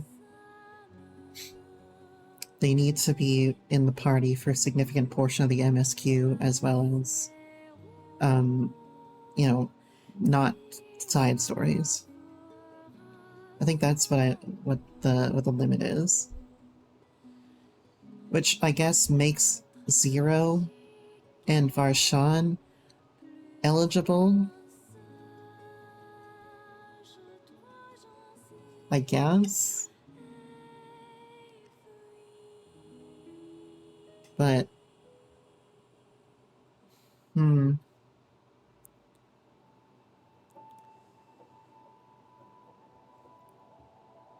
You think Varshan? I think I can do Varshan. But if Varshan applies, then Zero has to apply.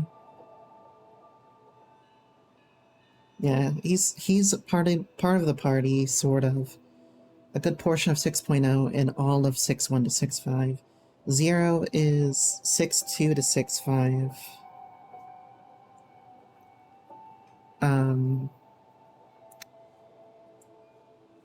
I think I can make an exception for Varshan. I agree. I've been convinced. Ardbert. Ardbert's so good. Ardbert is such a troubled man, and like, when we meet him, he's got a very interesting character arc. Incredible in Shadowbringers. I mean, yeah, easy A+,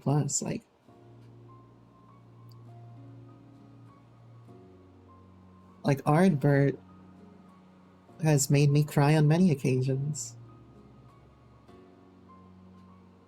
I don't know, Ardbert is great. Arenvald. What are we gonna do about Arenvald? Aardvark, your beloved. I love Arenvald, man.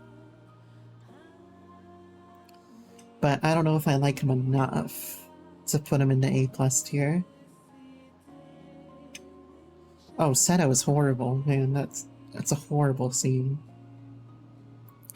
You think Arenvald is... I think Arenvald can sit next to Lise very comfortably. I think, yeah, he sits right there next to Lise. And literally sits, because that's all he can do. But, you know, he sits right next to Lise perfectly. I don't see anything wrong with that.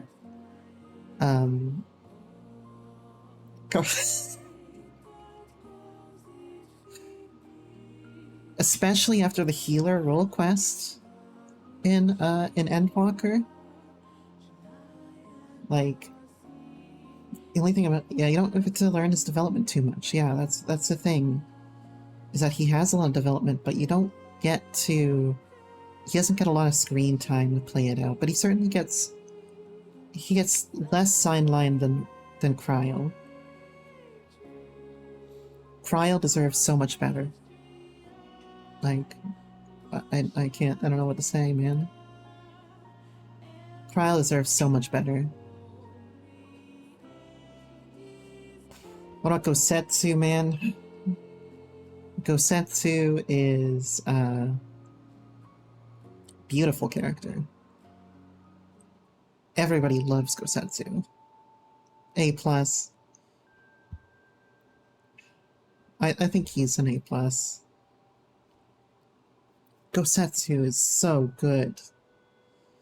Like, he's fun, he's entertaining, but also Gosetsu is essentially Lord Kyan, but better.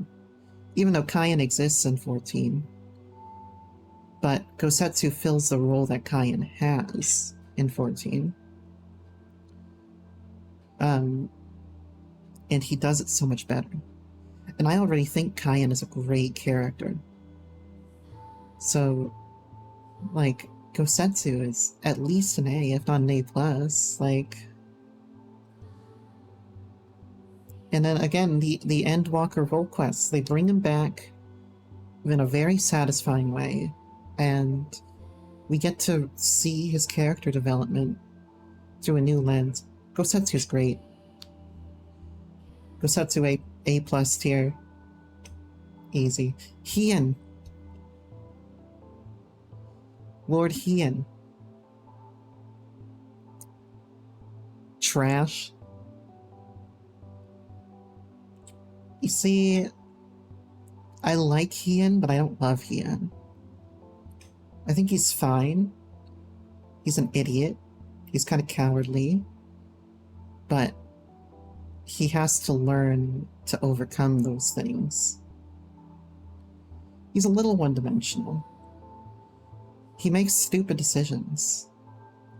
Like, he makes plot-convenient decisions. And I feel like Hien does a little bit better in the post-patches. Just a little bit better.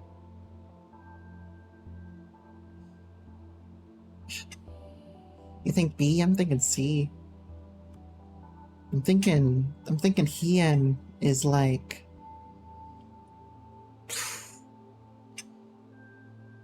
Hien's like Riku. I don't think I can put Hien on the same tier as Yugiri. Right, because if you say Hien's in B, then you're putting Hien up next to Yugiri. I think that... No, Kefka poisoned your water supply.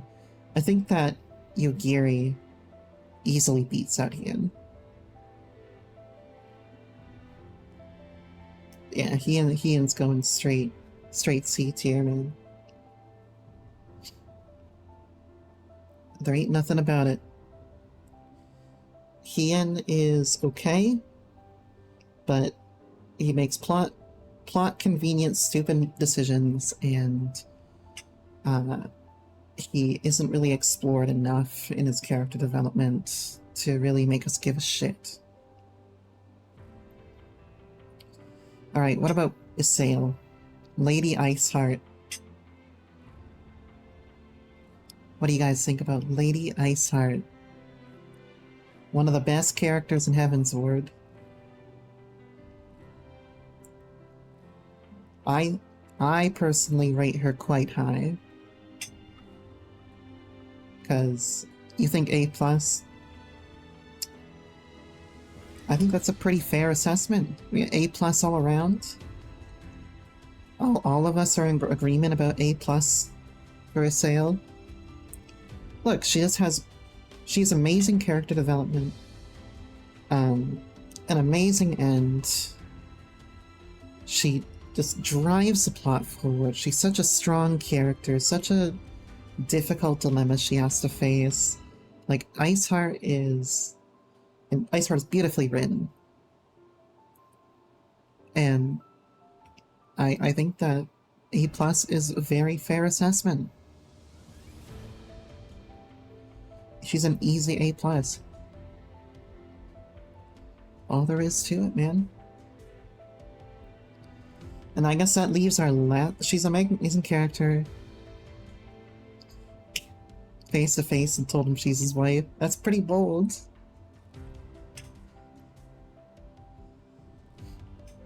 I mean... And he told us to get out of his house. Exactly. Part is great, man. Alright, the last character that we're gonna do tonight is Varshan. Vritra. What do we think about Vritra? This could be a controversial one. You think A? You think A for Vritra? What do you think, Lana? What's your opinion on Vritra here?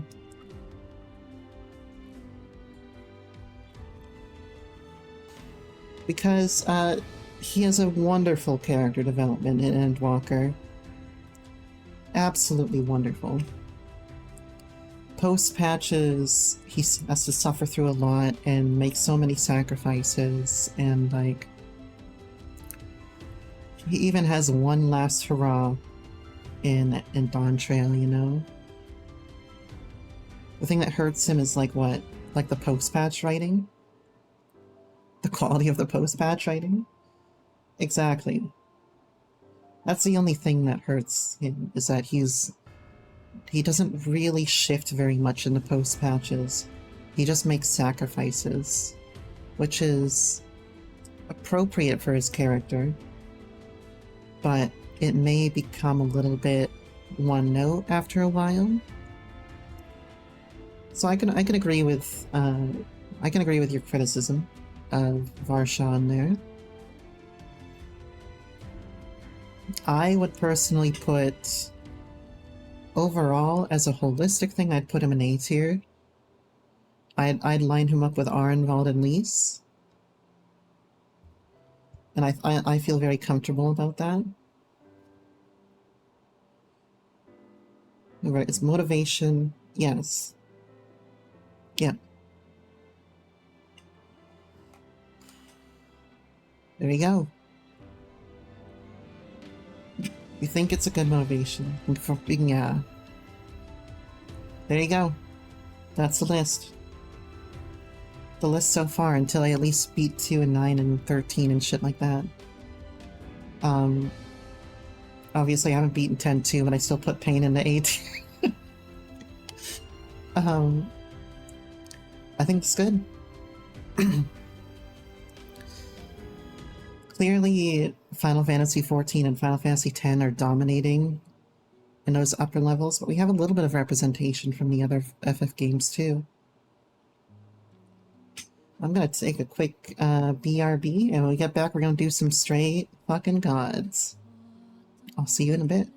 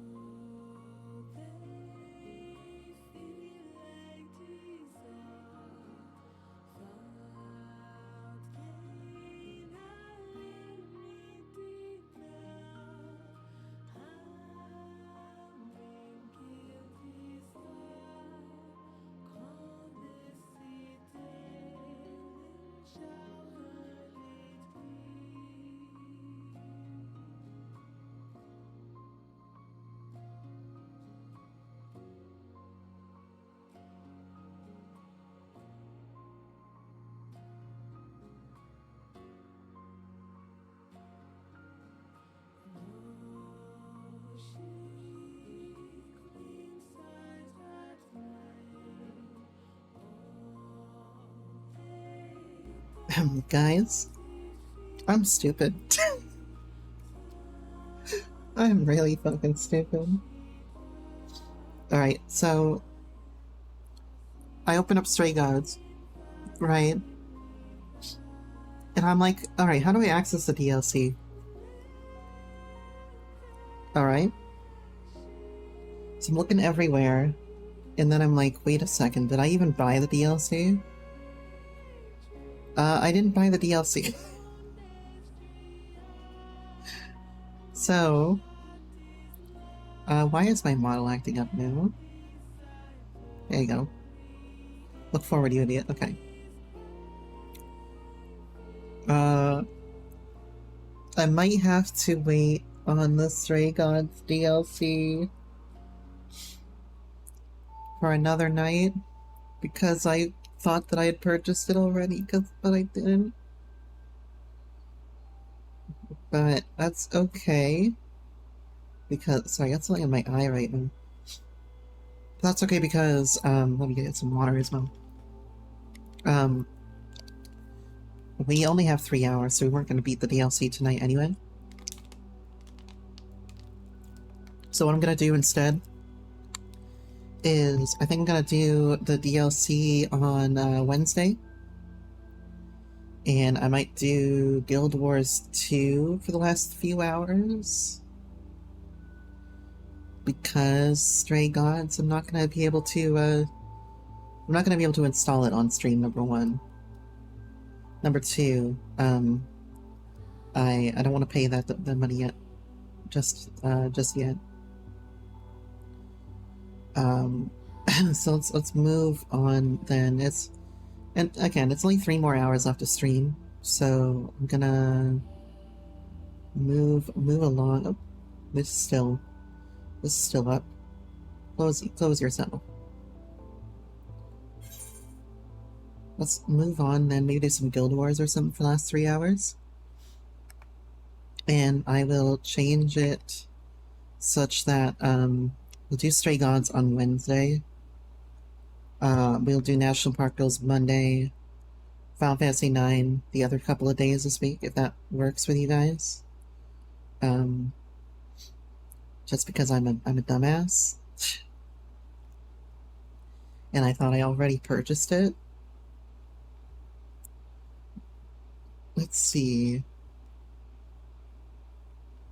Let me pull up the game here.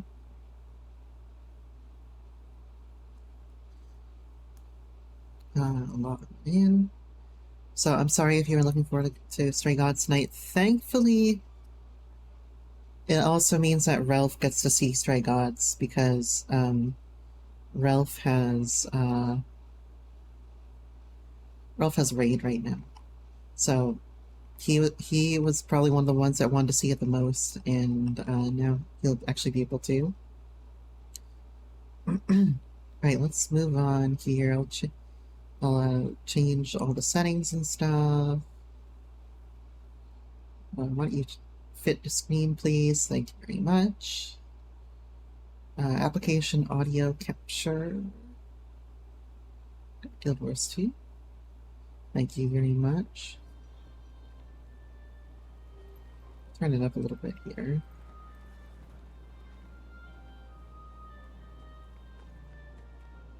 Okay, let me change the stream title and everything. Just give me like 1 minute here.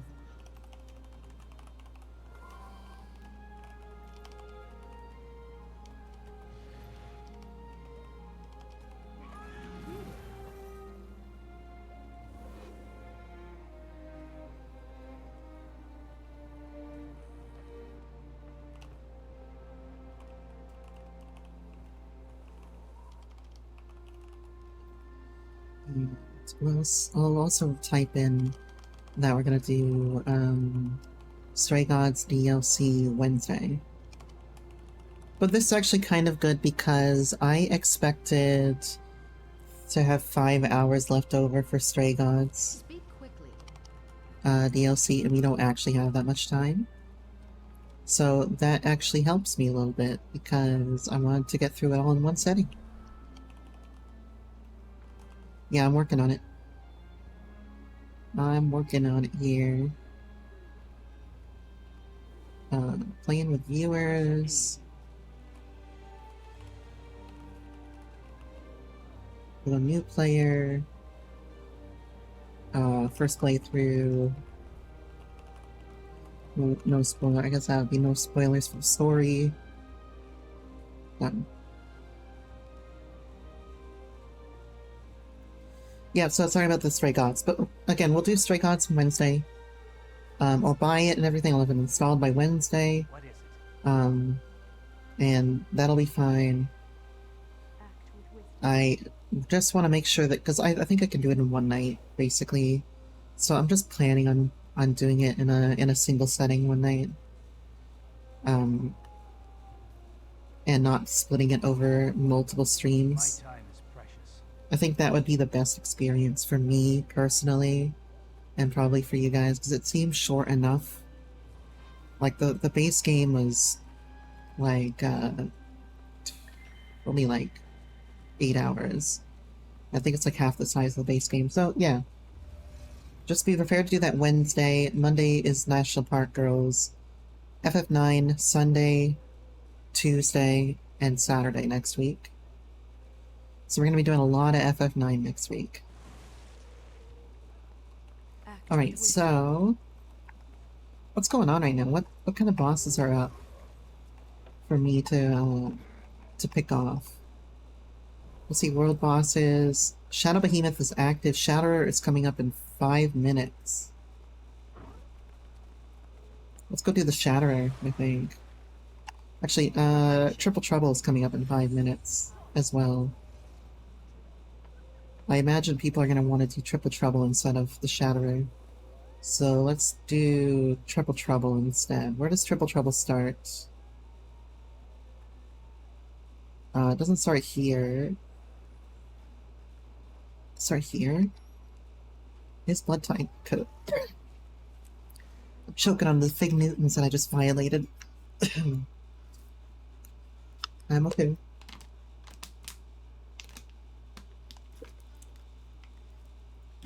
Also, have a good night, Awesome Pie. I saw that when I was just taking a break real quick. So, thank you so much for stopping by and for staying as long as you did. I know you like to sleep kind of early, so I'm glad that you stayed for a while. Well, let's see, we have a squad leader here. Triple Trouble Taxi. Was there another squad leader here? Yeah, there is. Come on, Scroll Wheel, you can do this, I promise. Please, I'm begging you. Oh wait, there's just a thing right here. This is not, what the hell? Oh, it's a defense squad, okay. Join this guy then.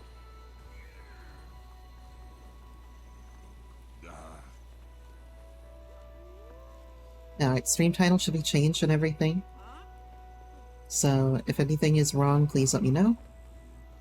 I think the volume might be a little bit low on Guild Wars 2, but also we haven't gotten into a fight yet, so we'll see how the volume might change when we get into a fight here.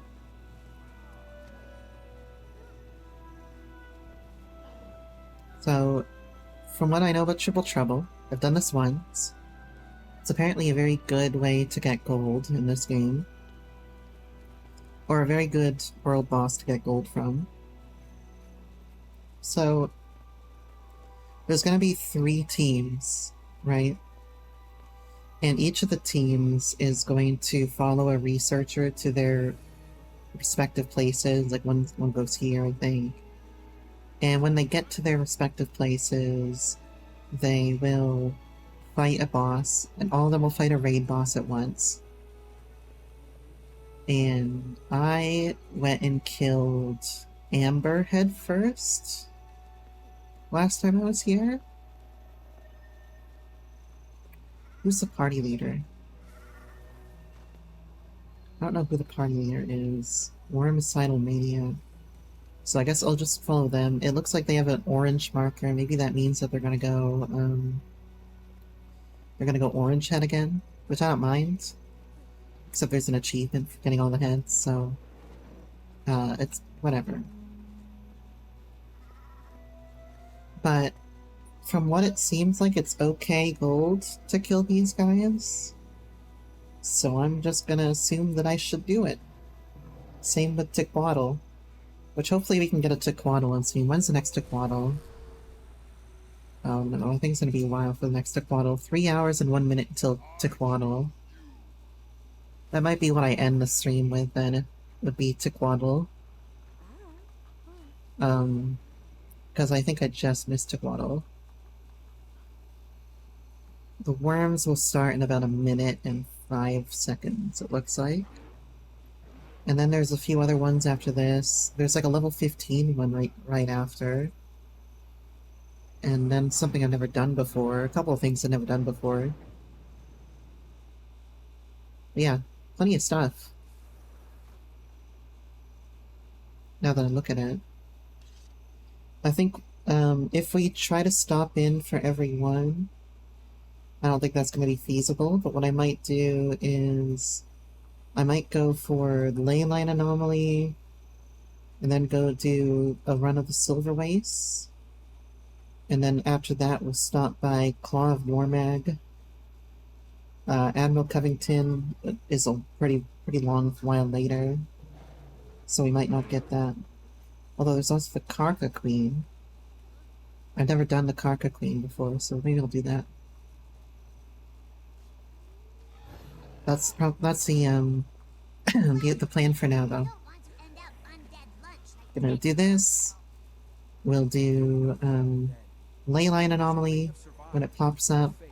Do the Silver Waste event, which might take us up to 45 minutes.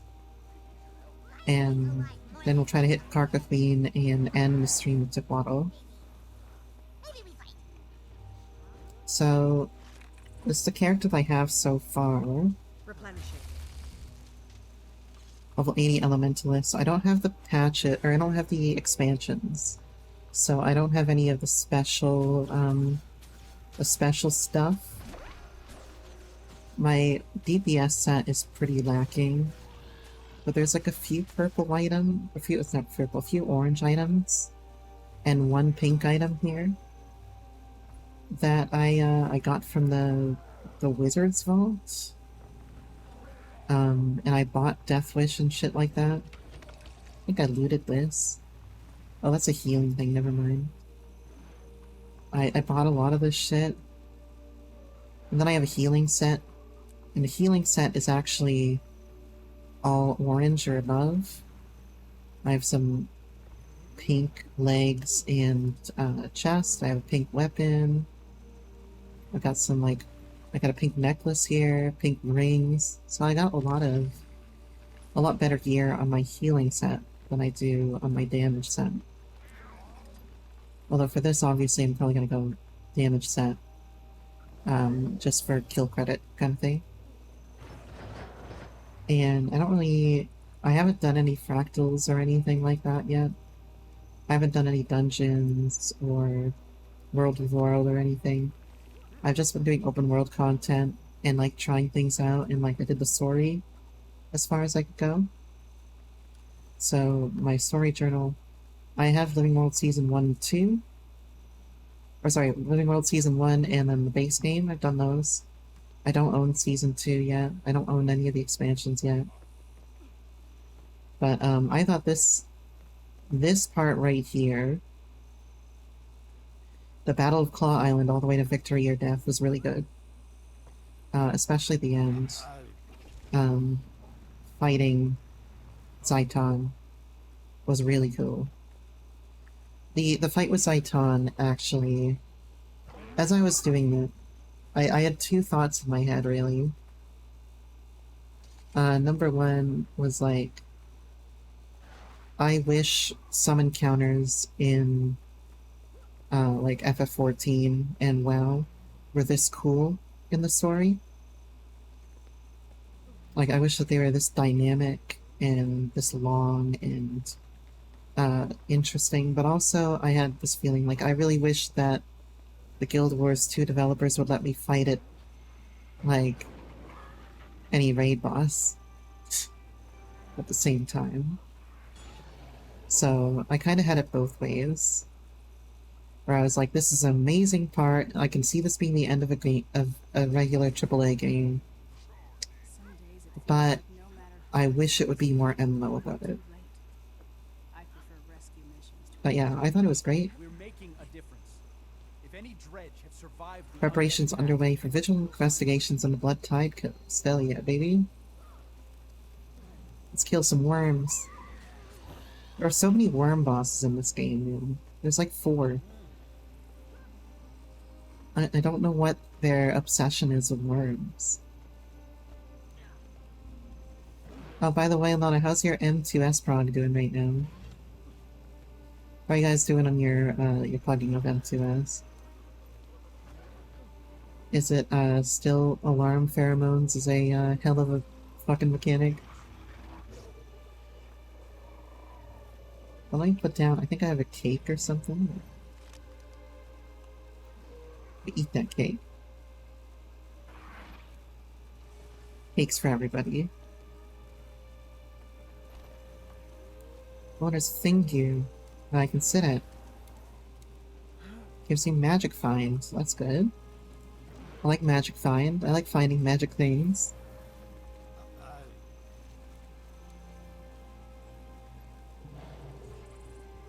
That's all I've really done though in the game so far, so I don't really know how the group content shapes up.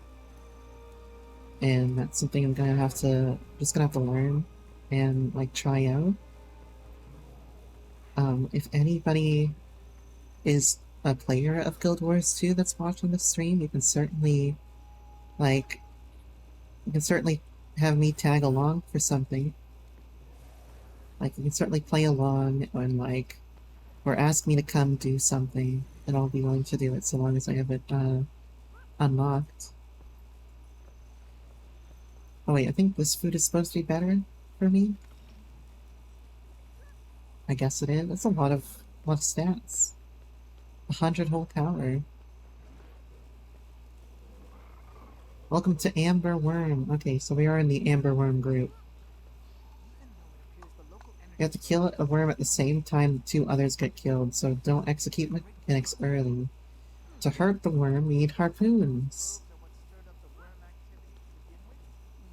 To trick it into swallowing us by killing a blade killer abomination and taking its worm attractant. And then we get swallowed and then we shoot it from within. I think. That's what this guy's trying to tell us. I'll take another drink of water.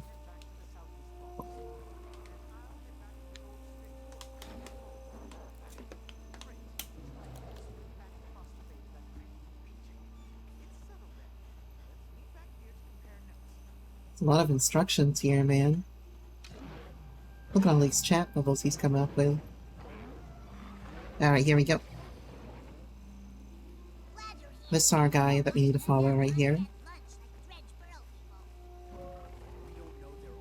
While stacking, use fire fields and blast finishers to generate might for even more interesting. I don't know if I have a blast finisher or not. Or whatever that is. I might. Apparently water attunement also gives might.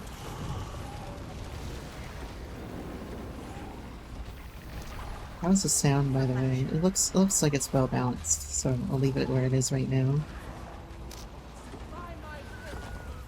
Champion, great job. Oh, Jesus. Ouch. Is it just me, or am I amazing? Oh, right. 4 winds thing, right. There's like daily stuff that I can do for the festival.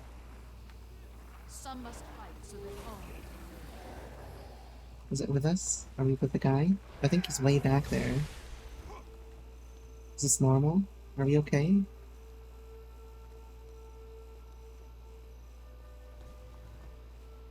Well, the the leader is right here, so I guess I'll sit right here. Well, all the other commanders are ready to get swallowed. Okay. It sounds like they have to coordinate swallowing. Which is, not something I thought I was going to talk about today. That's what it sounds like. Oh, the Bloodstone vest. Great, I already have 30 million of this stuff. And nothing to do with it. Worm Egg Scrambler. More achievements. I'll stay. Oh my god. I just popped up out of fucking nowhere.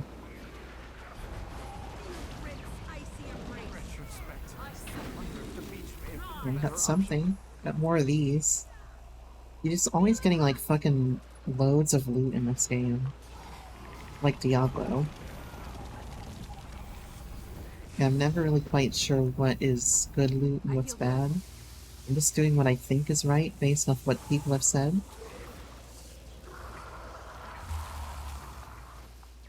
Alright, let's see when we get here. Embroidered saddlebags. Crystalline dust. Great.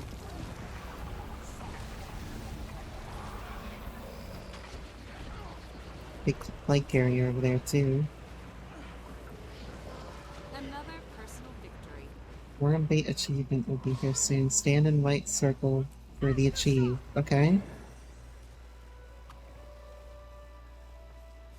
Apparently I needed to stand in that white circle for an achievement at some point. I'll trust them.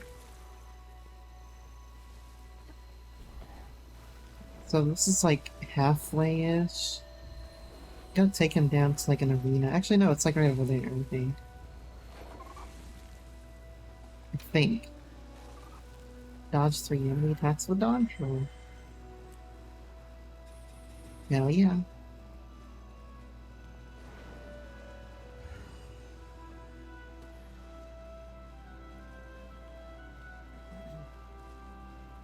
I'll just sort of stand by this guy for now, and if he does anything, then I will do the thing that he is doing.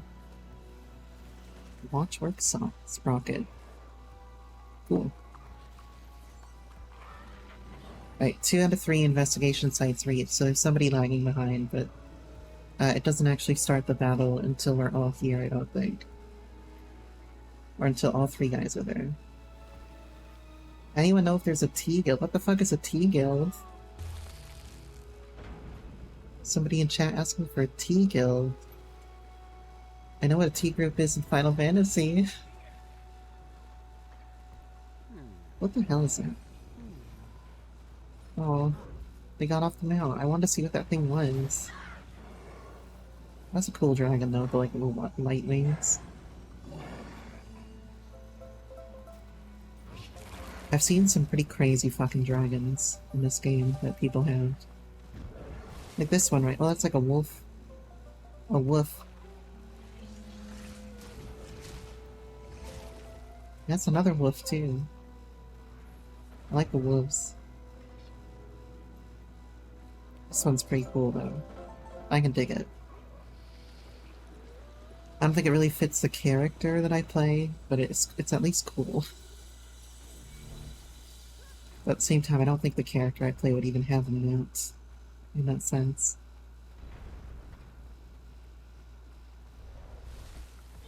What the hell is that? It's a little fairy dragon. Little fairy dragon, I love it.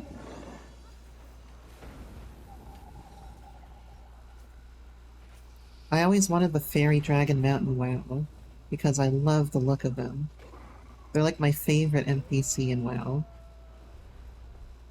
But I never wanted to cough up the money to actually get it.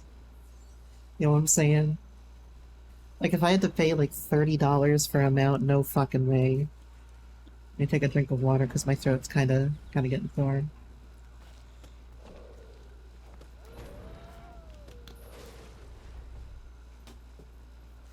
If my voice gives out for before tomorrow, then, you know, I'll let you guys know.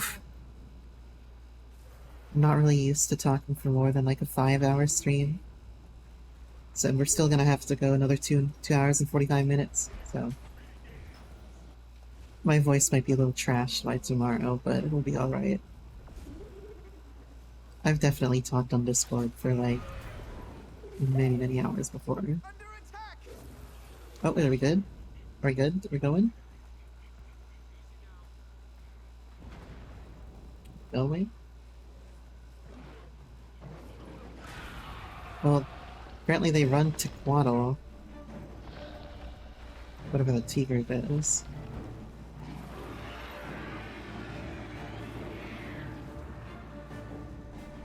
They love worms in this game for some reason, man.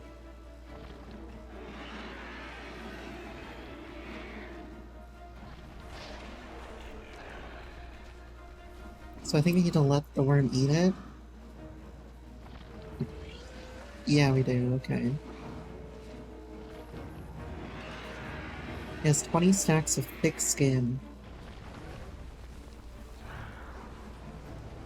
Okay, so kill the A-bomb. That'll get us the worm bait. Sliding off its slick skin. Then we go stack over here and the worm will eat us all. Eat me! Oh my god. I think it like crawls down below us and grabs us from below.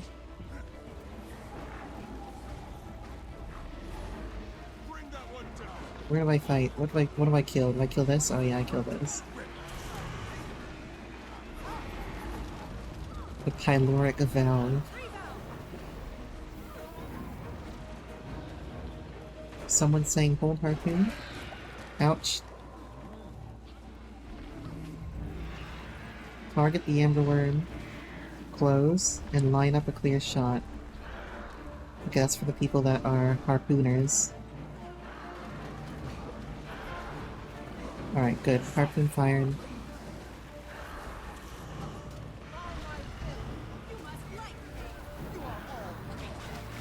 I'm just gonna blast him. DPS on the tag. Okay, I know where he's standing. Oh, he's standing over there. Okay. Stand here for double damage. Oh, there's 2 hitboxes? Oh, that's crazy. Oh, there must be like a lower hitbox and a higher hitbox or something. Oh, we're like really far ahead of the Crimson Wing. In terms of damage. So, those poor guys on Crimson are gonna need to catch up. Or we're gonna at least have to like hold damage, I think, for the latter part of this. I could outrun a centaur. I'm so far zoomed out, man.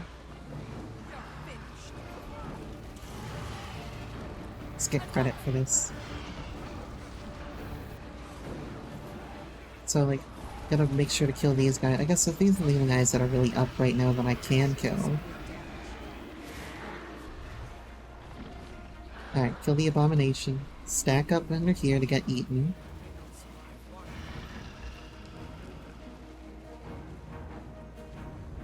And then we're gonna go back into the tummy.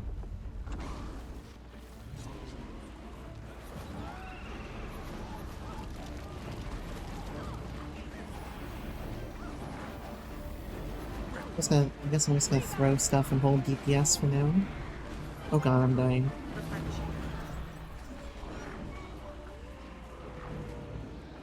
Holding harpoon.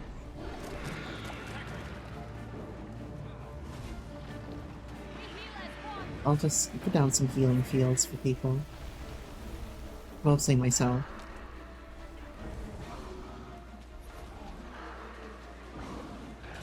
Great Jungle Worm is vulnerable.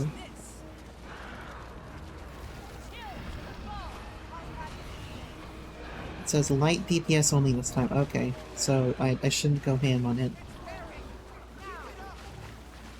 Just one. Okay, off. Okay. So he's telling us in these raid warnings here, like, stop DPS, essentially. It looks like we're gonna try to line them all up so that they all are about here. Time to do some real damage. and like not kill these guys at all. At least it seems like the thing. Because the middle guys are really, really far behind. That was a blast. Or we're just really far ahead, I don't know. Last time it definitely took a lot longer for us to kill it, so I think we're far ahead. We're just too good. Here come the veterans. I don't know what they're veterans of, these jungle worms. But if I come across a fucking jungle worm veteran, I'm gonna be pretty afraid for my life.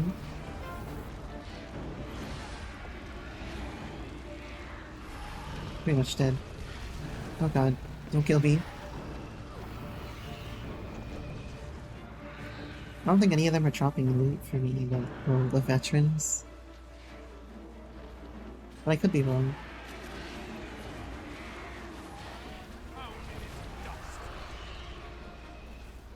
I could be wrong and they do drop loot, but it doesn't seem like they're gonna res this person.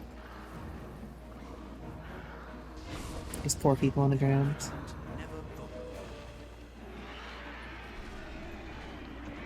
God, please don't kill the plague carrier. Sounds like they need an extra body over there. Where are we going? Oh, there's a veteran here. Reset A-bomb, kill but don't stack. Okay.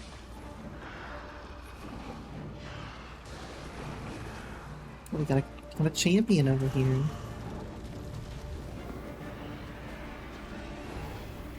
So I have no idea about my rotation.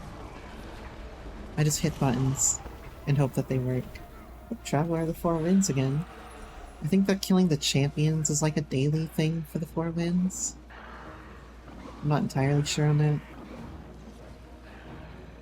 Like once a day, kill like 3 champions.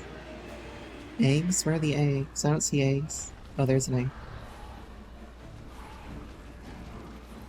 Oh no, some poor idiot over here is dead. Where are the other eggs? I thought these people were eggs. They just have really green fucking big dresses on. Oh, a jungle lizard is that? Okay.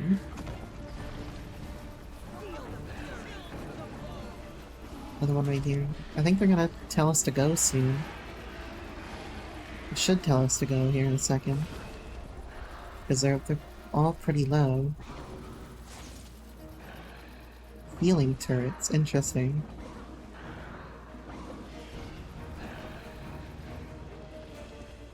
Said 6 good. I don't know what 6 good is. Oh, I think they're saying go at 6 minutes. Okay, I see. I see what they're doing. You one-shot them too? Oh my god. Yeah, we're back at Triple Trouble right now, and it's actually, I got in the same party that I was in last time, in terms of which of the heads we're doing. But Gradson getting another M2 kill. Kill the A-bomb. Then let it spew on me, and then we'll go. They'll have to hit much harder. Kill this veteran jungle worm while I'm waiting here.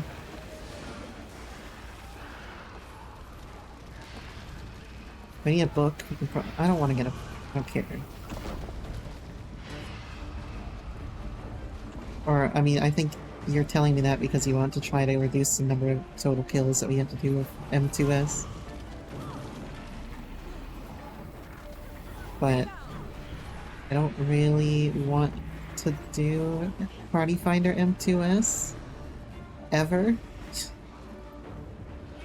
if I can help it. I don't want to do any Party Finder of anything if I can help it.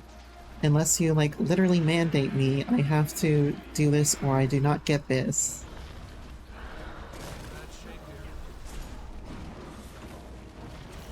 In which case, I would be like, then why are we ecstatic? Ow.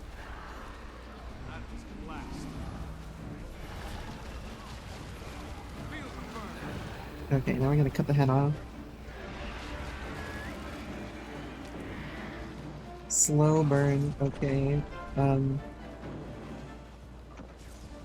think we killed it too early.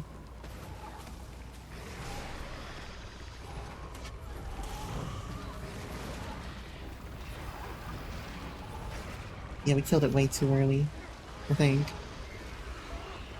Because the cobalt one is, like, still up there. It's an offer, I know, but I do not want to have to do Party Finder ever.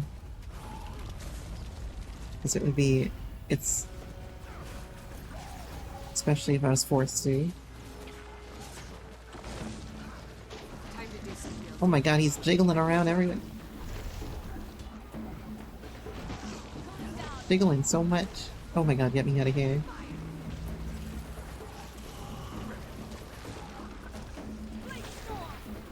Oh my god, he's so bright. Why are you so bright, man?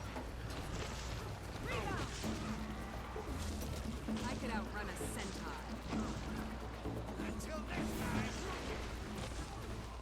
Like he's dead. Now that we're just waiting on Cobalt here to get the job done. And there we are.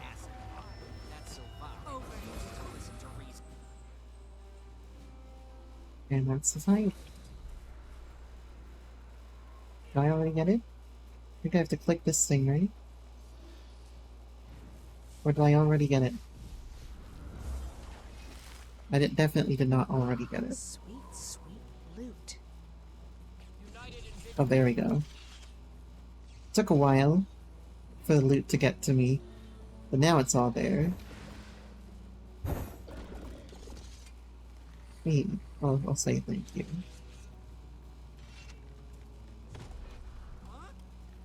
Somebody got a pink armor chest out of this. What did I get? Mini cobalt. Great jumbo. Wait a second. I just got a pet drop from this. What's the chances of a pet drop from fucking Triple Trouble? Replenishing.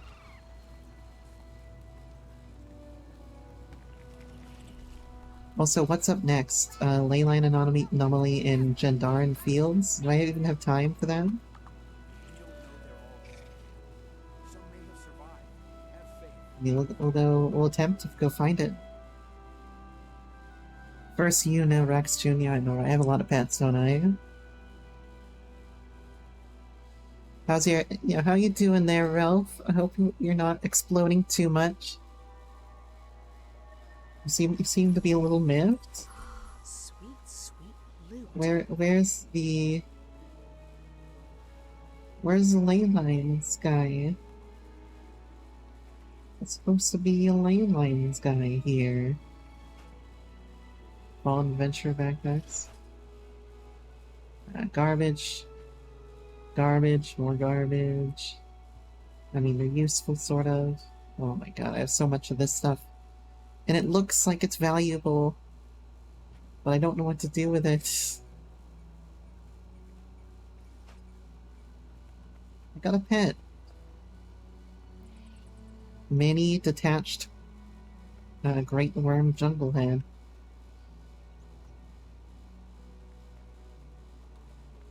Hell yeah. Where would a ley lines anomaly be? Can't he be like anywhere in the zone? I've never done this one before. Nearby event. Well, there's an event near this way, so let's go check over here. Maybe that one. That's it. We'll see. You hate the fight so much. The only thing I hate about M2S is just the first pheromones. Oh, it's just jackdaw pirates. Ram Triple Trouble, Crimson Worm Killing Squabble. Headed to the after party. Pink tag. What's the after party? Where's this after party you speak of? Oh, the frozen maw? No, they're not over here. Yo, Automod with the smart detection today. What's going on here? Yeah, that get too hot. Like, I don't know. That's the only mechanic that I find to be annoying. Is alarm pheromones, because you can't really do much about it in the first place.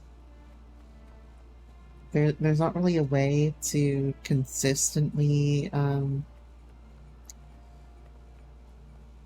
consistently bait out those attacks, right? So add to account wardrobe. Right, so it's in my account wardrobe. What does that mean? Novelties? Oh, miniatures. Here we go. Oh god. Mini flame leaving effigy. And then I have this guy here. I'll add to the favorites.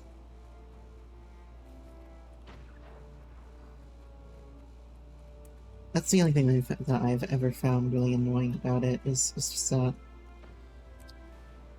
I don't find the heart mechanic annoying. I just find it to be a little cumbersome, but otherwise fine in like the first thing, the first beat. Second beat is fine. I don't think there's anything wrong with it. Third beat, everything fine. And I think that the end of the fight is good. It might not be a crazy mechanically intensive second boss, but I think I like it. It's not as good feeling as Hippocampus, but it definitely it's definitely harder than Hippocampus. Let me put it that way.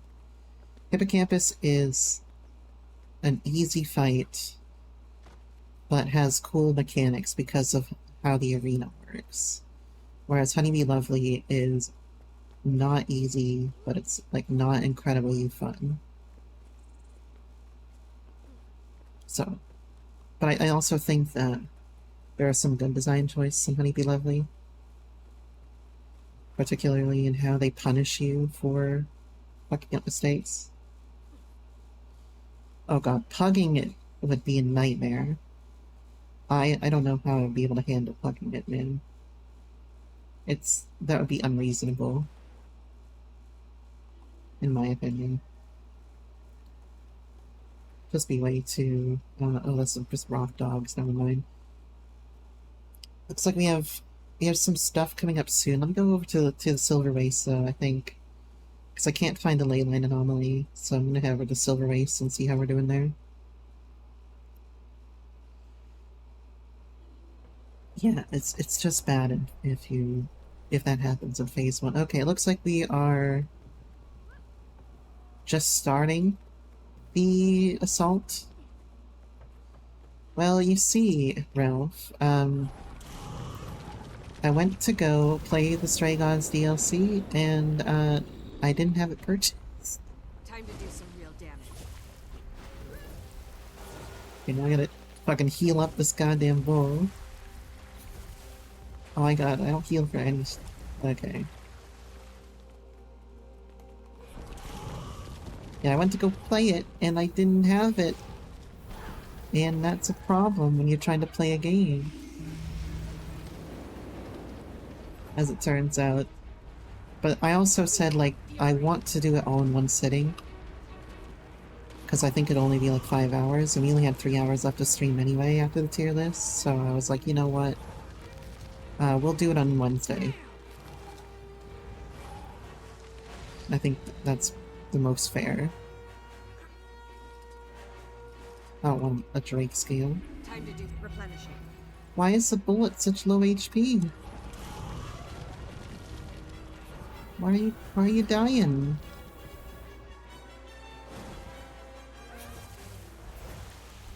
Okay, it looks like Red Rock Bastion here is under attack. Oh shit, yeah, this bullet's fucking dead.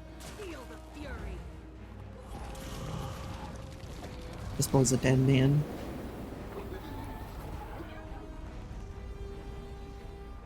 Guess we'll work on defending Red Rock Bastion while I heal the bull back up. Which I don't think it's gonna get attacked again, so... Oh god, what is going on here? Is there nobody defending in the Silver Waste right now? It doesn't look like there's anybody defending Red Rock. Oh no, we have one person defending Red Rock. Oh, now two people. Alright, we got the reinforcements. We're good. God damn, they just exploded. I think that was somebody else's doing, not mine. Okay, well I think we're good. I think Red Rock is good for now. Here, I'll help you. There you go. So we need to defend Red Rock and the other 4, Indigo Cave and stuff like that, for like 15 minutes. And then we get access to the bosses at the end of this. And like once a day you get a big old chest from this. Is this part of the boss? Yeah. This is like the start of it, so we have to hold these 4 bases. We have to first claim them, and then we have to hold them. It doesn't look like there's a lot of people here, so okay, we at least maintain control of Red Rock Bastion. And once we hold them long enough, this assault preparations will fill up, and then we get to assault the boss. That's what I can tell at the very least. What? Got a fucking black lion chest there too. Right. So now you have to. This is the early phase where you have to capture all the 4 objectives. What are you doing, man? You're like fucking trying to juke me. Replenishing. This tendril is harder than anything else in this game, man. Except these guys. These guys are pretty fucked. Because of how they charge you. And like the charge hitbox is really fucked up on them.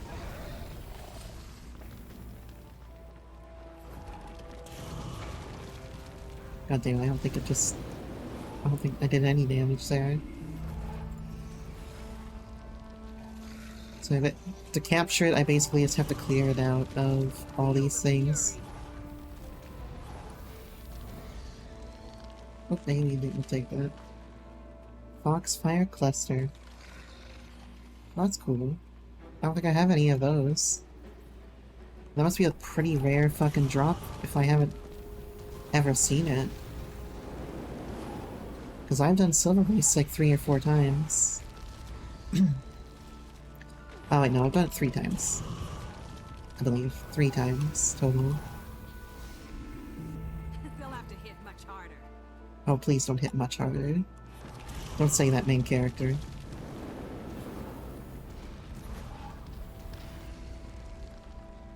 Alright, where are we going? Up there? It can be kind of annoying to like... Oh, enchanted bat, embroidered bat, which... It can be kind of annoying to like try to track them down. You're saying if you want a level 80 boot, I mean... You'll get to level 80 really easily by just exploring. So, if you want to... if you want to, do it. But you're not gonna... It's not gonna take you very long to get to level 80. Only a few days, really. And level 80 will also... Or getting to level 80... Oh, fuck. Getting to level 80 will kind of teach you how to play the class a bit. Or at least you'll get comfortable. You'll have a lot of unlocks for the class. I definitely don't know how to play Elementalist. But I also don't have the expansions, so I don't have the elite specialization.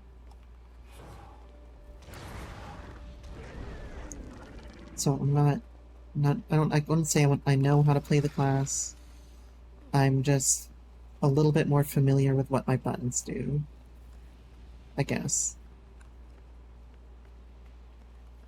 So it's up to you, I guess. I can't really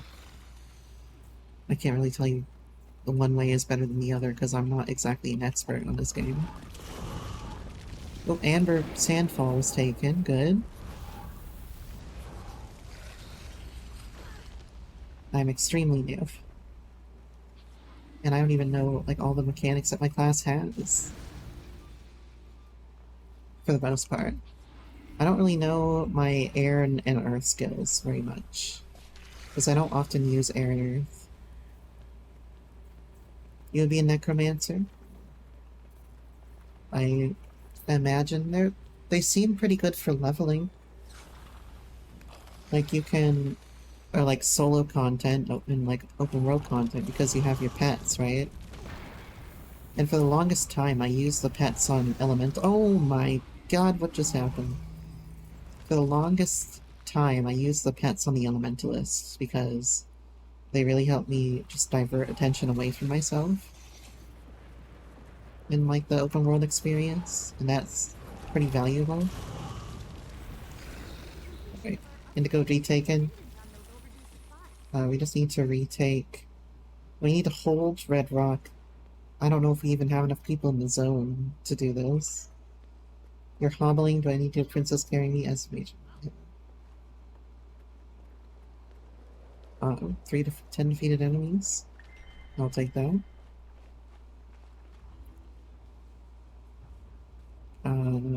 Is there actually anybody here? Local Sprit. Let me go try capturing Indigo.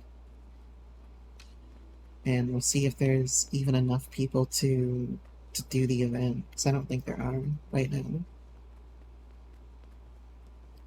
Like, if I'm not seeing people trying to clear this shit out, then it's probably not populated.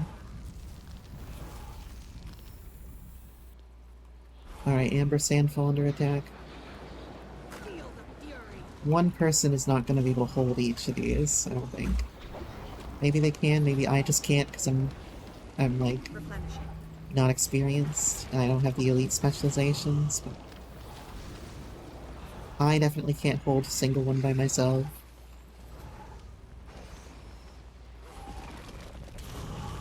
But you know, we'll do what we can. Get out of here.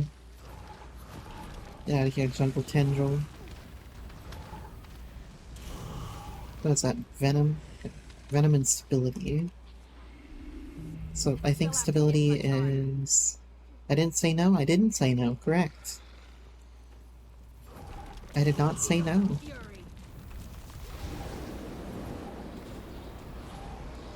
But yeah, Ralph, if you want a level 80 boost, go ahead and do it. I personally got... Like, I explored everything, even if it was low level shit and I was level 80. And, it just helped me understand the world better, and like, it was just what I wanted to do, right? I wanted to explore every zone before continuing the main story, or like every zone in each level bracket before continuing the main story of it. But what you might want to do is different than what I do.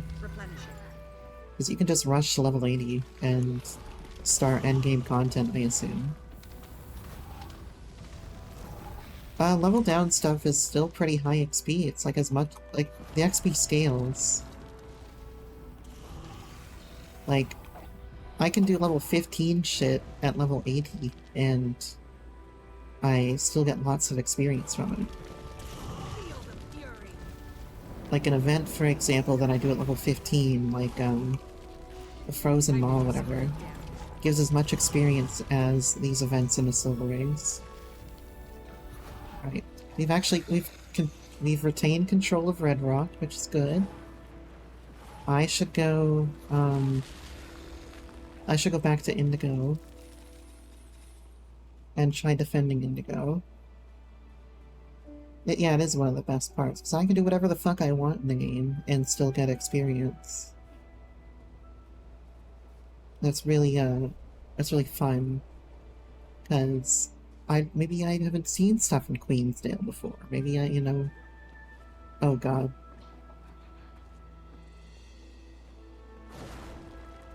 You're gonna have to fend for yourself, Bull, because I'm just running. Oh, we retain control of Amber Starfall, okay. We're getting someplace. Feel the fury. I'll take out these dudes, I guess. Master of Overkill completed.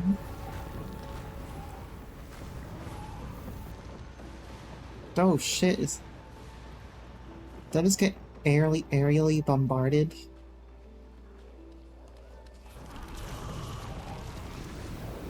I'm pretty sure the choppers just came out and bombarded the area for me.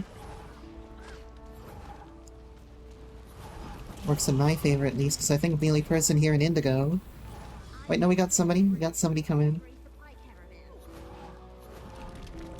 to do some real damage. Okay, the Mordrum attacks are about to subside at Indigo, which means I can go to Red Rock, or back to whatever that was, up there. I can go make sure to defend this area up here. Let's get started. Oh, poor bull. The bull made it about 5 more feet before it died. It's the Blue Oasis. Blue Oasis is this one over here. It's RIBA, I think. That's at least what I've seen people say. Am I gonna win? So far we're holding it successfully.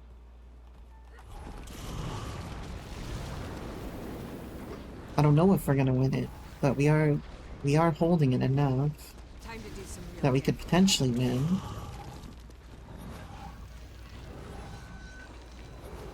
But Blue Oasis is not really looking so hot right now.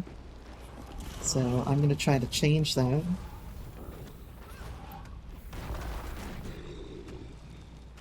Eventually.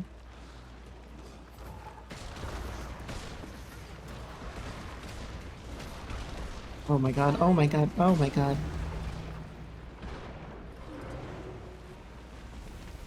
Get out of here. Oh god, we're good. Good. Prince, icy embrace.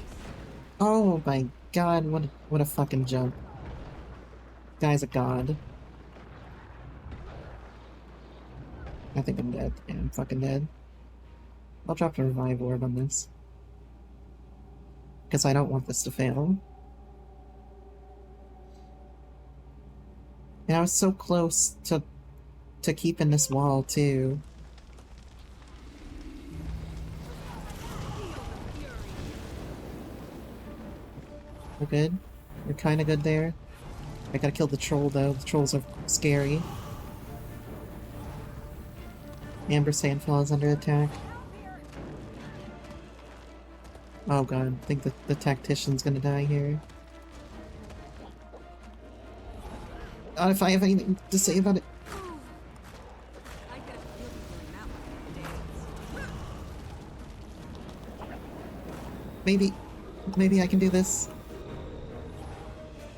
Oh my god. That shouldn't have worked, but it did work.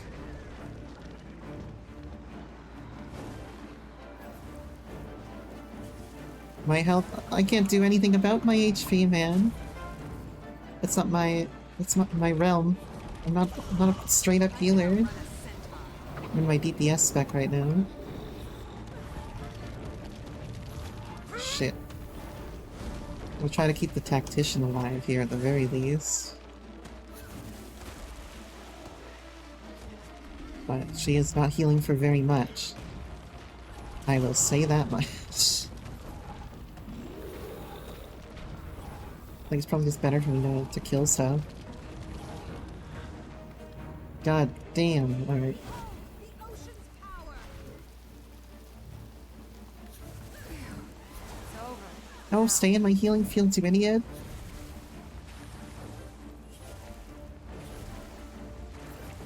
Okay, I think we held.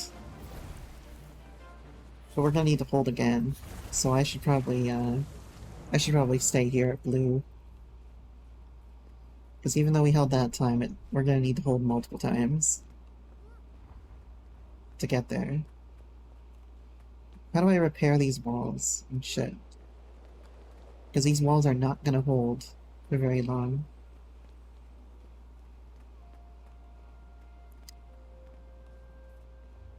So I'm the only person here, man. How do I heal you, wall? Can I heal the door? Oh no. Red Rock Bastion's been lost to the Mordred. Okay. I think we're at the end of the line, guys. We lost one of the forts. Yeah, Red Rock's down. I don't know if Amber Sandfall's gonna hold. And I don't know if I can hold blue by myself.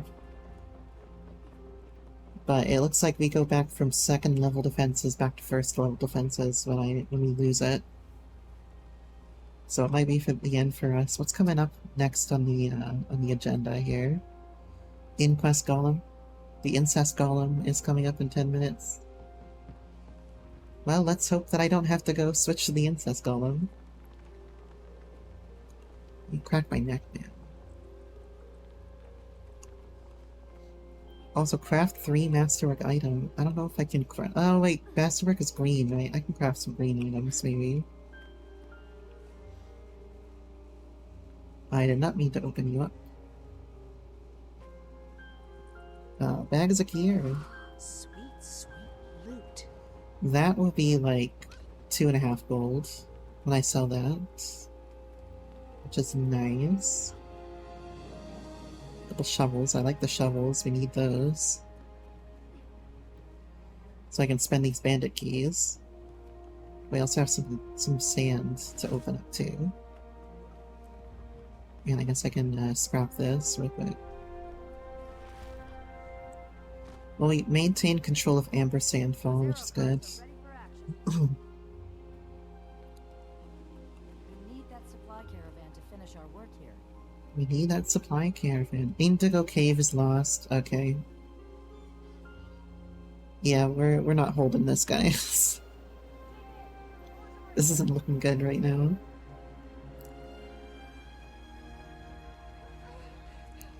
My fortress is literally in shambles.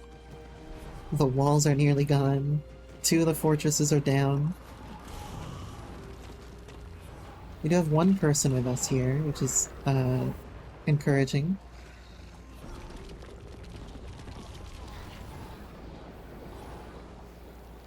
We'll do our best to hold at least and see if more people are arrive, because, you know, who knows? Maybe people just left because we just got a victory and, like, more people will arrive who need the daily. Maybe? Question mark? Replenishing.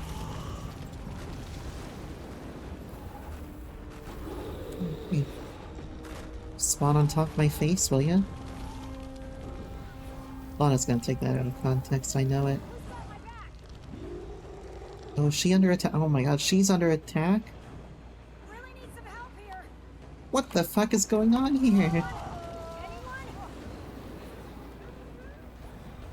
Oh, this is horrible, man.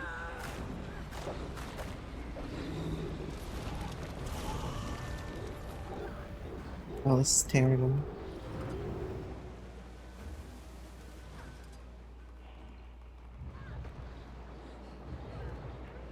And please. Rejoining the fight. Thank you. Oh my god. Replenishing. Oh my god. That was impressive. Alright, we're still holding. A little bit. Local script have opened their tunnel system. Nice. Infrastructure. Amazing. Oh god, this is gonna be a massacre over here. This is a massacre waiting to happen.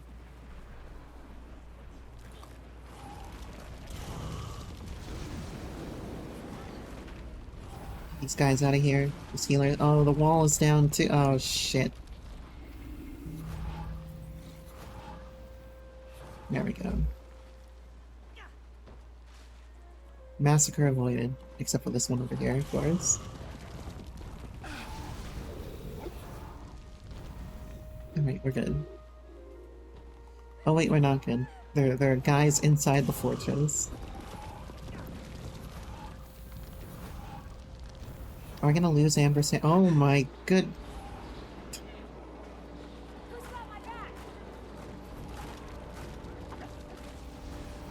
Just throw everything at the problem. Go, Jesus. They'll have to hit much harder. All Good. dead. Everything is fine. Everything is fine. Go, Jesus. Okay. Please survive. Time to do some real damage. Oh, this is horrible. I mean, we kind of can do this, but also not really. We can we're like barely living. Just like me IRL. He's gonna charge.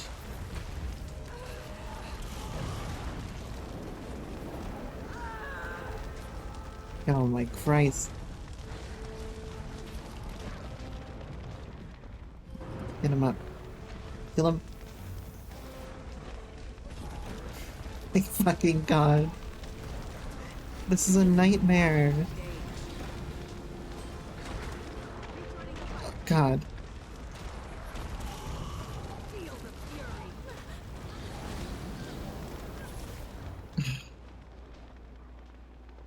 Is anybody close to dead here? Not really.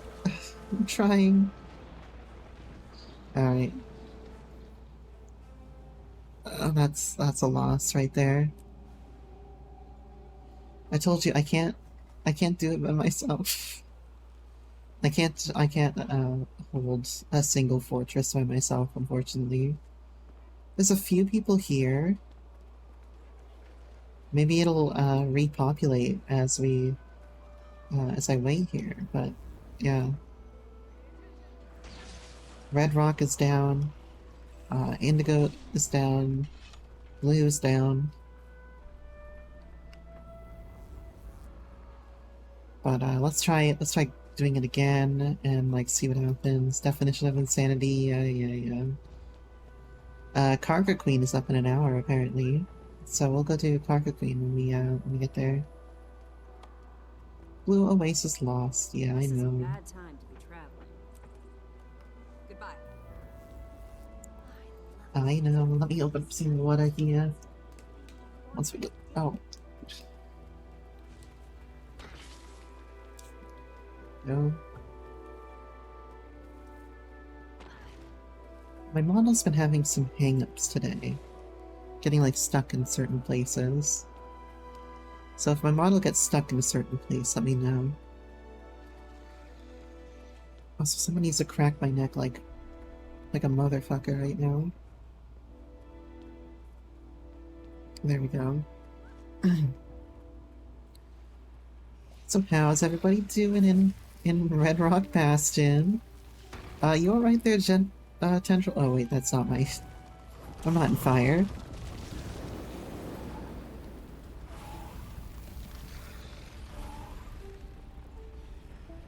We'll try retaking things back and see how we do. It looks like your assault preparations at least kind of carry over from fight to fight. Jesus Christ, can I have some peace and quiet over here? I think we do this one first, then that one. There you go.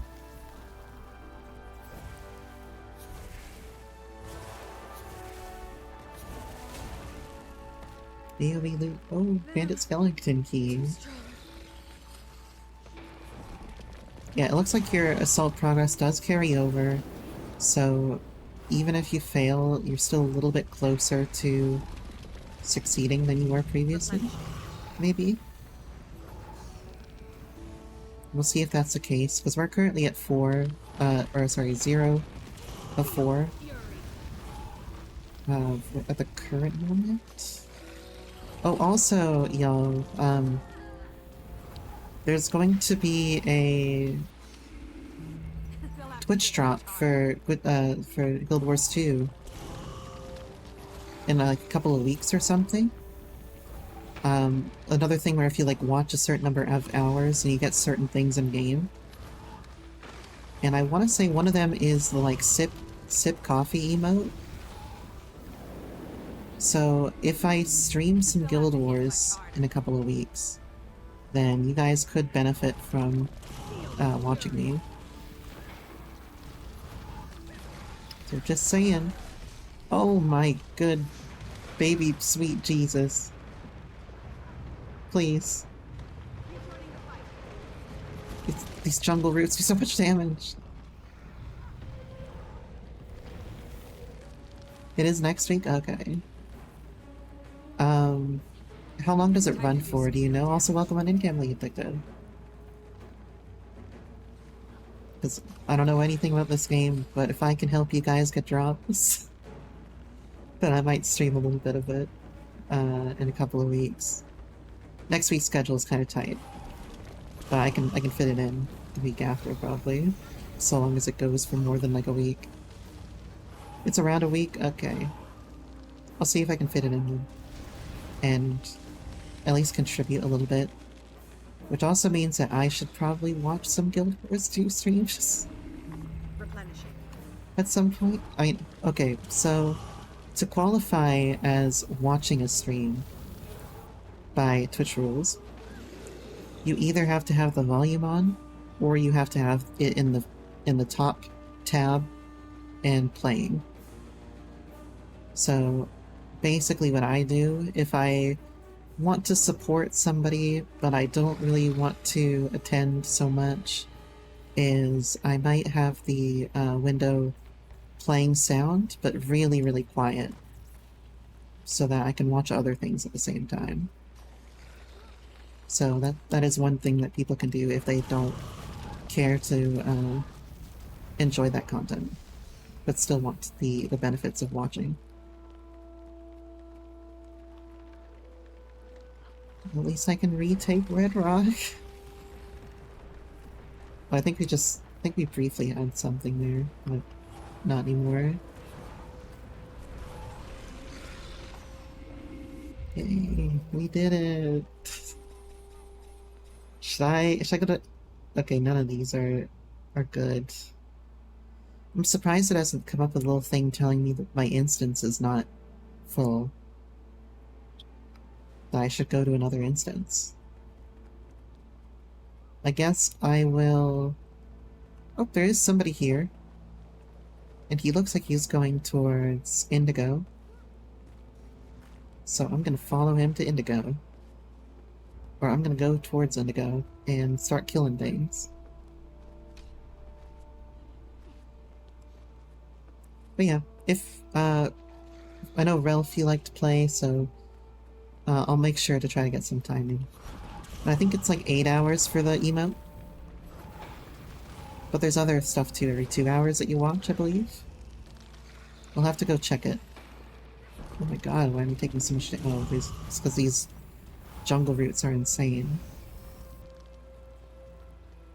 Am I getting all this damage from... I don't normally hit decent numbers. I have the plus 100 power from the nourishment for 2 more minutes. And I have perseverance. But that doesn't do anything for me, and I have reinforced armor, which doesn't do anything for me. I don't normally hit for anything more than like 1800. Oh god. Endurance running low.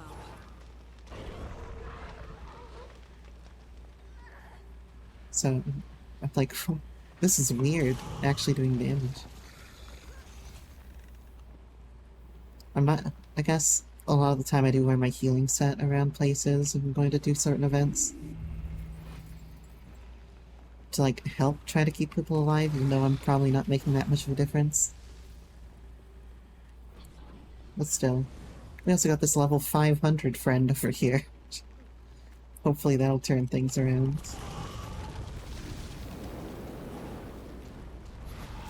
Yeah, see, look at that. 3,800. Oh my god, I'm taking a lot of damage. Real damage. Time to do some real damage. I know, right? Jesus. I have might times 6. Where'd I get that might times 6? It's the question.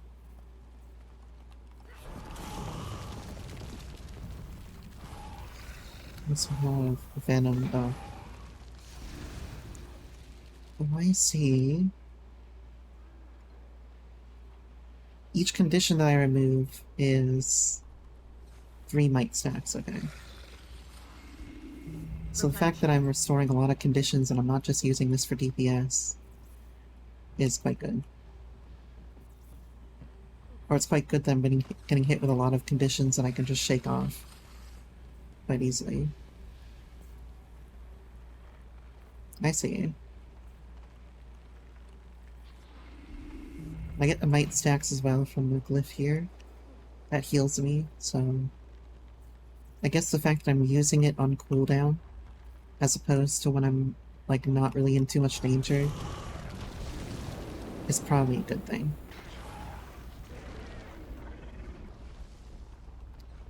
Probably helping my DPS in some small way.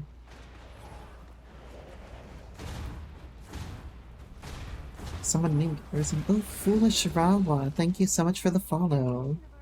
Ooh, a chest. All mine. Thank you so much for the follow. Look one in.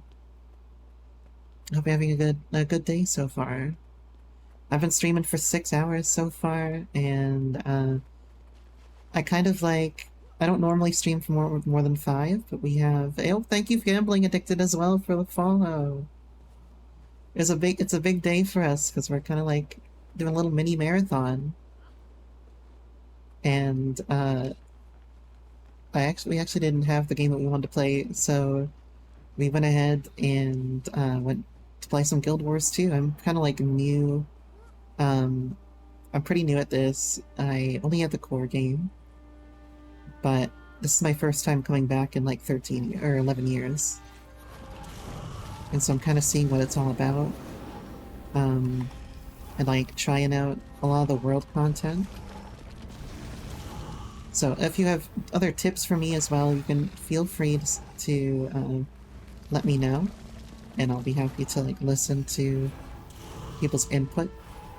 Because I'm, oh my god, why are you're so jukey, man. Because I'm still learning just like basics. And I still have a lot to learn, I think. I did not mean to hit that 3 button.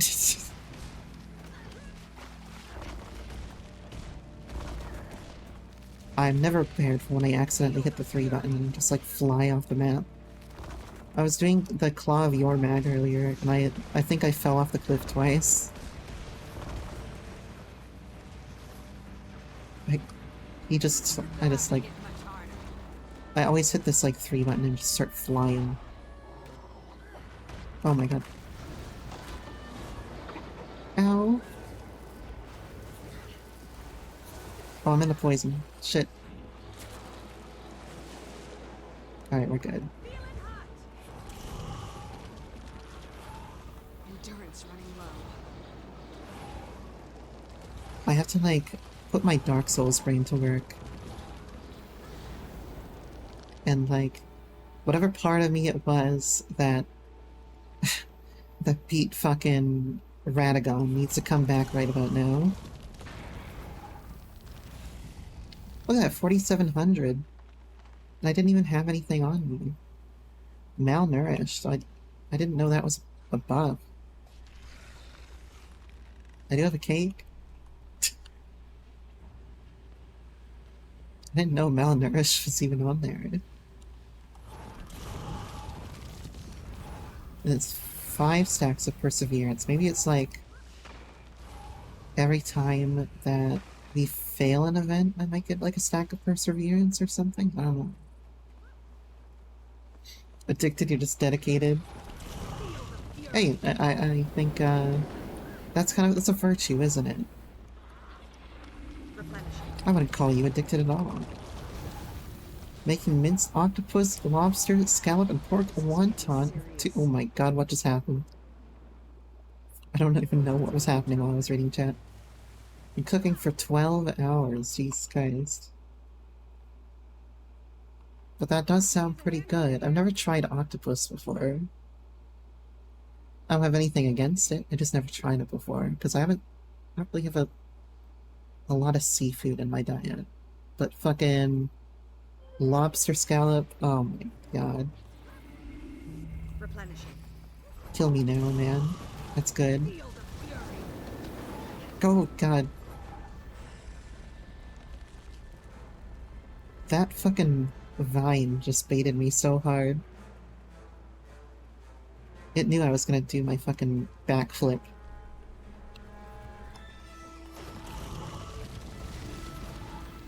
Oh, you stay away from me.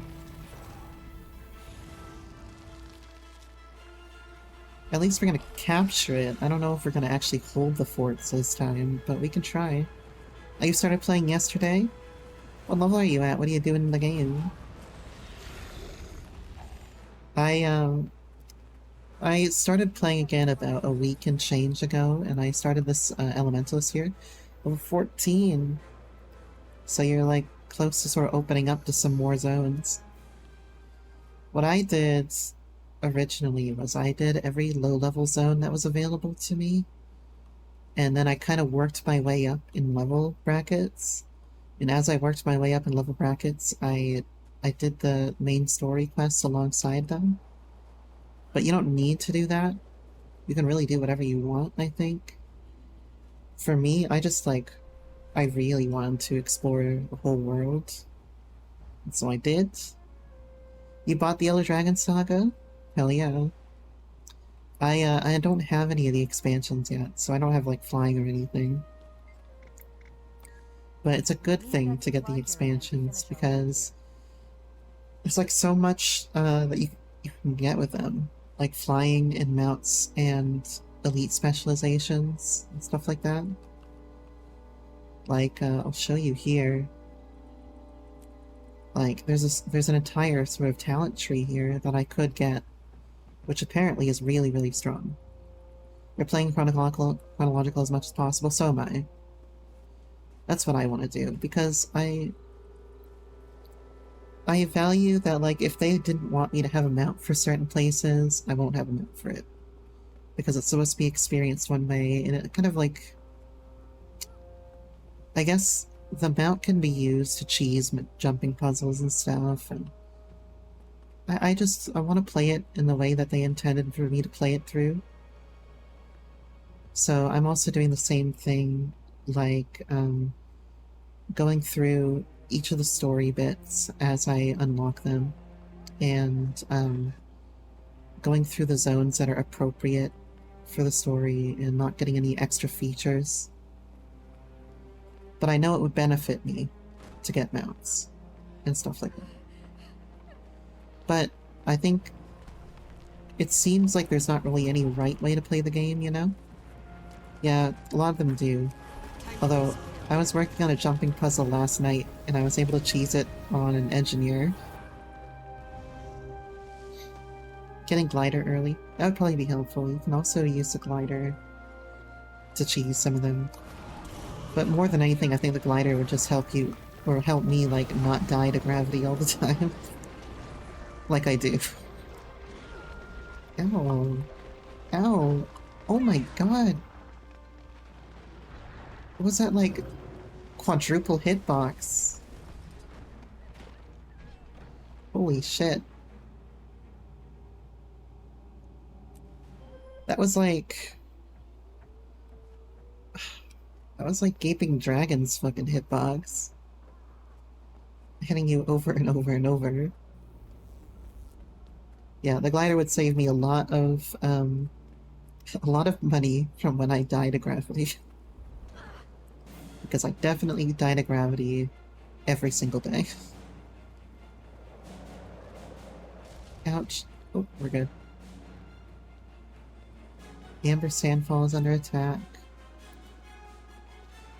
Oh, clear Red Rock Bastion. Did we lose Red Rock again? We might have lost Red Rock again. This might be a loss.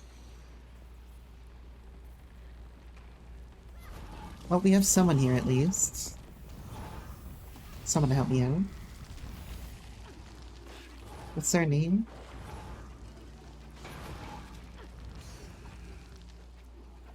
Gavin's girly too. You know what? He's a straightforward guy. One can appreciate that.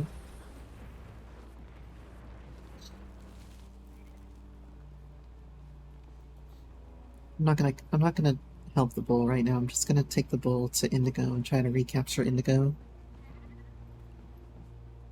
Let's see what happens. And if nobody's doing it, then nobody's doing it. But I would like to see I'd like to see some Vinerath action. But yeah, getting the glider early is probably a pretty good idea. And I kind of wish that I had it, Feel the fury. but also I don't really mind so much. The only thing that's like problematic is getting in between events. Time to do some replenishing.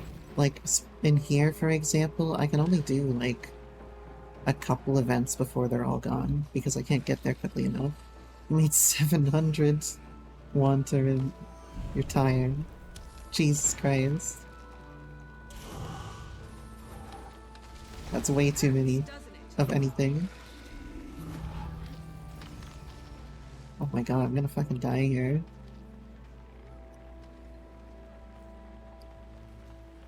Are they good at least?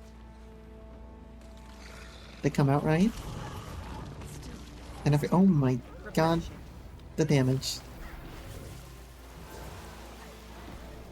Jesus Christ. Now burn. No look, I'm trying not to die, man. But I can't control what these Terra Gryphs do. They're insane. They have like quadruple hitbox oh my fucking quadruple hitbox charges.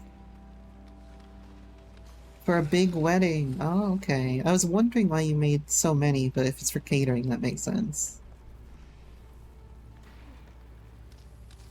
Yeah, I get you. There's no die, only do. I appreciate that. I'm gonna go in with that mindset the next time that we raid in 14, and we'll see if I survive or not.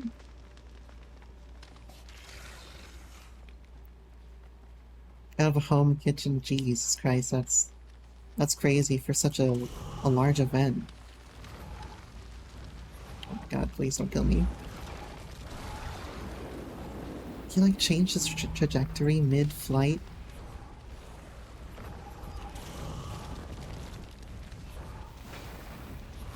Oh, that's crazy. 700 of them. And you said it was like 12 hours to make that many?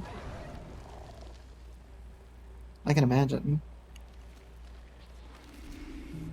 Because even if they were like 20 minutes per, like you can only make so many per run. The jump attack reminds you of what? Like, are you thinking of specific Souls boss? Because I kind of am, but... There's a trial in ESO that had big cats that jumped on you. Feel the fury. Super buggy. Time to do some real damage. Sometimes they are just superhuman from Jesus Christ. That sounds like ESO though.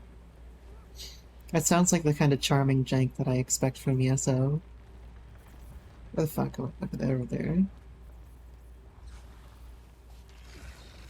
And maybe I'll come back to ESO in like a year or something and see what's going on. Because I mean, there's no subscription, so it's not like I need to pay anything to get back into the game. The bug cats are super hard to hit. I was thinking that that jump was kind of like Orphan in Bloodborne. When Orphan does the jump with the two-handing the placenta and lands down on you, that can kind of like follow you anywhere, so it's like kind of hard to avoid. You have to like know how to avoid it.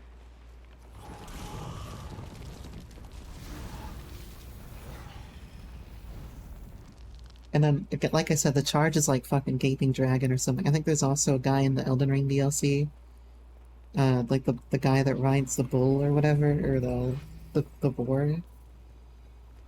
They'll just hit you multiple times in a row. Oh, we actually defended Red Rock Bastion. Looks like.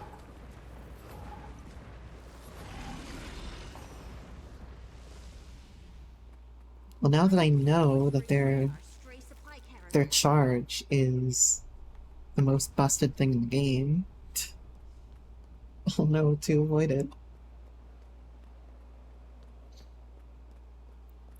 So I played like a Templar in ESO, I believe. Which I enjoyed because I like the spear fantasy of it, like the like holy spears and stuff.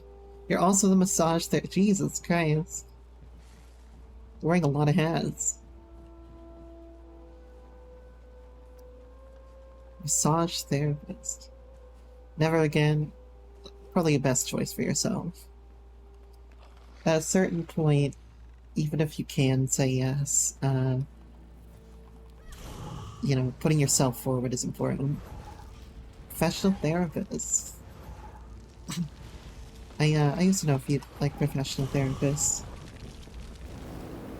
Actually, one of my exes was a professional therapist as well. And a lot of people I don't think give enough credit to like how difficult their job can be, especially when you talk about the therapy part of it, in a way. That's at least something that I've heard said and like described to me.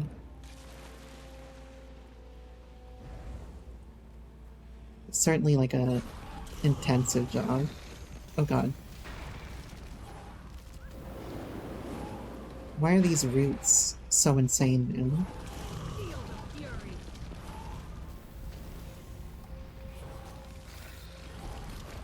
I just... They're crazy, man. I don't get it. Oh my god, where'd you come from? Get out of here. I'm glad that Elementalist has like such robust like healing, because this would be kind of painful if I had nothing. Oh, what the...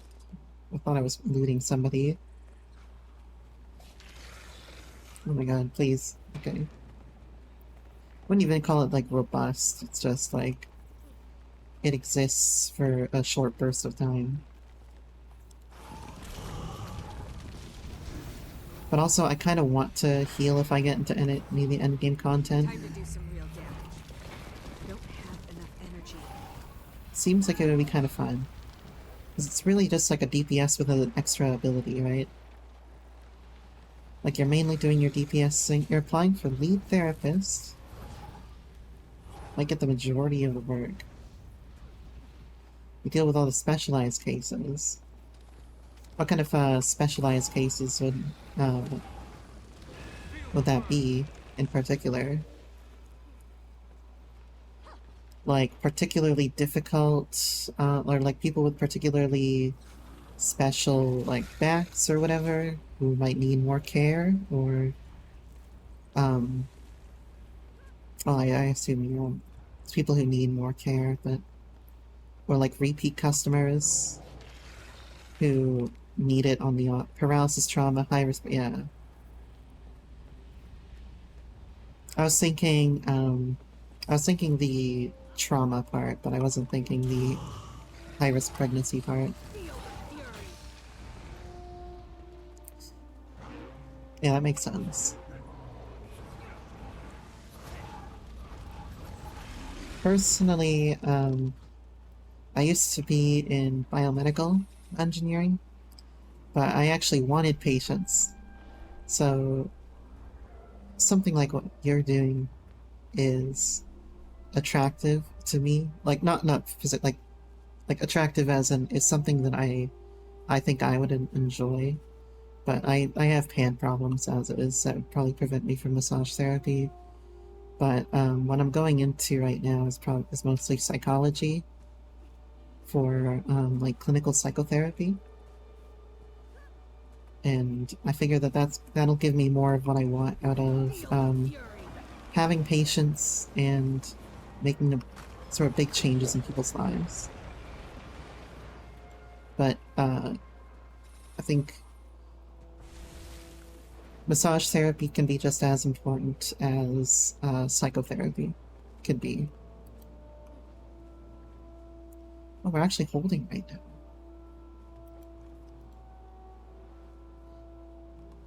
Like I said, I've known a lot of people in massage therapy, specialize in neuromuscular and myoskeletal. Hell yeah. So probably a lot of patients with paralysis from strokes and whatnot.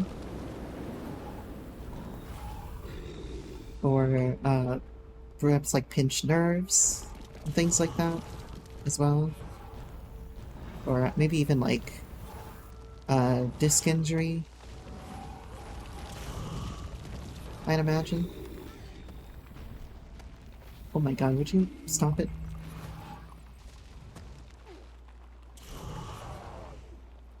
Why are these thrashes so... Yeah, all of what I say? Sure, like... I'm sure you need some, like, serious, like...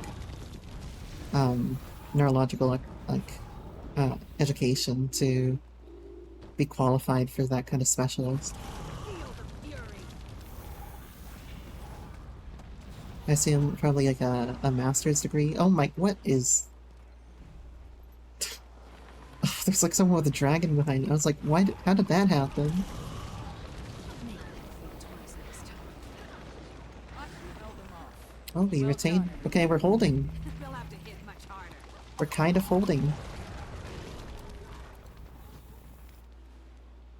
This might actually go our way. If it seems like people are actually coming to help.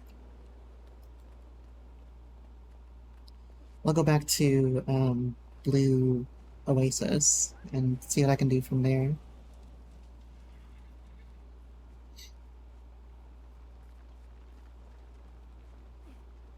My brother also goes to a massage therapist every once in a while. But he had like anoxic brain injury at one point about 5 years back. That it's Who's got my made a lot of things harder, from movement, walking, speaking. And he does go to a massage therapist occasionally, if needed. time to do some real damage? But he also goes to other neurologists too. Somatic work, mental health. Yeah. It's extremely huge. And like where I went to college, like, good luck Someone? getting a therapist in any reasonable amount of time. Holy shit, what's going on here?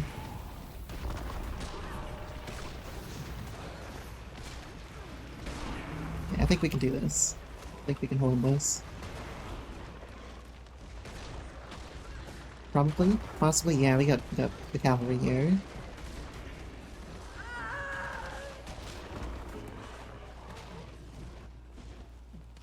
We're good. We're good. She might be on the ground, but you know, she's alive. She'll survive, just buff out those scratches.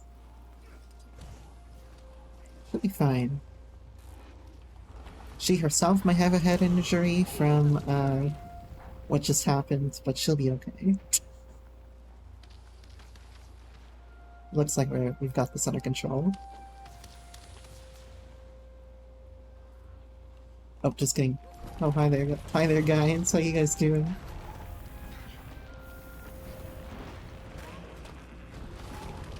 I like people literally swooping down and like leaving dragon burn marks on the ground and shit. Dragon's breath burn marks. Alright, we held Blue Oasis. The psychology. I think, going back to school for any reason can be, just good for, like, you, like, as a, like, a personal thing, you know? Personal growth kind of thing. There's always more to learn, and, it can help, like, lots of different things can help in various different fields. Psychology can definitely help in massage therapy in probably roundabout ways, but like definitely your patients will be thankful for having someone who also has some amount of practice in the psychology field. Same in like other fields of medicine too. Having a nurse who also understands psychology can be a great like asset in your hospital. Oh god, don't die. And I mean, other skills too. I think psychologists even go into business. Ouch. Yeah, it can be like your niche at the intersection of those two things. And Time to do some real damage. that flexibility in itself can be an asset. I think, for me, having some sort of biological background in biomedical engineering is somewhat of an asset to what I'll go forward and do with psychology. Not because, like, I need the math or anything, but it's more like the background in medical sciences. So I think it's always useful to go back to school and to learn like a little something extra that can supplement what you're doing, and I'm sure like employers will be happy, but it will also give you some satisfaction and be useful in whatever you do. Especially when it comes to like layering psychology or biology on top of anything that's already in that field, sort of. How'd these griffins even get up here? What are they doing? What's their goal up here? They'll have to hit much harder. Like, their barrages go through the ground, and they also charge. What are they actually gonna do on the roof? Still standing. Barely. I guess they're not exactly, they're not exactly smart.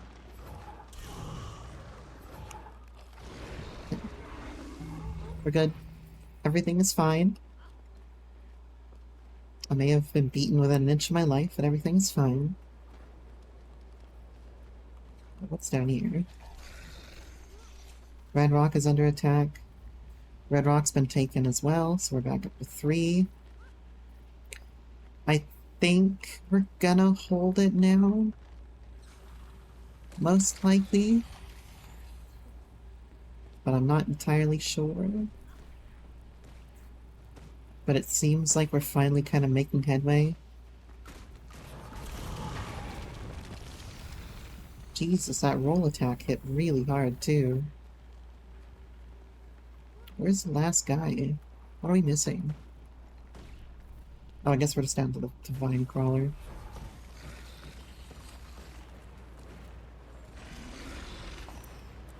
Cracked my neck something fierce there. Oh god. Alright, we'll go back to Red Rock and defend Red Rock. It still seems like we don't have a lot of people here, so I'm gonna still keep an eye on things. And, like, still play kind of conservatively, but I think it's picking up. Now, it looks like there's 2 minutes left on War Master here, and he's still at full HP, roughly, so should be good. Hurts, doesn't it? What is even attacking me? Because they were attacking the wall right there.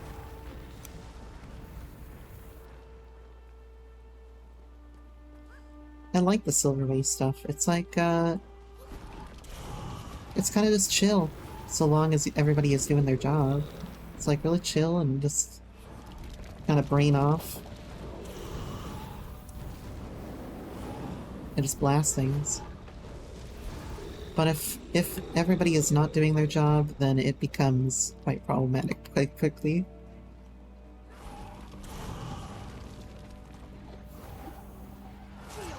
Yeah, it's going really well. We've actually got people now. I wonder if these events scale at all based off the number of players, or if it's just static. Because if it scales based on players, then... Oh shit, Blue Oasis is down. If it scales based on number of players, then it might... like... it might make it more doable during off times.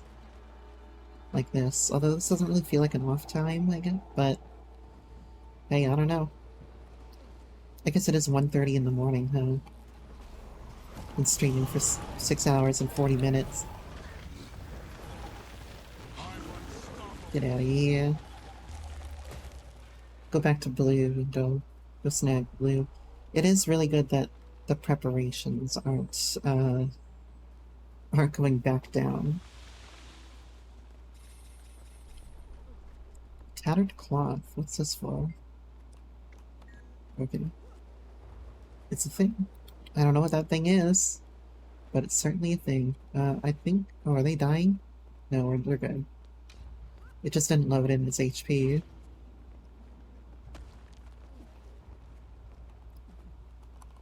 Field of Fury. Field of Fury.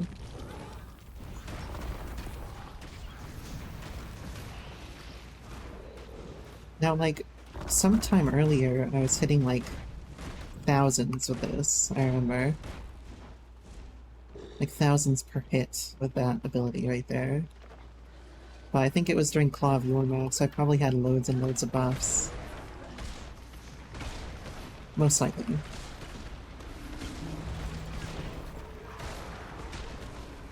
How am I liking Elemental? I think it's pretty good. I think... I like the structure of it, what it asks you to do. I don't have all the stuff yet. Oh my god, I'm dying. I don't have all the stuff yet, like overloads, where it makes it more dynamic. Because I know overloads make it so that you have to like switch between the different elements constantly. And that feels like it would be a lot of fun. But even without that, I enjoy it. It's different than like a normal mage, but it still feels somewhat castery a little bit, and I enjoy that. I made a black mage in Final Fantasy XIV, and I really wanted something that's kind of slow-paced and methodical. And this isn't really that methodical, but it has a lot of potential and it has a lot of flexibility, which I like. Again, if I had more reasons to switch into like Earth and Air attunement, then I think it would be really fun. But even just the basic gameplay stuff I find pretty fun. Raining fucking meteors is super fun. Does a lot of damage if you buff it correctly. I just don't really know how to maximize the damage of this. Oh my god, it's zipped out of the fucking door. We need blue. Alright, I'll go ahead with blue. Find it fun, it's cool. I wanted a class that was kind of like a traditional MMO caster. And I don't think any class exists like that in Guild Wars 2, but this is the closest you can get. Only imagine endgame raids. I've seen a little bit of play in endgame raids. And I want to take this class and I want to go more down the healing route with it. And I've seen how that plays a little bit and I thought it looked really good. It looked pretty dynamic and fun, but also punishing. But that's okay because in FF14 I also play the most punishing class in the game, so I'm used to that, if not embrace it. Holy hell. I like playing punishing classes. Because I have to get good.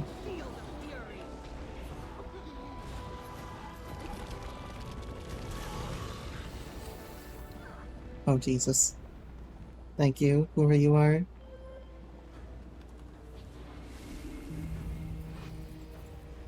You mostly play RuneScape? I play a lot of OSRS, actually. I haven't played it in about a month, though. But I love old school RuneScape. We do play it occasionally on stream, when I get the itch to. I just haven't played it much since Dawn Trail came out in 14. But I mostly just play on my hardcore, and I don't have another character really, so I just kind of have to learn things on the hardcore, which is fun. But I'm almost at 2200 total level on it, so I'm very proud of what I managed to accomplish without dying. Well, I know it's gonna die soon, and I'm just gonna have to move on with that Iron Man. But I'm also excited for like trying out new forms of PVM in RuneScape that I haven't done before. What's even not captured right now? I don't know what's not captured. You made an OSS3, and you play only Iron Man. I think Iron Man is a much more fun game mode, personally, than... well, at least in OSRS. Because it makes everything so much more impactful when I achieve it. You know what I mean? I feel like... I don't know, that's important to me when I'm playing an old school.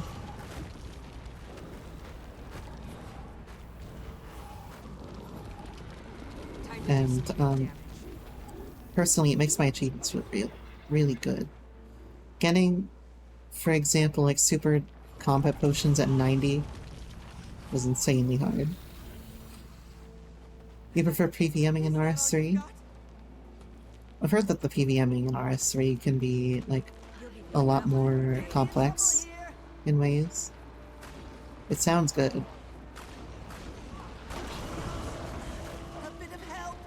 And they also have, like, bigger scale raids and stuff than in OSRS. But I've never really done any of the raids in general in OSRS, so I don't know how I feel yet. Oh my fucking god. But I come from, like, WoW and Final Fantasy XIV, so I like the large-scale raiding environment. Jesus Christ. Please. Please just let me resurrect this poor woman. Let's go up to level 95. Yeah, and I know the power creep is much more steep in in RS3. I kind of like the lack of power creep in old school. Or the limitations of power- oh my god, what is going on? Limitations of power creep. Because it means, like, I don't feel like I'm super behind. when I go into new content, or when new content comes out. But I can understand that it might feel like slow progression, if not no progression, even when you get upgrades. We'll say OSRS. It's a better game. I mean, I think that's pretty personal. It's up to the person, but OSRS does a lot of good things. Time to do some real damage. They also do some bad things, but like, do a lot of good things. A lot of things that keep me playing OSRS, at least. Even when I'm playing other MMOs. Although not much recently. But, I don't know. Lately I've been really preoccupied with Final Fantasy XIV, new raid tier and everything. And then Guild Wars. Getting back into Guild Wars has been fun. I don't know if I'm gonna stay with Guild Wars for a while, but I'll see how far I get and how much I like it. And if I continue to like it as much as I do, then I'll certainly buy the expansions and, you know, press on with it. So far I've been enjoying it, like doing this stuff on it, and like, I haven't tried any of the fractals yet. I'm sure I'll enjoy the fractals. They seem like a more casual version of WoW's Mythic Plus. And a lot of the reasons I didn't like Mythic Plus and WoW have to do with like the attitude of everybody, essentially. Is the story as good now? No. Like, the story so far has had good parts. If I draw a direct comparison, the ending of the core game of Guild Wars 2 is better than the ending of A Realm Reborn in 14. But as a holistic package, no. That said, I haven't played through a lot of the story. I know the story gets better, so I wouldn't be surprised if it comes kind of close. Or at least come close in parts. A lot of people give it a lot of praise, so, you know, I'm open-minded to see how it is. But there are things that I think 14 does better in my short experience in Guild Wars 2. But that's okay, because, like, you know, you play the MMOs for different reasons, you know? You play 14 if you really want the story, if you want, like, the... I think 14 might have some different kinds of raid content that might entice different people. Because the raid content in 14 is very different than the raid content in WoW and Guild Wars.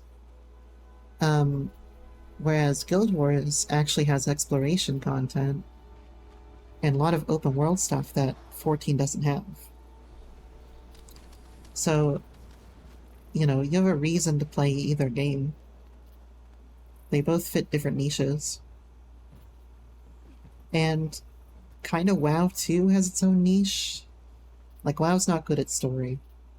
WoW's not good at open world content.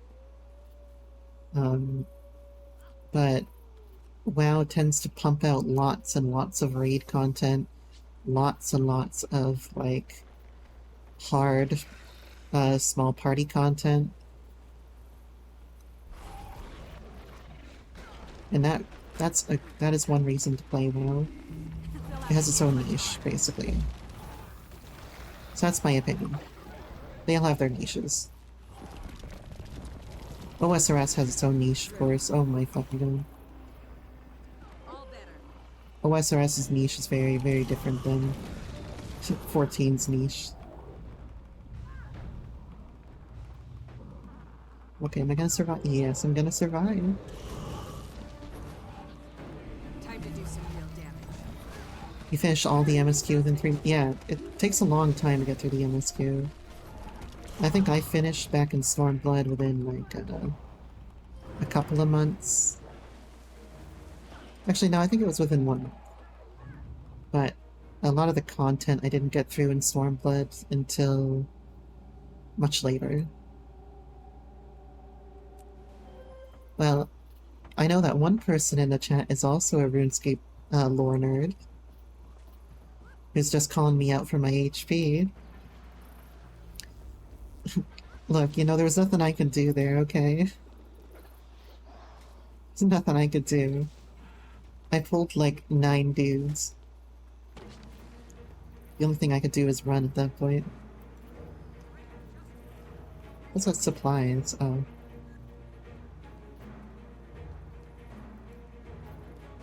Where are we at? Karka Queen in 11 minutes. Gonna get the Master Quest Cape? Master Quest Cape takes a long time. I don't have a Quest Cape in OSRS, but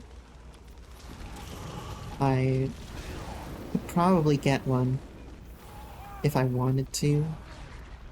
Right about now. I would probably lose the hardcore doing it, but I could get one. Mostly because of like Desert Treasure 2 and shit. I don't think I could do Desert Treasure 2 or While Gothic Sleeps without dying in OSRS. The balance elemental in OSRS has broken me. Like, it's disgusting. It's disgusting. There's not a main story in OSRS, no. But I mean, there are like storylines, like the Majrat storyline. And so you can kind of count the Majrat storyline as the main story quest. At this current time, at least. And in OSRS, we just saw Sliske for the first time. Well, I haven't seen Sliske for the first time, but he is in a quest. So, there you go. Yeah, they're going to the Elder Gods and shit like that. And we haven't quite gotten there in OSRS yet. But there is stuff about the Stone of Jazz, there is stuff about Sliske coming into the story. With some small differences. I think that they want to take the story in a different direction in OSRS. But a lot of the things are the same. But like, While Gothic Sleeps isn't exactly the same as While Gothic Sleeps in RS3. And the stuff that happens in Desert Treasure 2 in OSRS, it takes a different path with Sliske than in RS3. So they kind of are just, they're kind of doing their own thing, but they're taking RS3 as a base. Whereas like the direction that RS3 was going, they're taking it as a base and they're doing their own thing from it. And they seem to want to, they seem to have their own decisions for how they want the story to go. And there have been a lot of differences in how quest lines resolve. Particularly, like, the elf quest lines resolve very differently. In Old School. A lot of different things happen. The vampire quest line goes differently. I don't know how different it goes, but it's definitely going differently than it does in RS3. Like, I think in RS3 you go into like it's like something of blood, and instead we're in like you go into a different quest in RS3 called Sins of the Father that kind of takes it in a different direction and deals with certain villains early. Going into Necromancy with a Masket. Oh, I didn't know Necromancy, or I didn't know a Masket was involved in Necromancy, which is pretty cool. A Masket has a quest line in Old School that leads into a raid. So I suppose that's one big difference there, is how the desert quests turn out.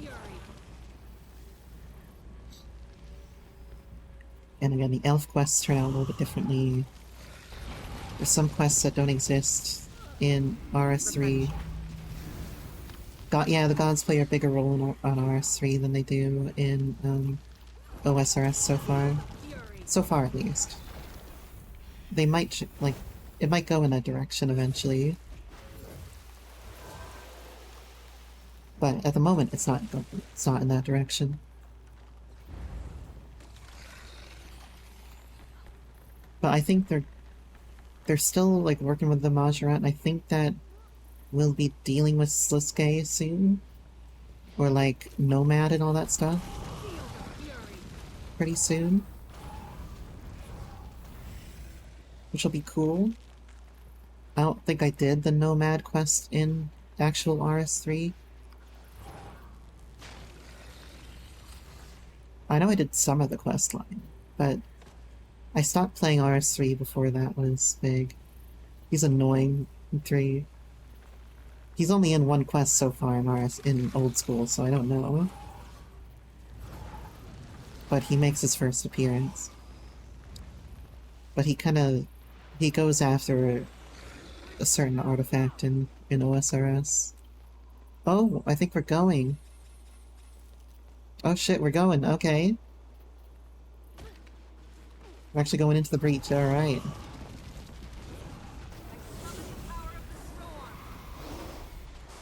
So, this guy, I don't know much about him, because he usually goes down in like 2 seconds.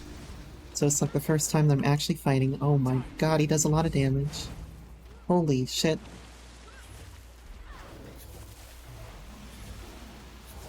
Okay, let's heal up. I'm gonna try to do disability, or not disability, or what is it? Debilitation? Defiance. Defiance damage. I'll try to do some defiance damage on him. They'll have to hit much harder. Because I think... Gotta break his bar with defiance breaking abilities. Although, I am definitely gonna fucking die if I stay here. Oh, Jesus. They're doing a lot of damage. Back on my feet. Now you're mine. Time to do some real damage. Thank you, whoever this is. Whoever this is saving me. My poor little noob ass. Feel the fury. Okay, it doesn't look like we're Defiance breaking him at all then. Oh my fucking god, why am I taking so much damage?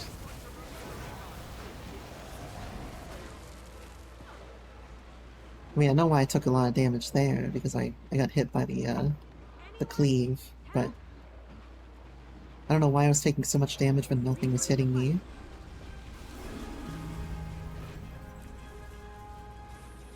Alright, one down. So we have to kill the 5 champions now. The 5 champions appear underneath all the bastions. So it looks like 2 of 5 are there. There's 2 down beneath Indigo Bastion.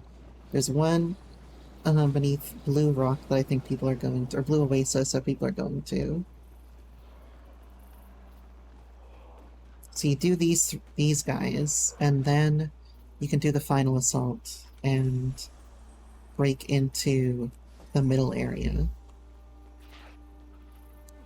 Done with Prague, did not clear. Were you in your static today, or were you raiding in Party Finder today?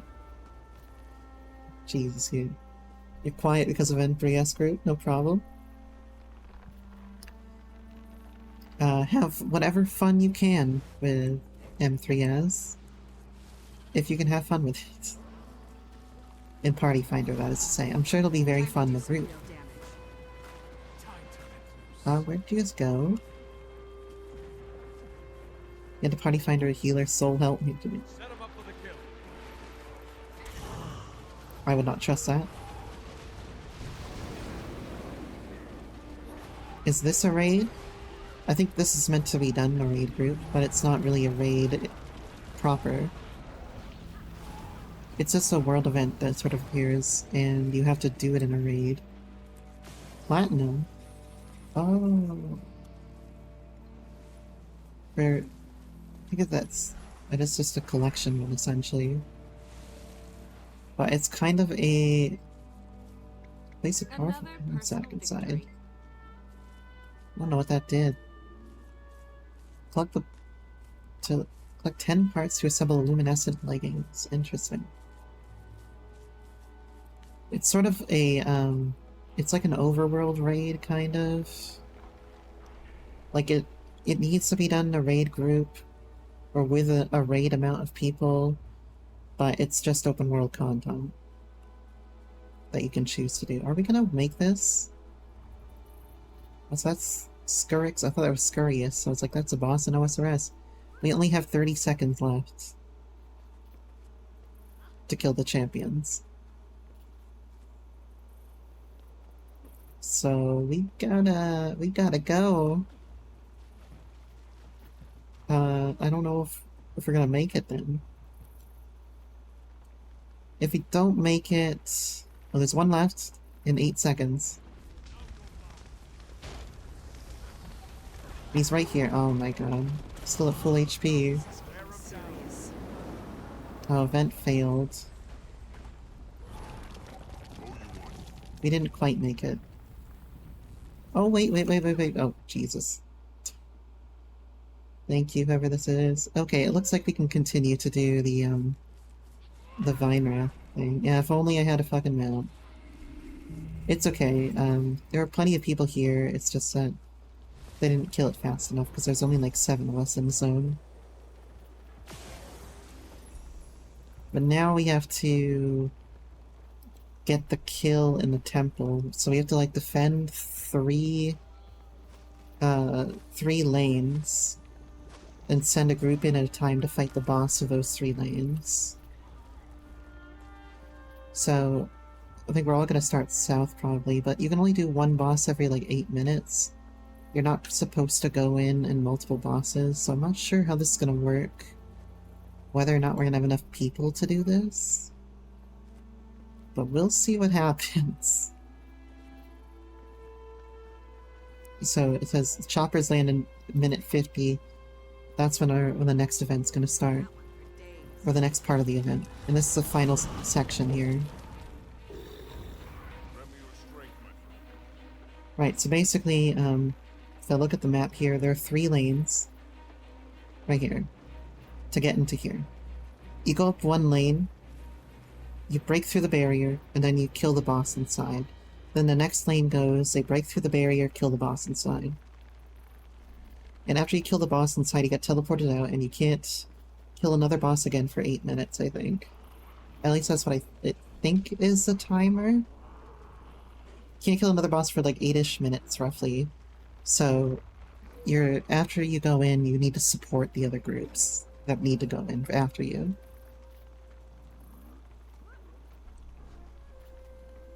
We only have like 5 people here. I think 5 will be plenty for killing the boss, so it'll just be a little tight. It's not a bad thing. Let's pick up some of this gear. Jesus Christ, 40, 47. Some more of that junk. Mine. All mine. What else do we have here? Spike's Vicious Fangs. This item only has value as part of a collection. Okay, I can just sell that then. Some sand. I think that's everything. Got 4 bandit keys. The bandit keys will be useful in a second. Because I know there's like 4 chests inside of there once you clear.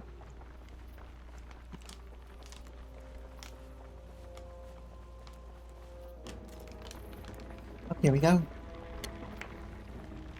Let's get a drink of water real quick. Right, so we're starting south here. We're gonna defend this guy. And this is the make or break it. All done at 1 AM.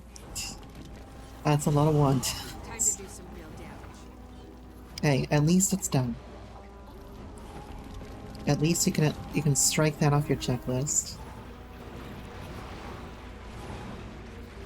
That's the most important part.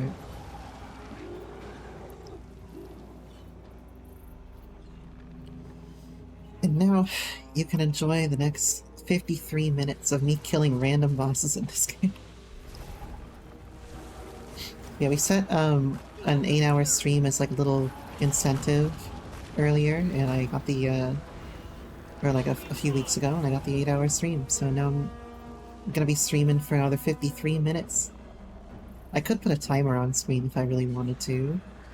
Wasn't even trying to rhyme. Like you're never trying to rhyme. Here we go. Path is open. Oh my god.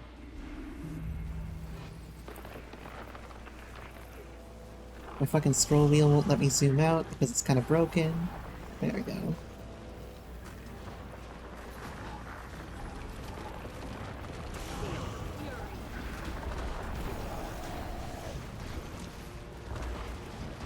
Perfect. Guy's got a lot of HP, man.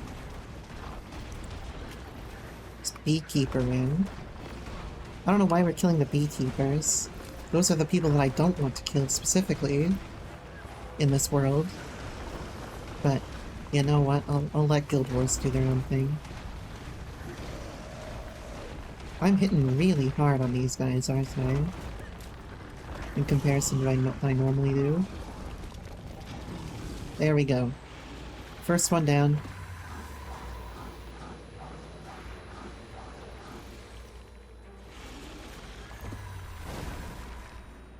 First one down. Now we need to defend for the next 7 minutes and 44 seconds.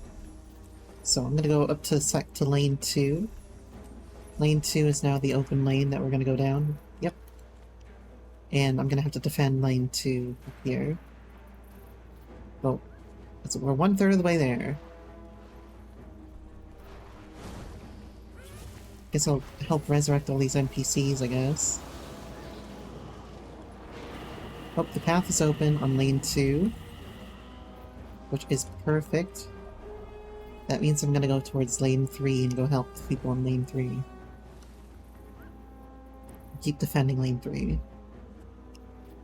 And I don't know how long we have, but we have until all the siege carriers are lost. If the siege carriers all die, then we lose. And we are screwed. But I don't think that's gonna happen because it looks like there's enough people to support this. And as long as I defend lane 3, we'll probably be okay. Even if they kind of take a while.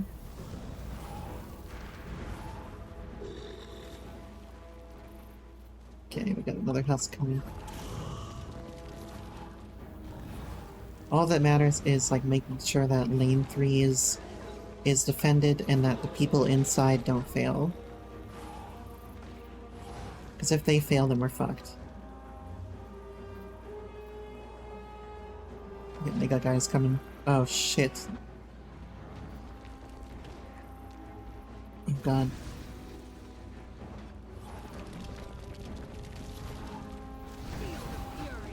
We should be okay. I know there was another guy back there that was helping out. Yeah, there's one person. You guys are kind of tough. Looks like we're doing okay. I don't know how they're doing on the inside, though. Mining and smithing. Hell yeah.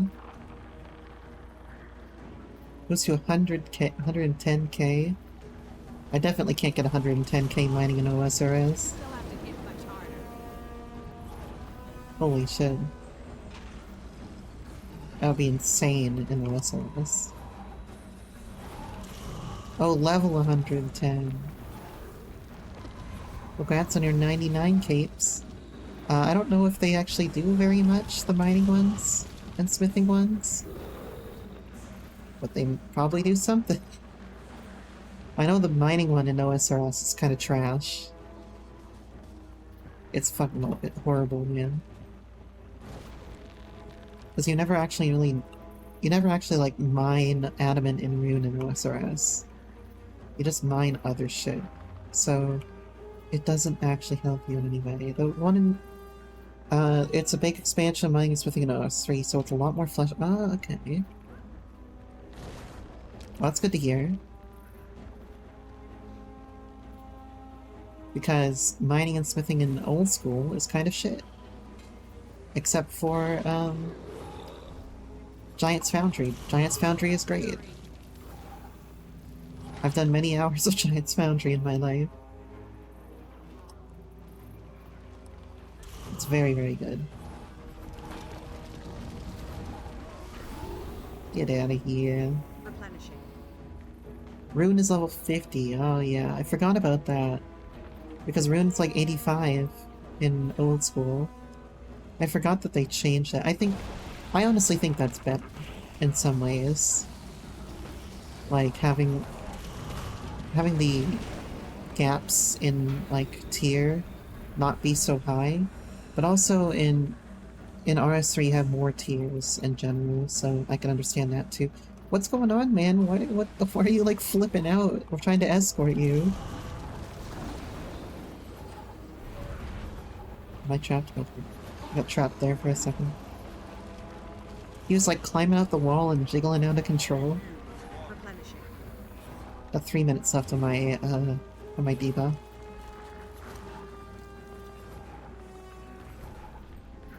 Come on, smash right through that thing. Hell yeah. Path is open. Oh god. I'm getting like Cthulhu beamed up fucking ass. Someone's gotta go in. And if they can't kill it in time, well, maybe I'll be able to go in as reinforcements in 3 minutes. Maybe. We'll see what happens. We should be okay. It's gone well enough so far.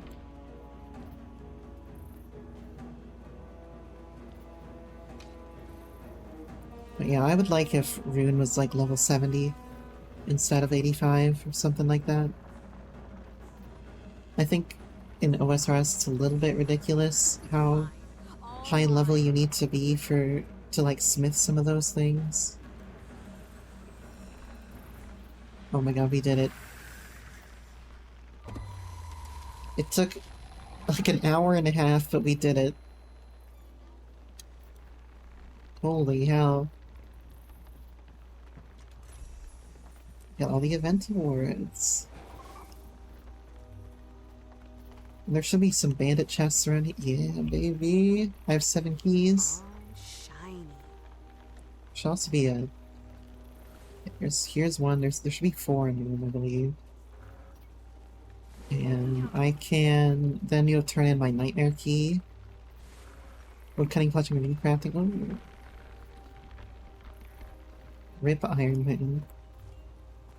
So many mysteries in the world.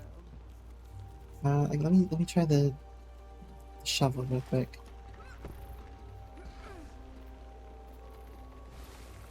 It's like way over here somewhere. There's usually 4 in this room, so I'm surprised. Should we right here? Perfect. Mine. All mine. Right, can I get down here? No, I have to run. I have to run it down there. Rip Iron Man. I know. We're always treated so poorly. Let's see. Got my sand. Got these things. I got these things. Some of these, All whatever they are. shiny. A bag of rare gear. Something to fucking sell, I guess. I'll just scrap these real quick. And then when I go turn in the nightmare key, that'll get me some loot as well. But you can see down here at the bottom of my inventory that I have like 52 pieces of unidentified blue gear, 64 pieces of unidentified green gear, 9 pieces of unidentified yellow gear. And that will break down into a lot of materials. And then the yellow gear will sell for a few gold. Enter the tunnel, please. Now we still have stuff to get from the nightmare chest, and see if that gives us anything useful. So the nightmare chest is like down here. Can't wait for full raptor mastery. I almost said Maptor mastery. Yeah. I feel like the mounts look pretty fun to play with. Even just like the regular mount that you get at level 10. Just jumping around with that thing is very satisfying. The like movement and the sound work in it is really good. It feels like a... Oh my fucking god, I almost died. It feels like an actual animal, right? It really like fits the fantasy, which I think is great.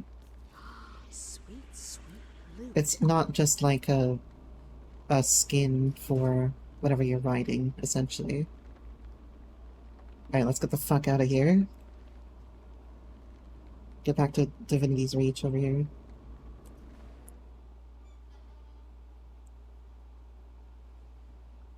I like it. It's got like weight to it. It like jumps around a bit. It makes sounds. It like looks back and stuff. It's really cool. It's very simple, but it's really cool. Let's go ahead and sell off the yellow gear that I have for a few gold real quick. Take that. The Count's mount. Oh yeah, I love the cat mount too. Seize the moment. I like some like little fox dude mounts. Those are really cute as well. Get that junk out of here. Gonna need 4 of these. Oh, I didn't see you there. Sweet, sweet. Jesus Christ. Is there like a salvage all button? Because it would be really nice. Oh, salvage all fine and lower, all masterwork and low. Here we go. Ah, beautiful. That's what I want in life right there. 69 green items, let's do it. Sweet, sweet loot. Shit. Alright, salvage all, masterwork and lower. I'm rich, you know. Let's eat up this luck right here. Oh, this saves me so much time.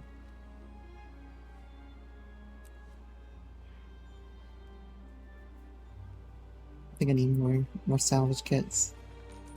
My time is precious. Eat the luck. Because the luck is more magic find and stuff.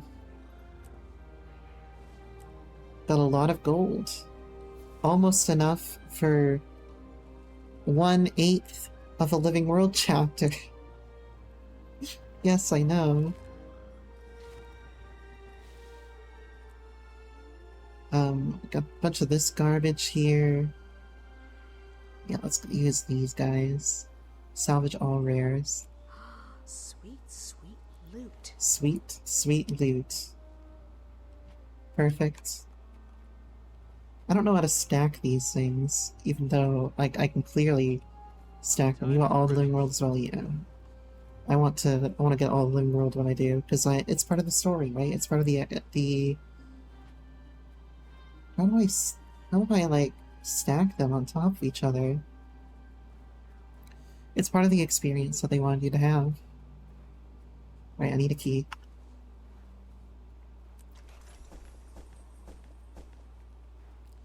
Give me the key. Oh, a single gold. That's nice. Supply box. Another gold. Well, don't mind if I do. I can put it this away. I already have one of those. Could put the keys away as well. I don't need those keys on me at all times.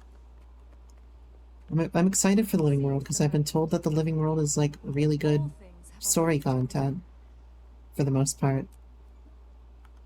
I can also probably use the Wizard Vault real quick What is it? and get some gold from there. I still have like a few more available here. 5 more bags of coins. There we go. Got the silver waste shovels. I don't really have any bandit keys left, so I'll just let them stack up. So that when I do get some bandit keys, I'll I'll be able to do that. Let me take a quick BRB and then we'll continue to find some world bosses to kill. It looks like there's a ley line anomaly up in a couple minutes, so I'll be right back 1 second.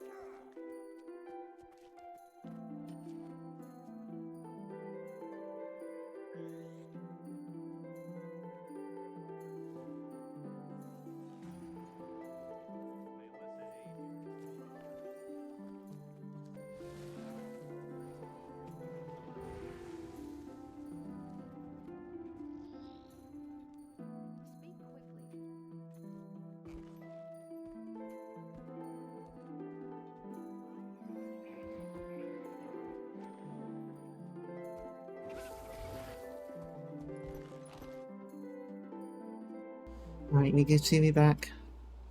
My throat is kinda hurting by now after 7.5 hours. Let me drink some water real quick.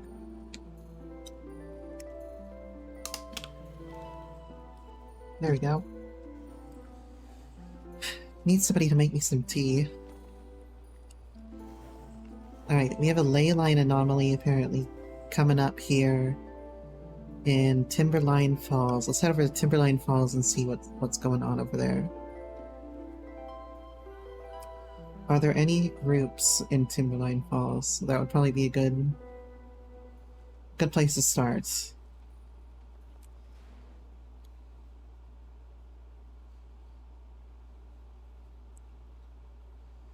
You did uncapped 130 hours? I can't do that. I stream for like 5 hours. And that's usually enough for me.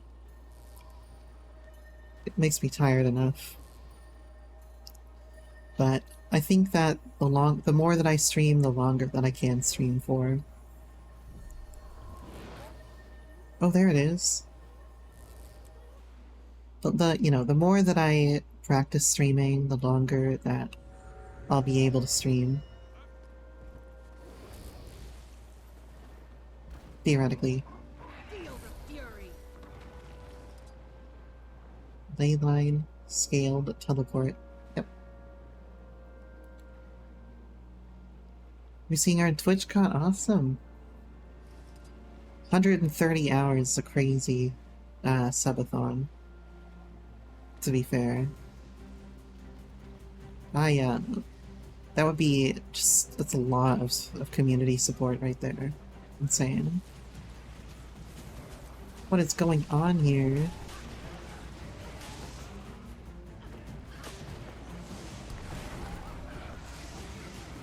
So there's like these fragments everywhere that I can kill. Oh, I have to prevent it from getting the fragments, huh? Oh god, my frame rate. So I have to like, essentially stop it from collecting all these fragments here. Impressive combination. Oh, 19 sub... I don't even know how many levels there are in this sub-train. Jesus.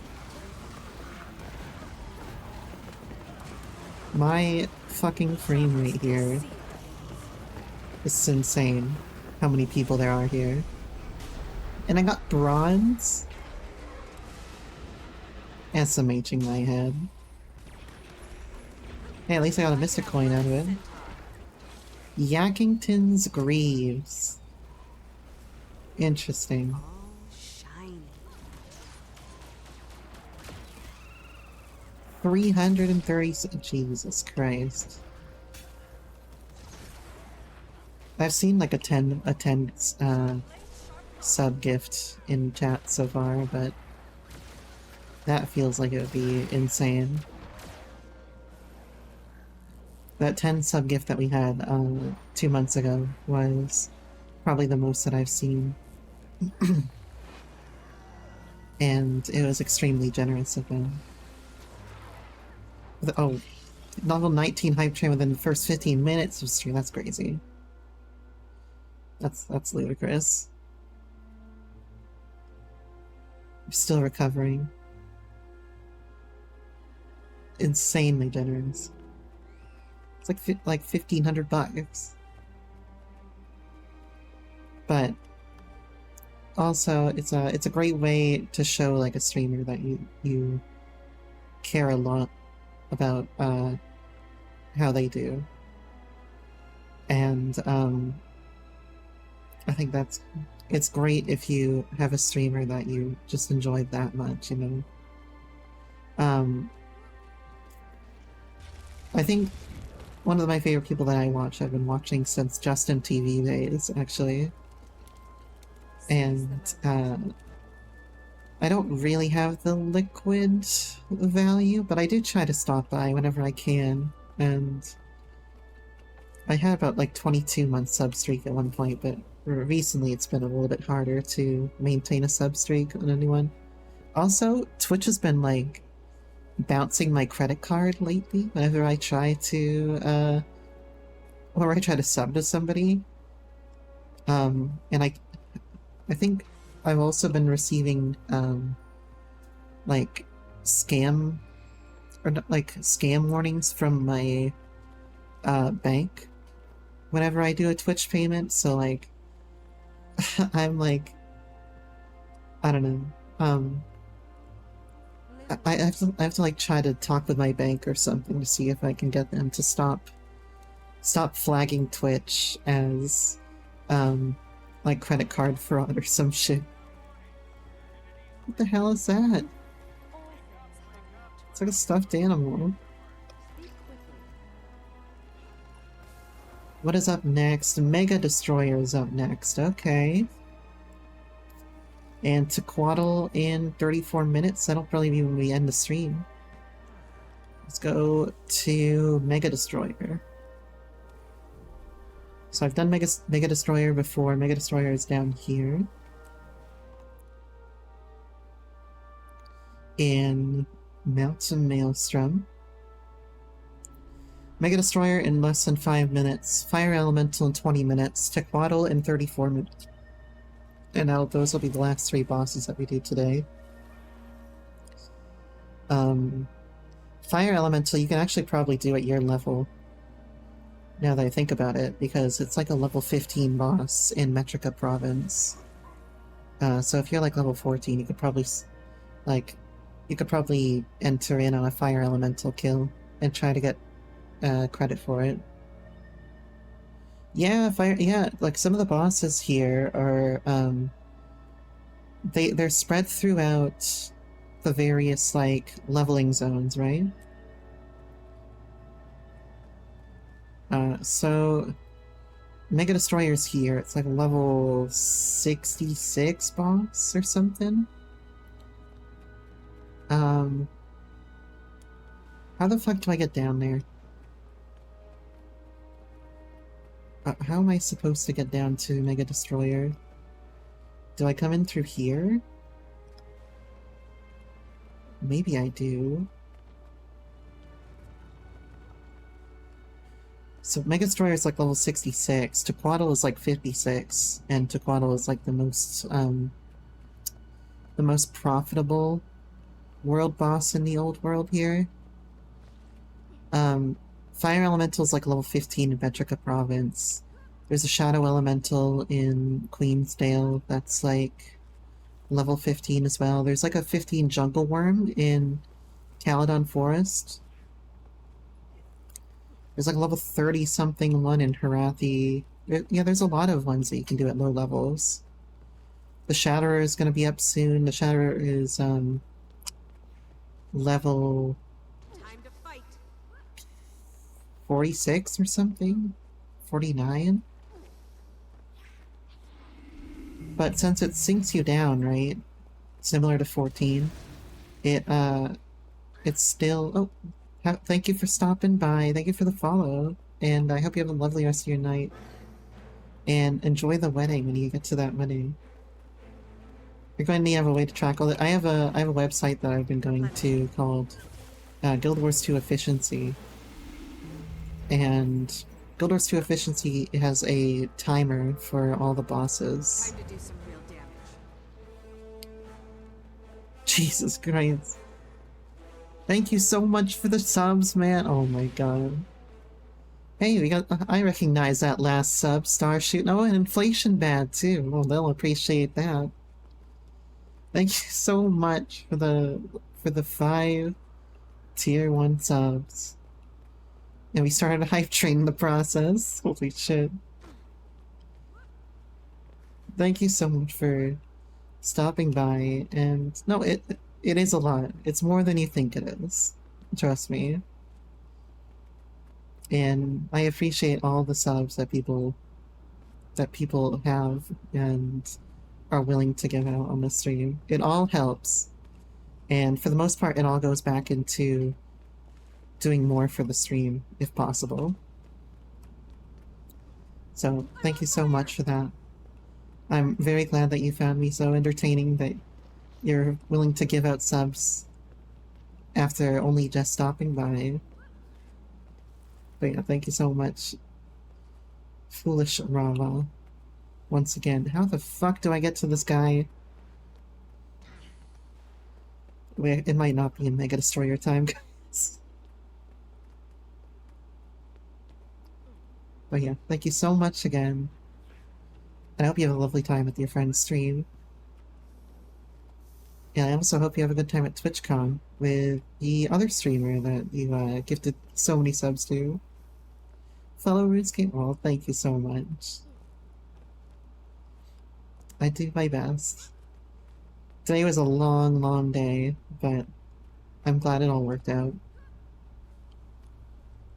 Or at least long for me. I know some streamers are willing to go for like 11 hours in a day. For me, that's a very long time. On-screen celebration, holy shit.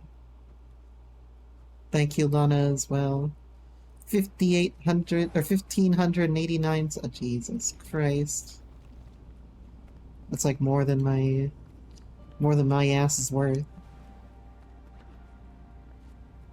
It's like more than my medical bills. Although, to be fair, I guess medical bills aren't so much of a problem because I have good insurance. Even though I almost got insurance frauded the other day, which is another story. Big simp. We love big simps around here, trust me. Big simps are welcome here. And we love our simps. Just ask that guy right above you there that's trying to make a joke about my ass. We'll put down the birthday cake for everybody. Check. Yeah, I know, right? Karma boost. Are there any parties up right now? Oh my god, please throw wheel, please. I'm begging you. Do the thing. Okay, I don't see any parties. Okay, we'll just hope that we'll hope that I do it. Reminds you of the cake in ESO? I thought you were gonna make a comment about my cake now. The specialists have arrived. I wasn't afraid. Right up until the moment we got here. Alright, so for this we have to defend the 3 researchers at the 3 points around this little lake thing here. And then we have to kill the boss that spawns. Can you have a slice of my cake? Only if you say please. And maybe beg a little bit. I like begging. A simple yes would have sufficed. Alright, so think of this one right here. I gotta defend this one right here. No idea how much these ethereal variations Just a little. cost. Ready? All together now. I want some cake now. Oh, and watch out for the destroyers. There's a very slight chance they might be attracted to the arcane. Let's invite to a 15-course sushi. Jesus Christ. 15-course. Okay. Although, to be fair, I could probably put down 15 courses of sushi. I could do it. I believe in myself that I could beat that food challenge. Heart of the Destroyer. I know that I have to defend this person specifically. I don't know where they come from, though. So I'll step over here. I've seen, like, dudes around here before. Last time I was defending, like, over there, and there's everybody over there, so I don't know where to go for this one.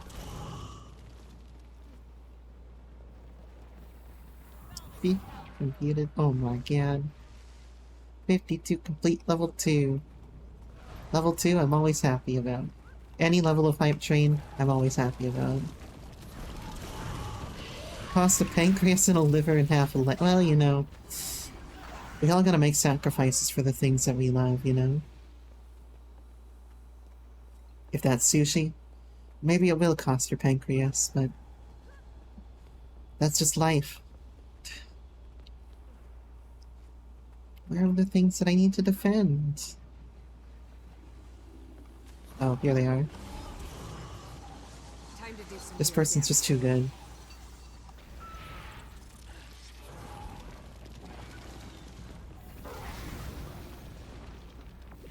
I don't know if I'd give half a leg for sushi.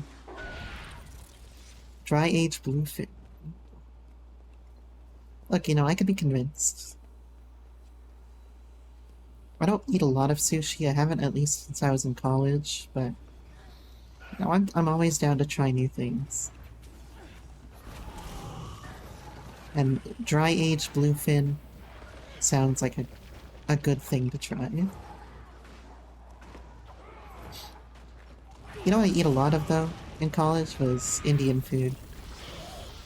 I love me some different types of curries and masala and all that stuff. $40, Jesus Christ. But it's prepared with care and love, and very particularly. It's very, very fresh. Usually it's very fresh. We'll hope that it's fresh.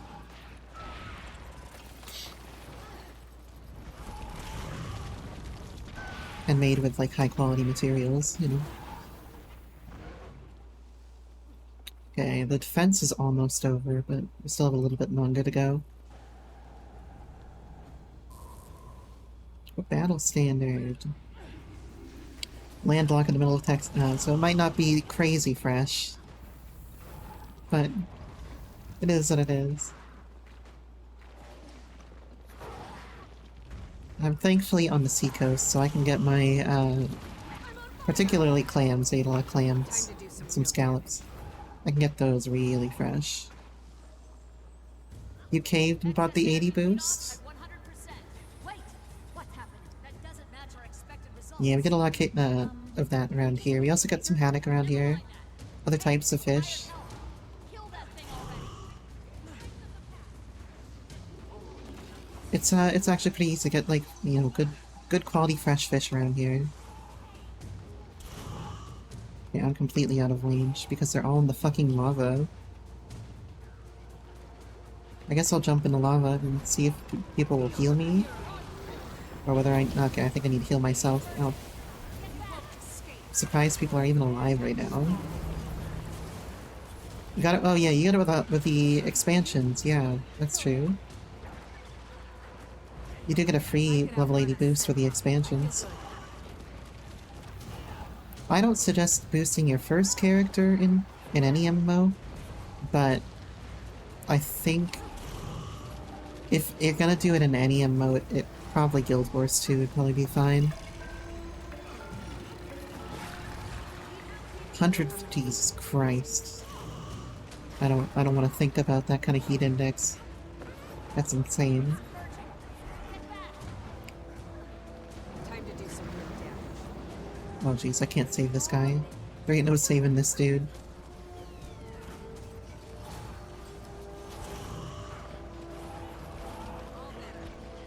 I'm gonna go take out the harpies though. Which kind of far away, kind of like to jump up some stuff to get to it. So what's your second one? You played through the main story once? Okay. That makes sense then. That makes a lot of sense then, if it's your second character. I don't blame you for not walking, man. It's like I wouldn't want to walk in like 90-degree weather, but also I'm a baby when it comes to heat and I can't take it. Jesus Christ, I almost got trapped in lava for a second there. I can't take the heat. That's why I always have my air conditioner on. Oh, we just killed him? Okay. I thought there was gonna be another wave of dudes, so we had to fight. There we go. Another boss down. And there should be a box right here. There it is. All mine. About wanting a duck. All If mine. you want to have your own crew someday, you need to think less about pets and more It'll about still be work. fine. Now Gee collect whiz. some samples for the lab. Fire Elemental Metrica Province. Let's go. Everything has a place. Metrica, it should be up here. That's where we're going. I mean, I still feel like there's a big.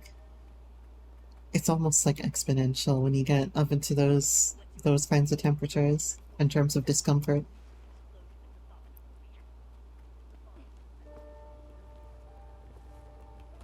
You're just really resistant to temperature. You're like a survivalist.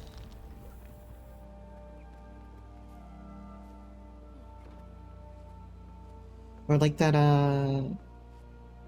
like ice dude that like went into that was like swimming in the Arctic and shit without a shirt on and stuff like that. Get rid of that shit. Gilded strong mobs. I don't think I got very much from that overall. Got some junk here. Being attacked by something. Get out of here. What does the level 80 boost come with gear-wise? By the way. I guess hate when it's too hot for a sweater, too cold to not wear one. I can understand that. If it's like... If it's like below 90 degrees, I'll just still wear leggings every day. Because I just don't want to bother with it. We'll send a link. So you actually get good gear for a level 80 boost. Well, that's quite good. Is it like yellow gear or orange gear?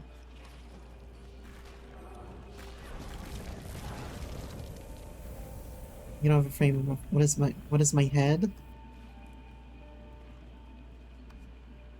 Oh, your stuff is yellow? So it'll probably be like 10% worse than an orange piece. 60 power, 43 precision, 43 ferocity on my DPS head. Yeah, I mean, yellow is fine to start. It's really cheap to get yourself a set of orange gear off the auction house. Look around for some orange gear with like stuff that you want in it, and it was like really cheap. It was like half a gold per piece, man. It was very easy for me to pay for an orange set, and that's what people told me to do. Was to just buy an orange set to begin with, and don't worry about buying a pink set immediately. Because I'll get the pink set from doing stuff.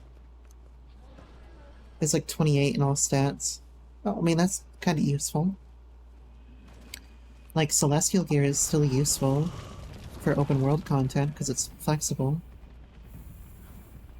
I don't have any Celestial Gear myself, but it's good. It would be good for me for, like, switching between healing and DPS. Okay, I need to find something to do with all this junk here. Because I'm getting a lot of it. A lot of the Dragonite ore and piles of bloodstone dust.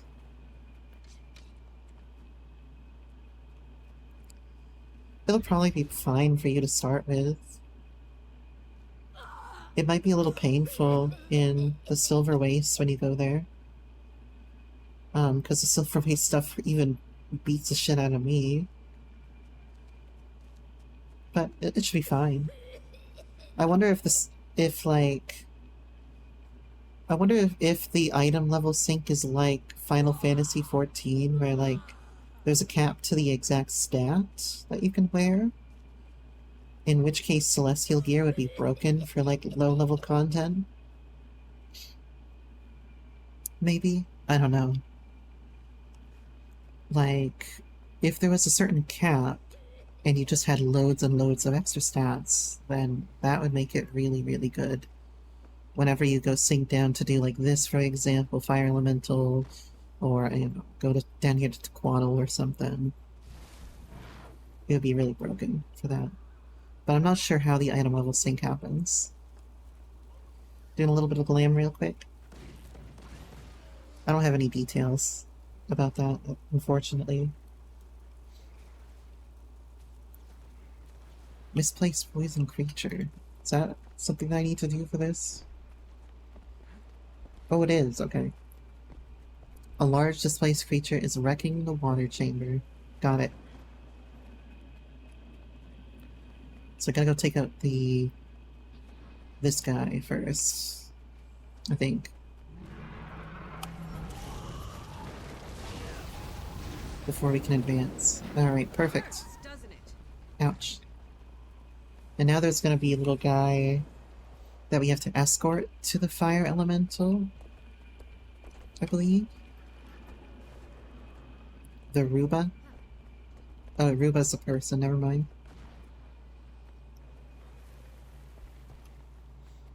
It's like the clean robot or something. Could sell this shit at least, that would be nice. Up to 165 gold? How much is that in gems? Not that I want to, like, convert it to gems, but 165 gold gives you 400 gems. Oh, so it's like half of a Living World season's what I have right now. But it took me a long time to get this much gold. It's taken me, like, weeks to get this. Why am I a rabbit? I don't fucking know. I don't know what there's like a Chaos Elemental or something here. Or like I walked by a Chaos Elemental and it turned me into a rabbit. Oh, here we go. Here's a group event. Where is he? Where's the escort dude? There he is. Destroy the chaotic materials and the reactor. Okay. So we have to protect this guy, the clean 5000s. So do I become Ravina? Pretty similar to Ravina. At least on the surface. She's not polluting every game that I play, I think. Get out of here. Unit online. Time to do some real damage. Is your unit online? Ravishing Racy Ravina. Is she really that racy?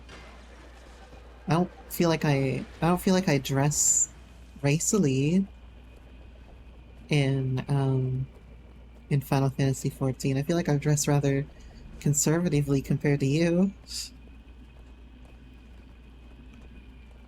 Racy. What do you mean by that? Shush. I won't shush. You can't silence me.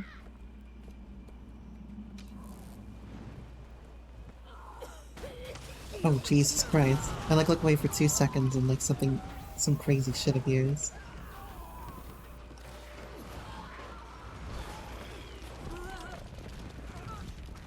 Good. Hey, glittering dust, I can use that. Use all this junk here. Low-level materials are nice at the very least. I need some more mid-level materials to level up my professions, I think. I could pretty easily just buy them, now that I think about it, but I want to try to gather as much as I can, just passively. You do need to sleep. Okay, I'll see you later, Ralph. Thank you for stopping by today. Thank you for your maps as well. We had a big, long 3-hour map session. I hope you got some good shit out of it. I think I got one really good thing out of the maps today, that, like, the Piece of Scientist set. So, I'll be happy about that. And we'll do maps again probably in like a month or so. That's probably the next time we'll do it. So you can stock up some maps until then. Either another, like, long stream, or maybe I'll just, like, do a Maps Monday every once in a while. You sent me a picture of the gear in media. I'll check the old thing. Yeah, it looks pretty good. That's some nice glam right there. I mean, a little skimpy, but it's some nice glam. Also, I like the tones that you give that Sylvari there. Very smooth tonguey. But yeah, it's pretty cool looking. I can dig it. What's your class again, Necro? Of course, the less armor that you have on, the better you are, of course.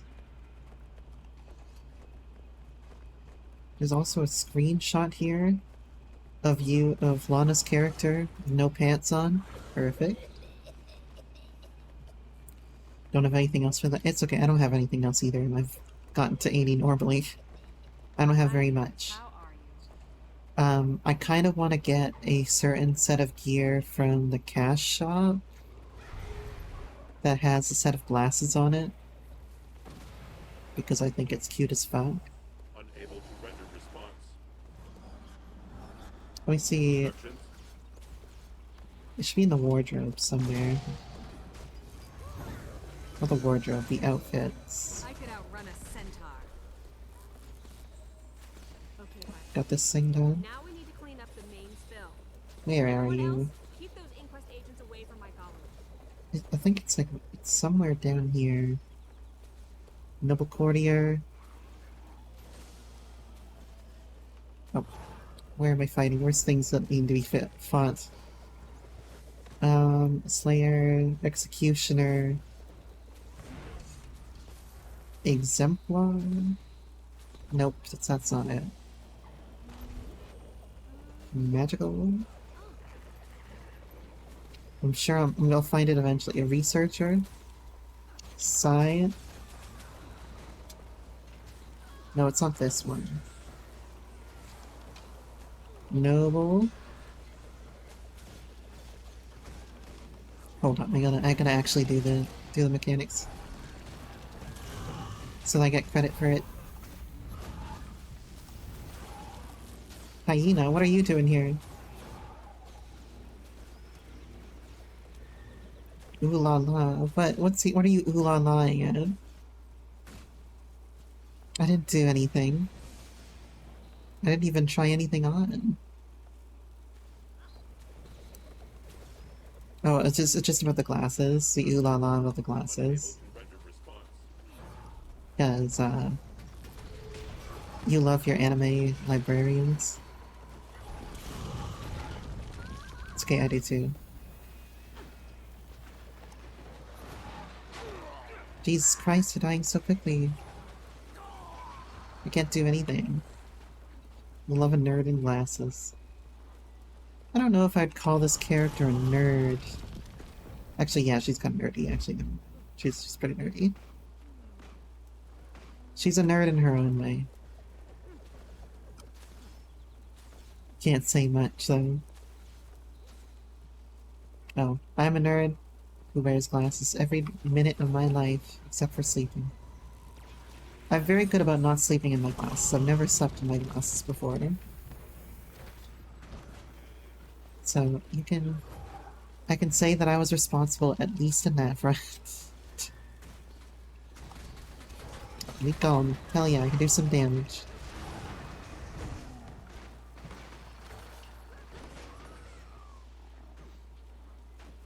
But also, I don't tend to nap at all.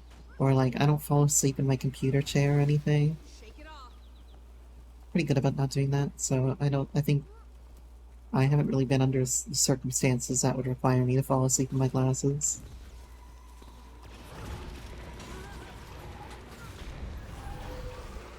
I'm responsible. Well, I'm not responsible in the slightest, but I'm kind of responsible. Oh yeah, I've seen you literally drop your phone on your face. Well, not seen you, but I've been in Discord calls where you've dropped your phone on your face and fell asleep. You've slept on Discord calls like 3 or 4 times. Need I remind you? So I know that you keep your phone hovering over your face as you fall asleep.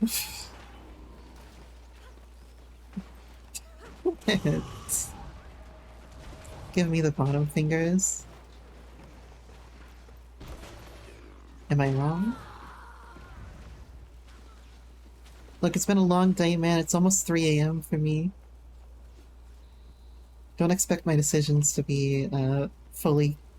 Don't expect me to be fully cognizant, okay? Why is there a freshwater crab in here? Why was there a hyena in here? No, comma. Give me something to shoot. If I was a little bit more cognizant right now, I would have said that in a StarCraft Marine voice, but I'm not. Someone's like, did it start yet? Yes, it's starting right now. The golem should... I think it'll be done in like 13 seconds, then the boss will actually pop out. The golem has to clean up all the toxic waste first, and then get the fire elemental fight. Go.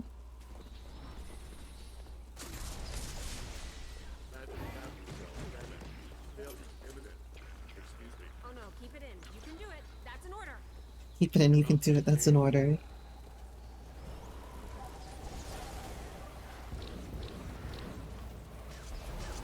Alright. So the golem explodes and turns into a fire elemental from all the fucking toxic waste that it just consumed.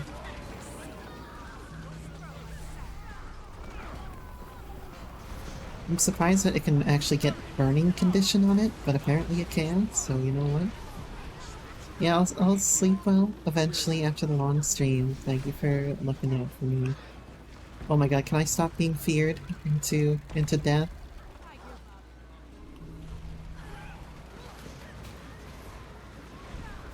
I'll be sleeping for a long time tonight.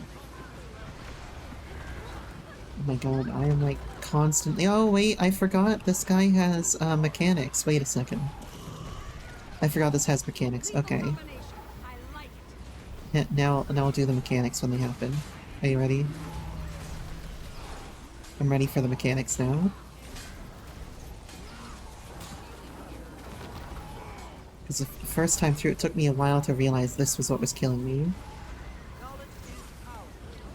Let's see if it happens, so...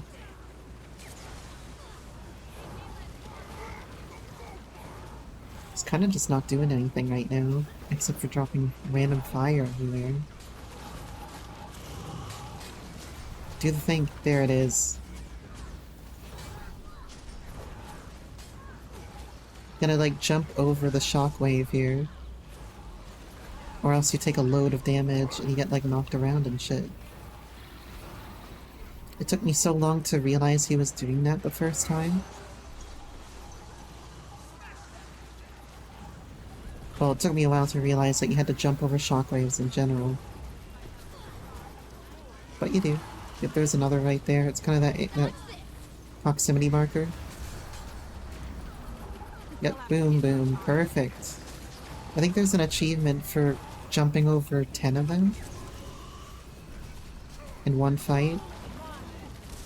Or maybe it's 10 in a row.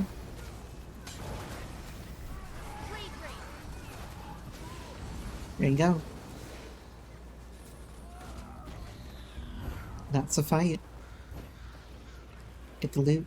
Sharp blades, sharp mind. And now it's time for Tequaddle. In 1 minute and 55 seconds, we're right on time. Perfect. And we're 8 hours and 2 minutes into the stream. Which means we have completed at least the 8 hours that I promised you guys for completing the community challenge. So let's finish off with the Tequaddle, and then we'll end the stream there.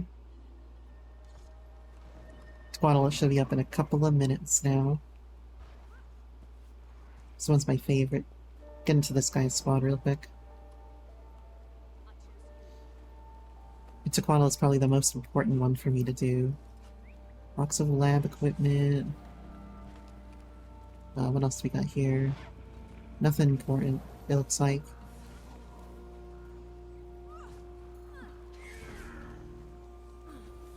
Salvage that junk. Alright, we're good to go. Oh, I got one of these too. Oh, shiny. Shiny. What is this? Nothing important? Okay, thank you.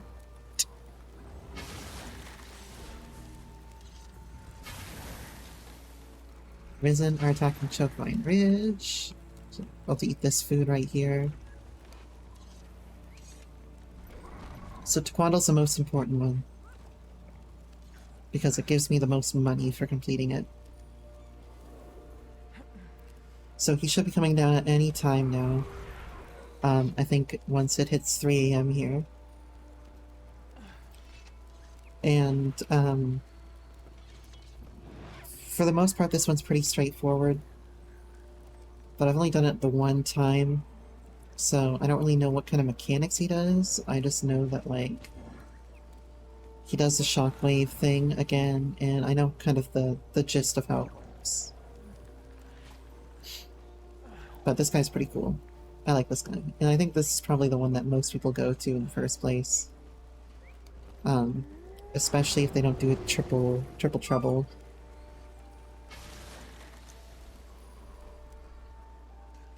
I don't know if this is like meta or anything, but it seems like a thing that a lot of people do.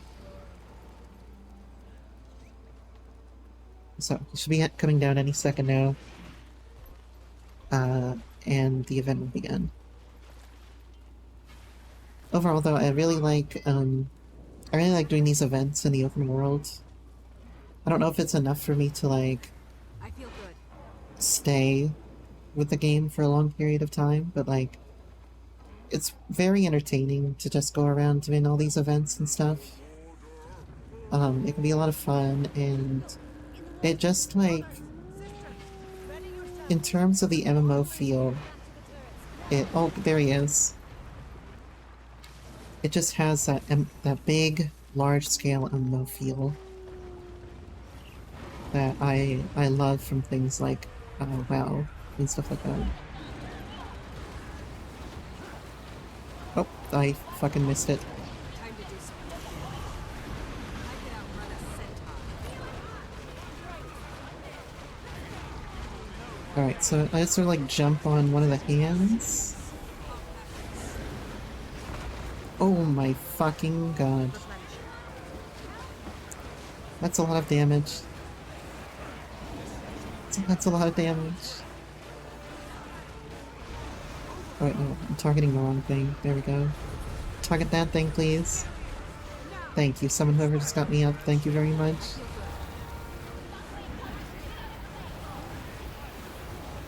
Oh, I didn't even see that wave there. There's so much visual noise.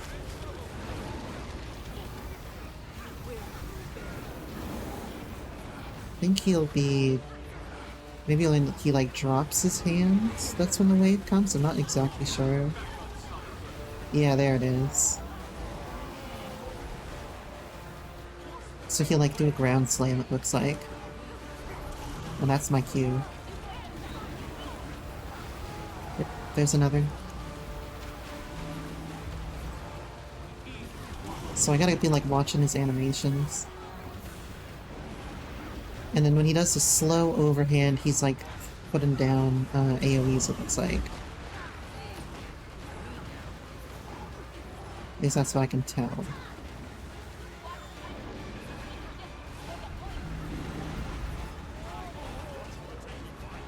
Okay, that wasn't. I thought that was a fast AoE, but I guess not. Maybe that was just a stagger animation. Okay.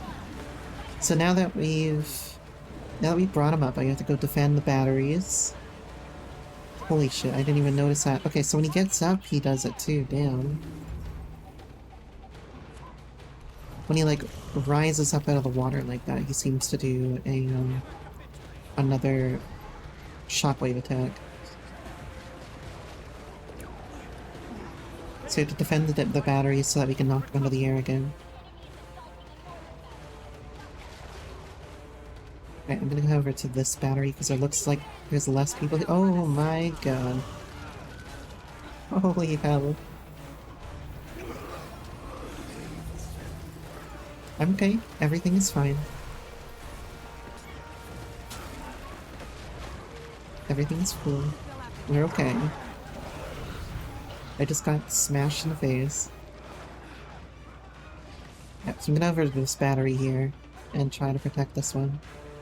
This looks like the least offended one out of all of them right now. And I think the Mega Laser needs to charge in 45 seconds, it looks like. So we have to just defend the battery for like another 45 seconds. Oh my god, that's a lot of enemies.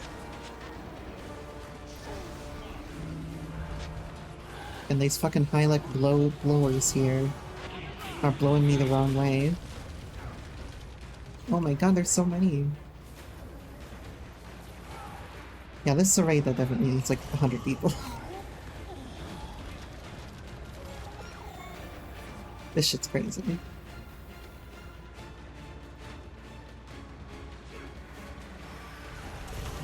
There's like so much around here.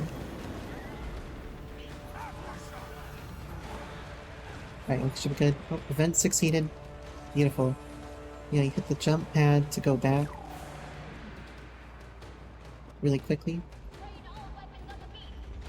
And T'Pol should be coming down again. There he is. He's rolling his way down. What a beautiful animation. I like how crazy and dangerous they make the dragon fights in this game. It gives that old school feeling of dragon fights being like the ultimate challenge and like WoW and stuff like that. But it like actually takes it to the extreme. And makes them really feel like dragons. Damn it, I always forget about the jump up shockwave. By always, I mean like the 3 times it's happened to me in the history of my life. Okay, let's go to the northern one. Because it looks like the northern one's usually, yeah, it's okay, it's not looking good over here.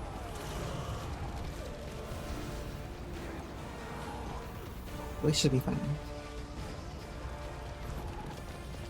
I've never seen this kind of stuff fail.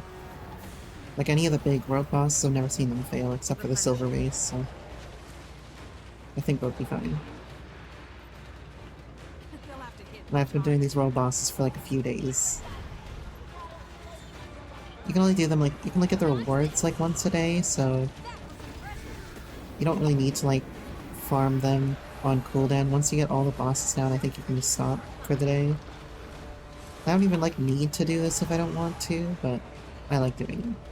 So I'm gonna do it. Oh, I hate the Hylex because they like shoot the poison darts at you and they just don't stop and they just keep stacking up this horrible poison. I think like you want to cleanse it at 6 or something like that. That's what I found by testing. Like they shoot me 6 times and then stop usually, I think. That's another kind of soulsy thing that I've noticed about this game is I have to learn the enemies. like each enemy type I have to learn rather than like learning a boss kind of thing. Or learning individual mechanics. Like it's not like, say, the Hylek here will have different mechanics than the Hylek in other places. They usually kind of have consistent mechanics, so you know how to deal with them once you learn them. Time to do some real damage. Sort of like in Dark Souls, again, where you learn enemies in Dark Souls. You don't always learn a mechanic. You learn how to do just an individual enemy, how you parry them, etc. And then you take that knowledge and apply it to how you learn other enemies. Alright, let's go get rid of this guy. Oh, there's a lot of dudes here. Let's go. Gotta go over here real quick. Please, scroll wheel, I'm begging you to work.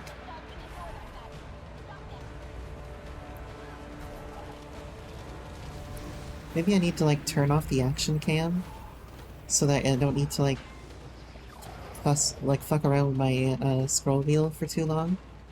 New mouse when? I don't know, man. There's like so many weird little problems. Where's my mouse? There's so many weird little problems with my rig and my setup, I don't even know. I could outrun a centaur. I could outrun a centaur.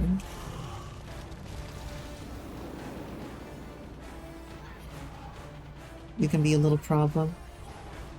Only sometimes.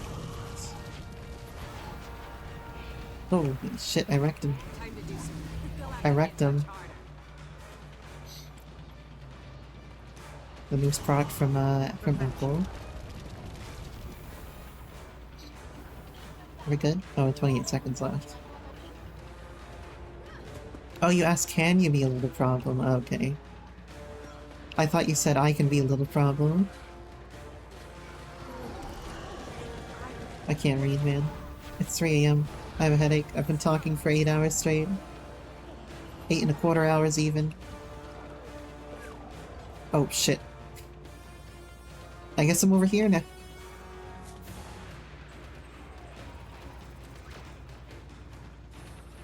Vigil Mega Laser is charging.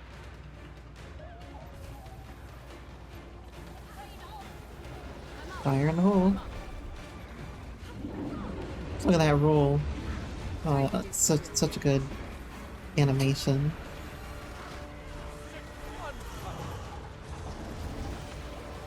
My fucking frame rate is through the floor at certain parts of this. Wow. Okay, look around, look anywhere else. Oh my god. Got this thing, got this thing. That's it for Taquano. Thanks for joining. mine. All mine. Where's the chest for Taquano? Victory comes with a cost. So many. Is there a chest for Taquano over here? Yeah, there it is. Somebody has got 11 Taquano sword. I don't know what that does, but it sounds like a good thing. Fang of Tequatl. That's pretty cool. Got a unique out of that. Leave the squad here. What do we get out of this garbage? Fang of Tequatl, which I can sell. Sweet, sweet. Sweet, sweet loot. What these? Dragon chest. Karma. I like karma. Lots of karma. It's an ether key piece. Should I keep this ether key piece? I don't know. I usually get rid of the ether key pieces. Because I don't know what to do with them. I can break that down. Sweet, sweet. Sweet, sweet loot. Stash that garbage. Go sell that. It's kind of a tanky accessory. I don't really want it. So I guess I can go sell it. I think I got a couple of gold out of that too. Sweet loot. Do I have any rares? I have one rare. Okay. I'll break that down. Let's get back to Divinity's Reach. Well, that was cool. I love Tequaddle. I've done it twice. It's a really cool fight. I just wish that I could, I could remember the fucking shockwave mechanic. I'm just not used to MMOs having you jump for mechanics, I guess. Are reflected in the dream. What do you got? Give me a couple of these. And salvage, masterwork, or better. Or worse, rather. And you can continue salvage too. Oh, and you can break down that. I have another. Oh, don't break that down though. I don't want to break down the unidentified ones. That'd be a bad idea. Because they sell low. Either KP's good. Sell. Thing up to Quaddle 37. Good enough. It's money. Money is money. Couple gold. Bang. 169 gold. That's nice. But thank you guys so much for watching today. My energy has been completely sapped. My voice is fuckarooed. But I'll be okay. Let's see. Who should I send you guys off to? Oh, Ishnai's in Eden right now. Oh yeah, I'm just sending you guys to Ishnai. Yeah. She's working on Eden. No, thank you for stopping by and joining me today for this long, arduous adventure. Oh my god. I have a headache. My voice is shot. I have no energy left. But you guys are gonna enjoy some Ishnai because she can yap real well. And I can't yap anymore tonight. So I'll see you guys tomorrow.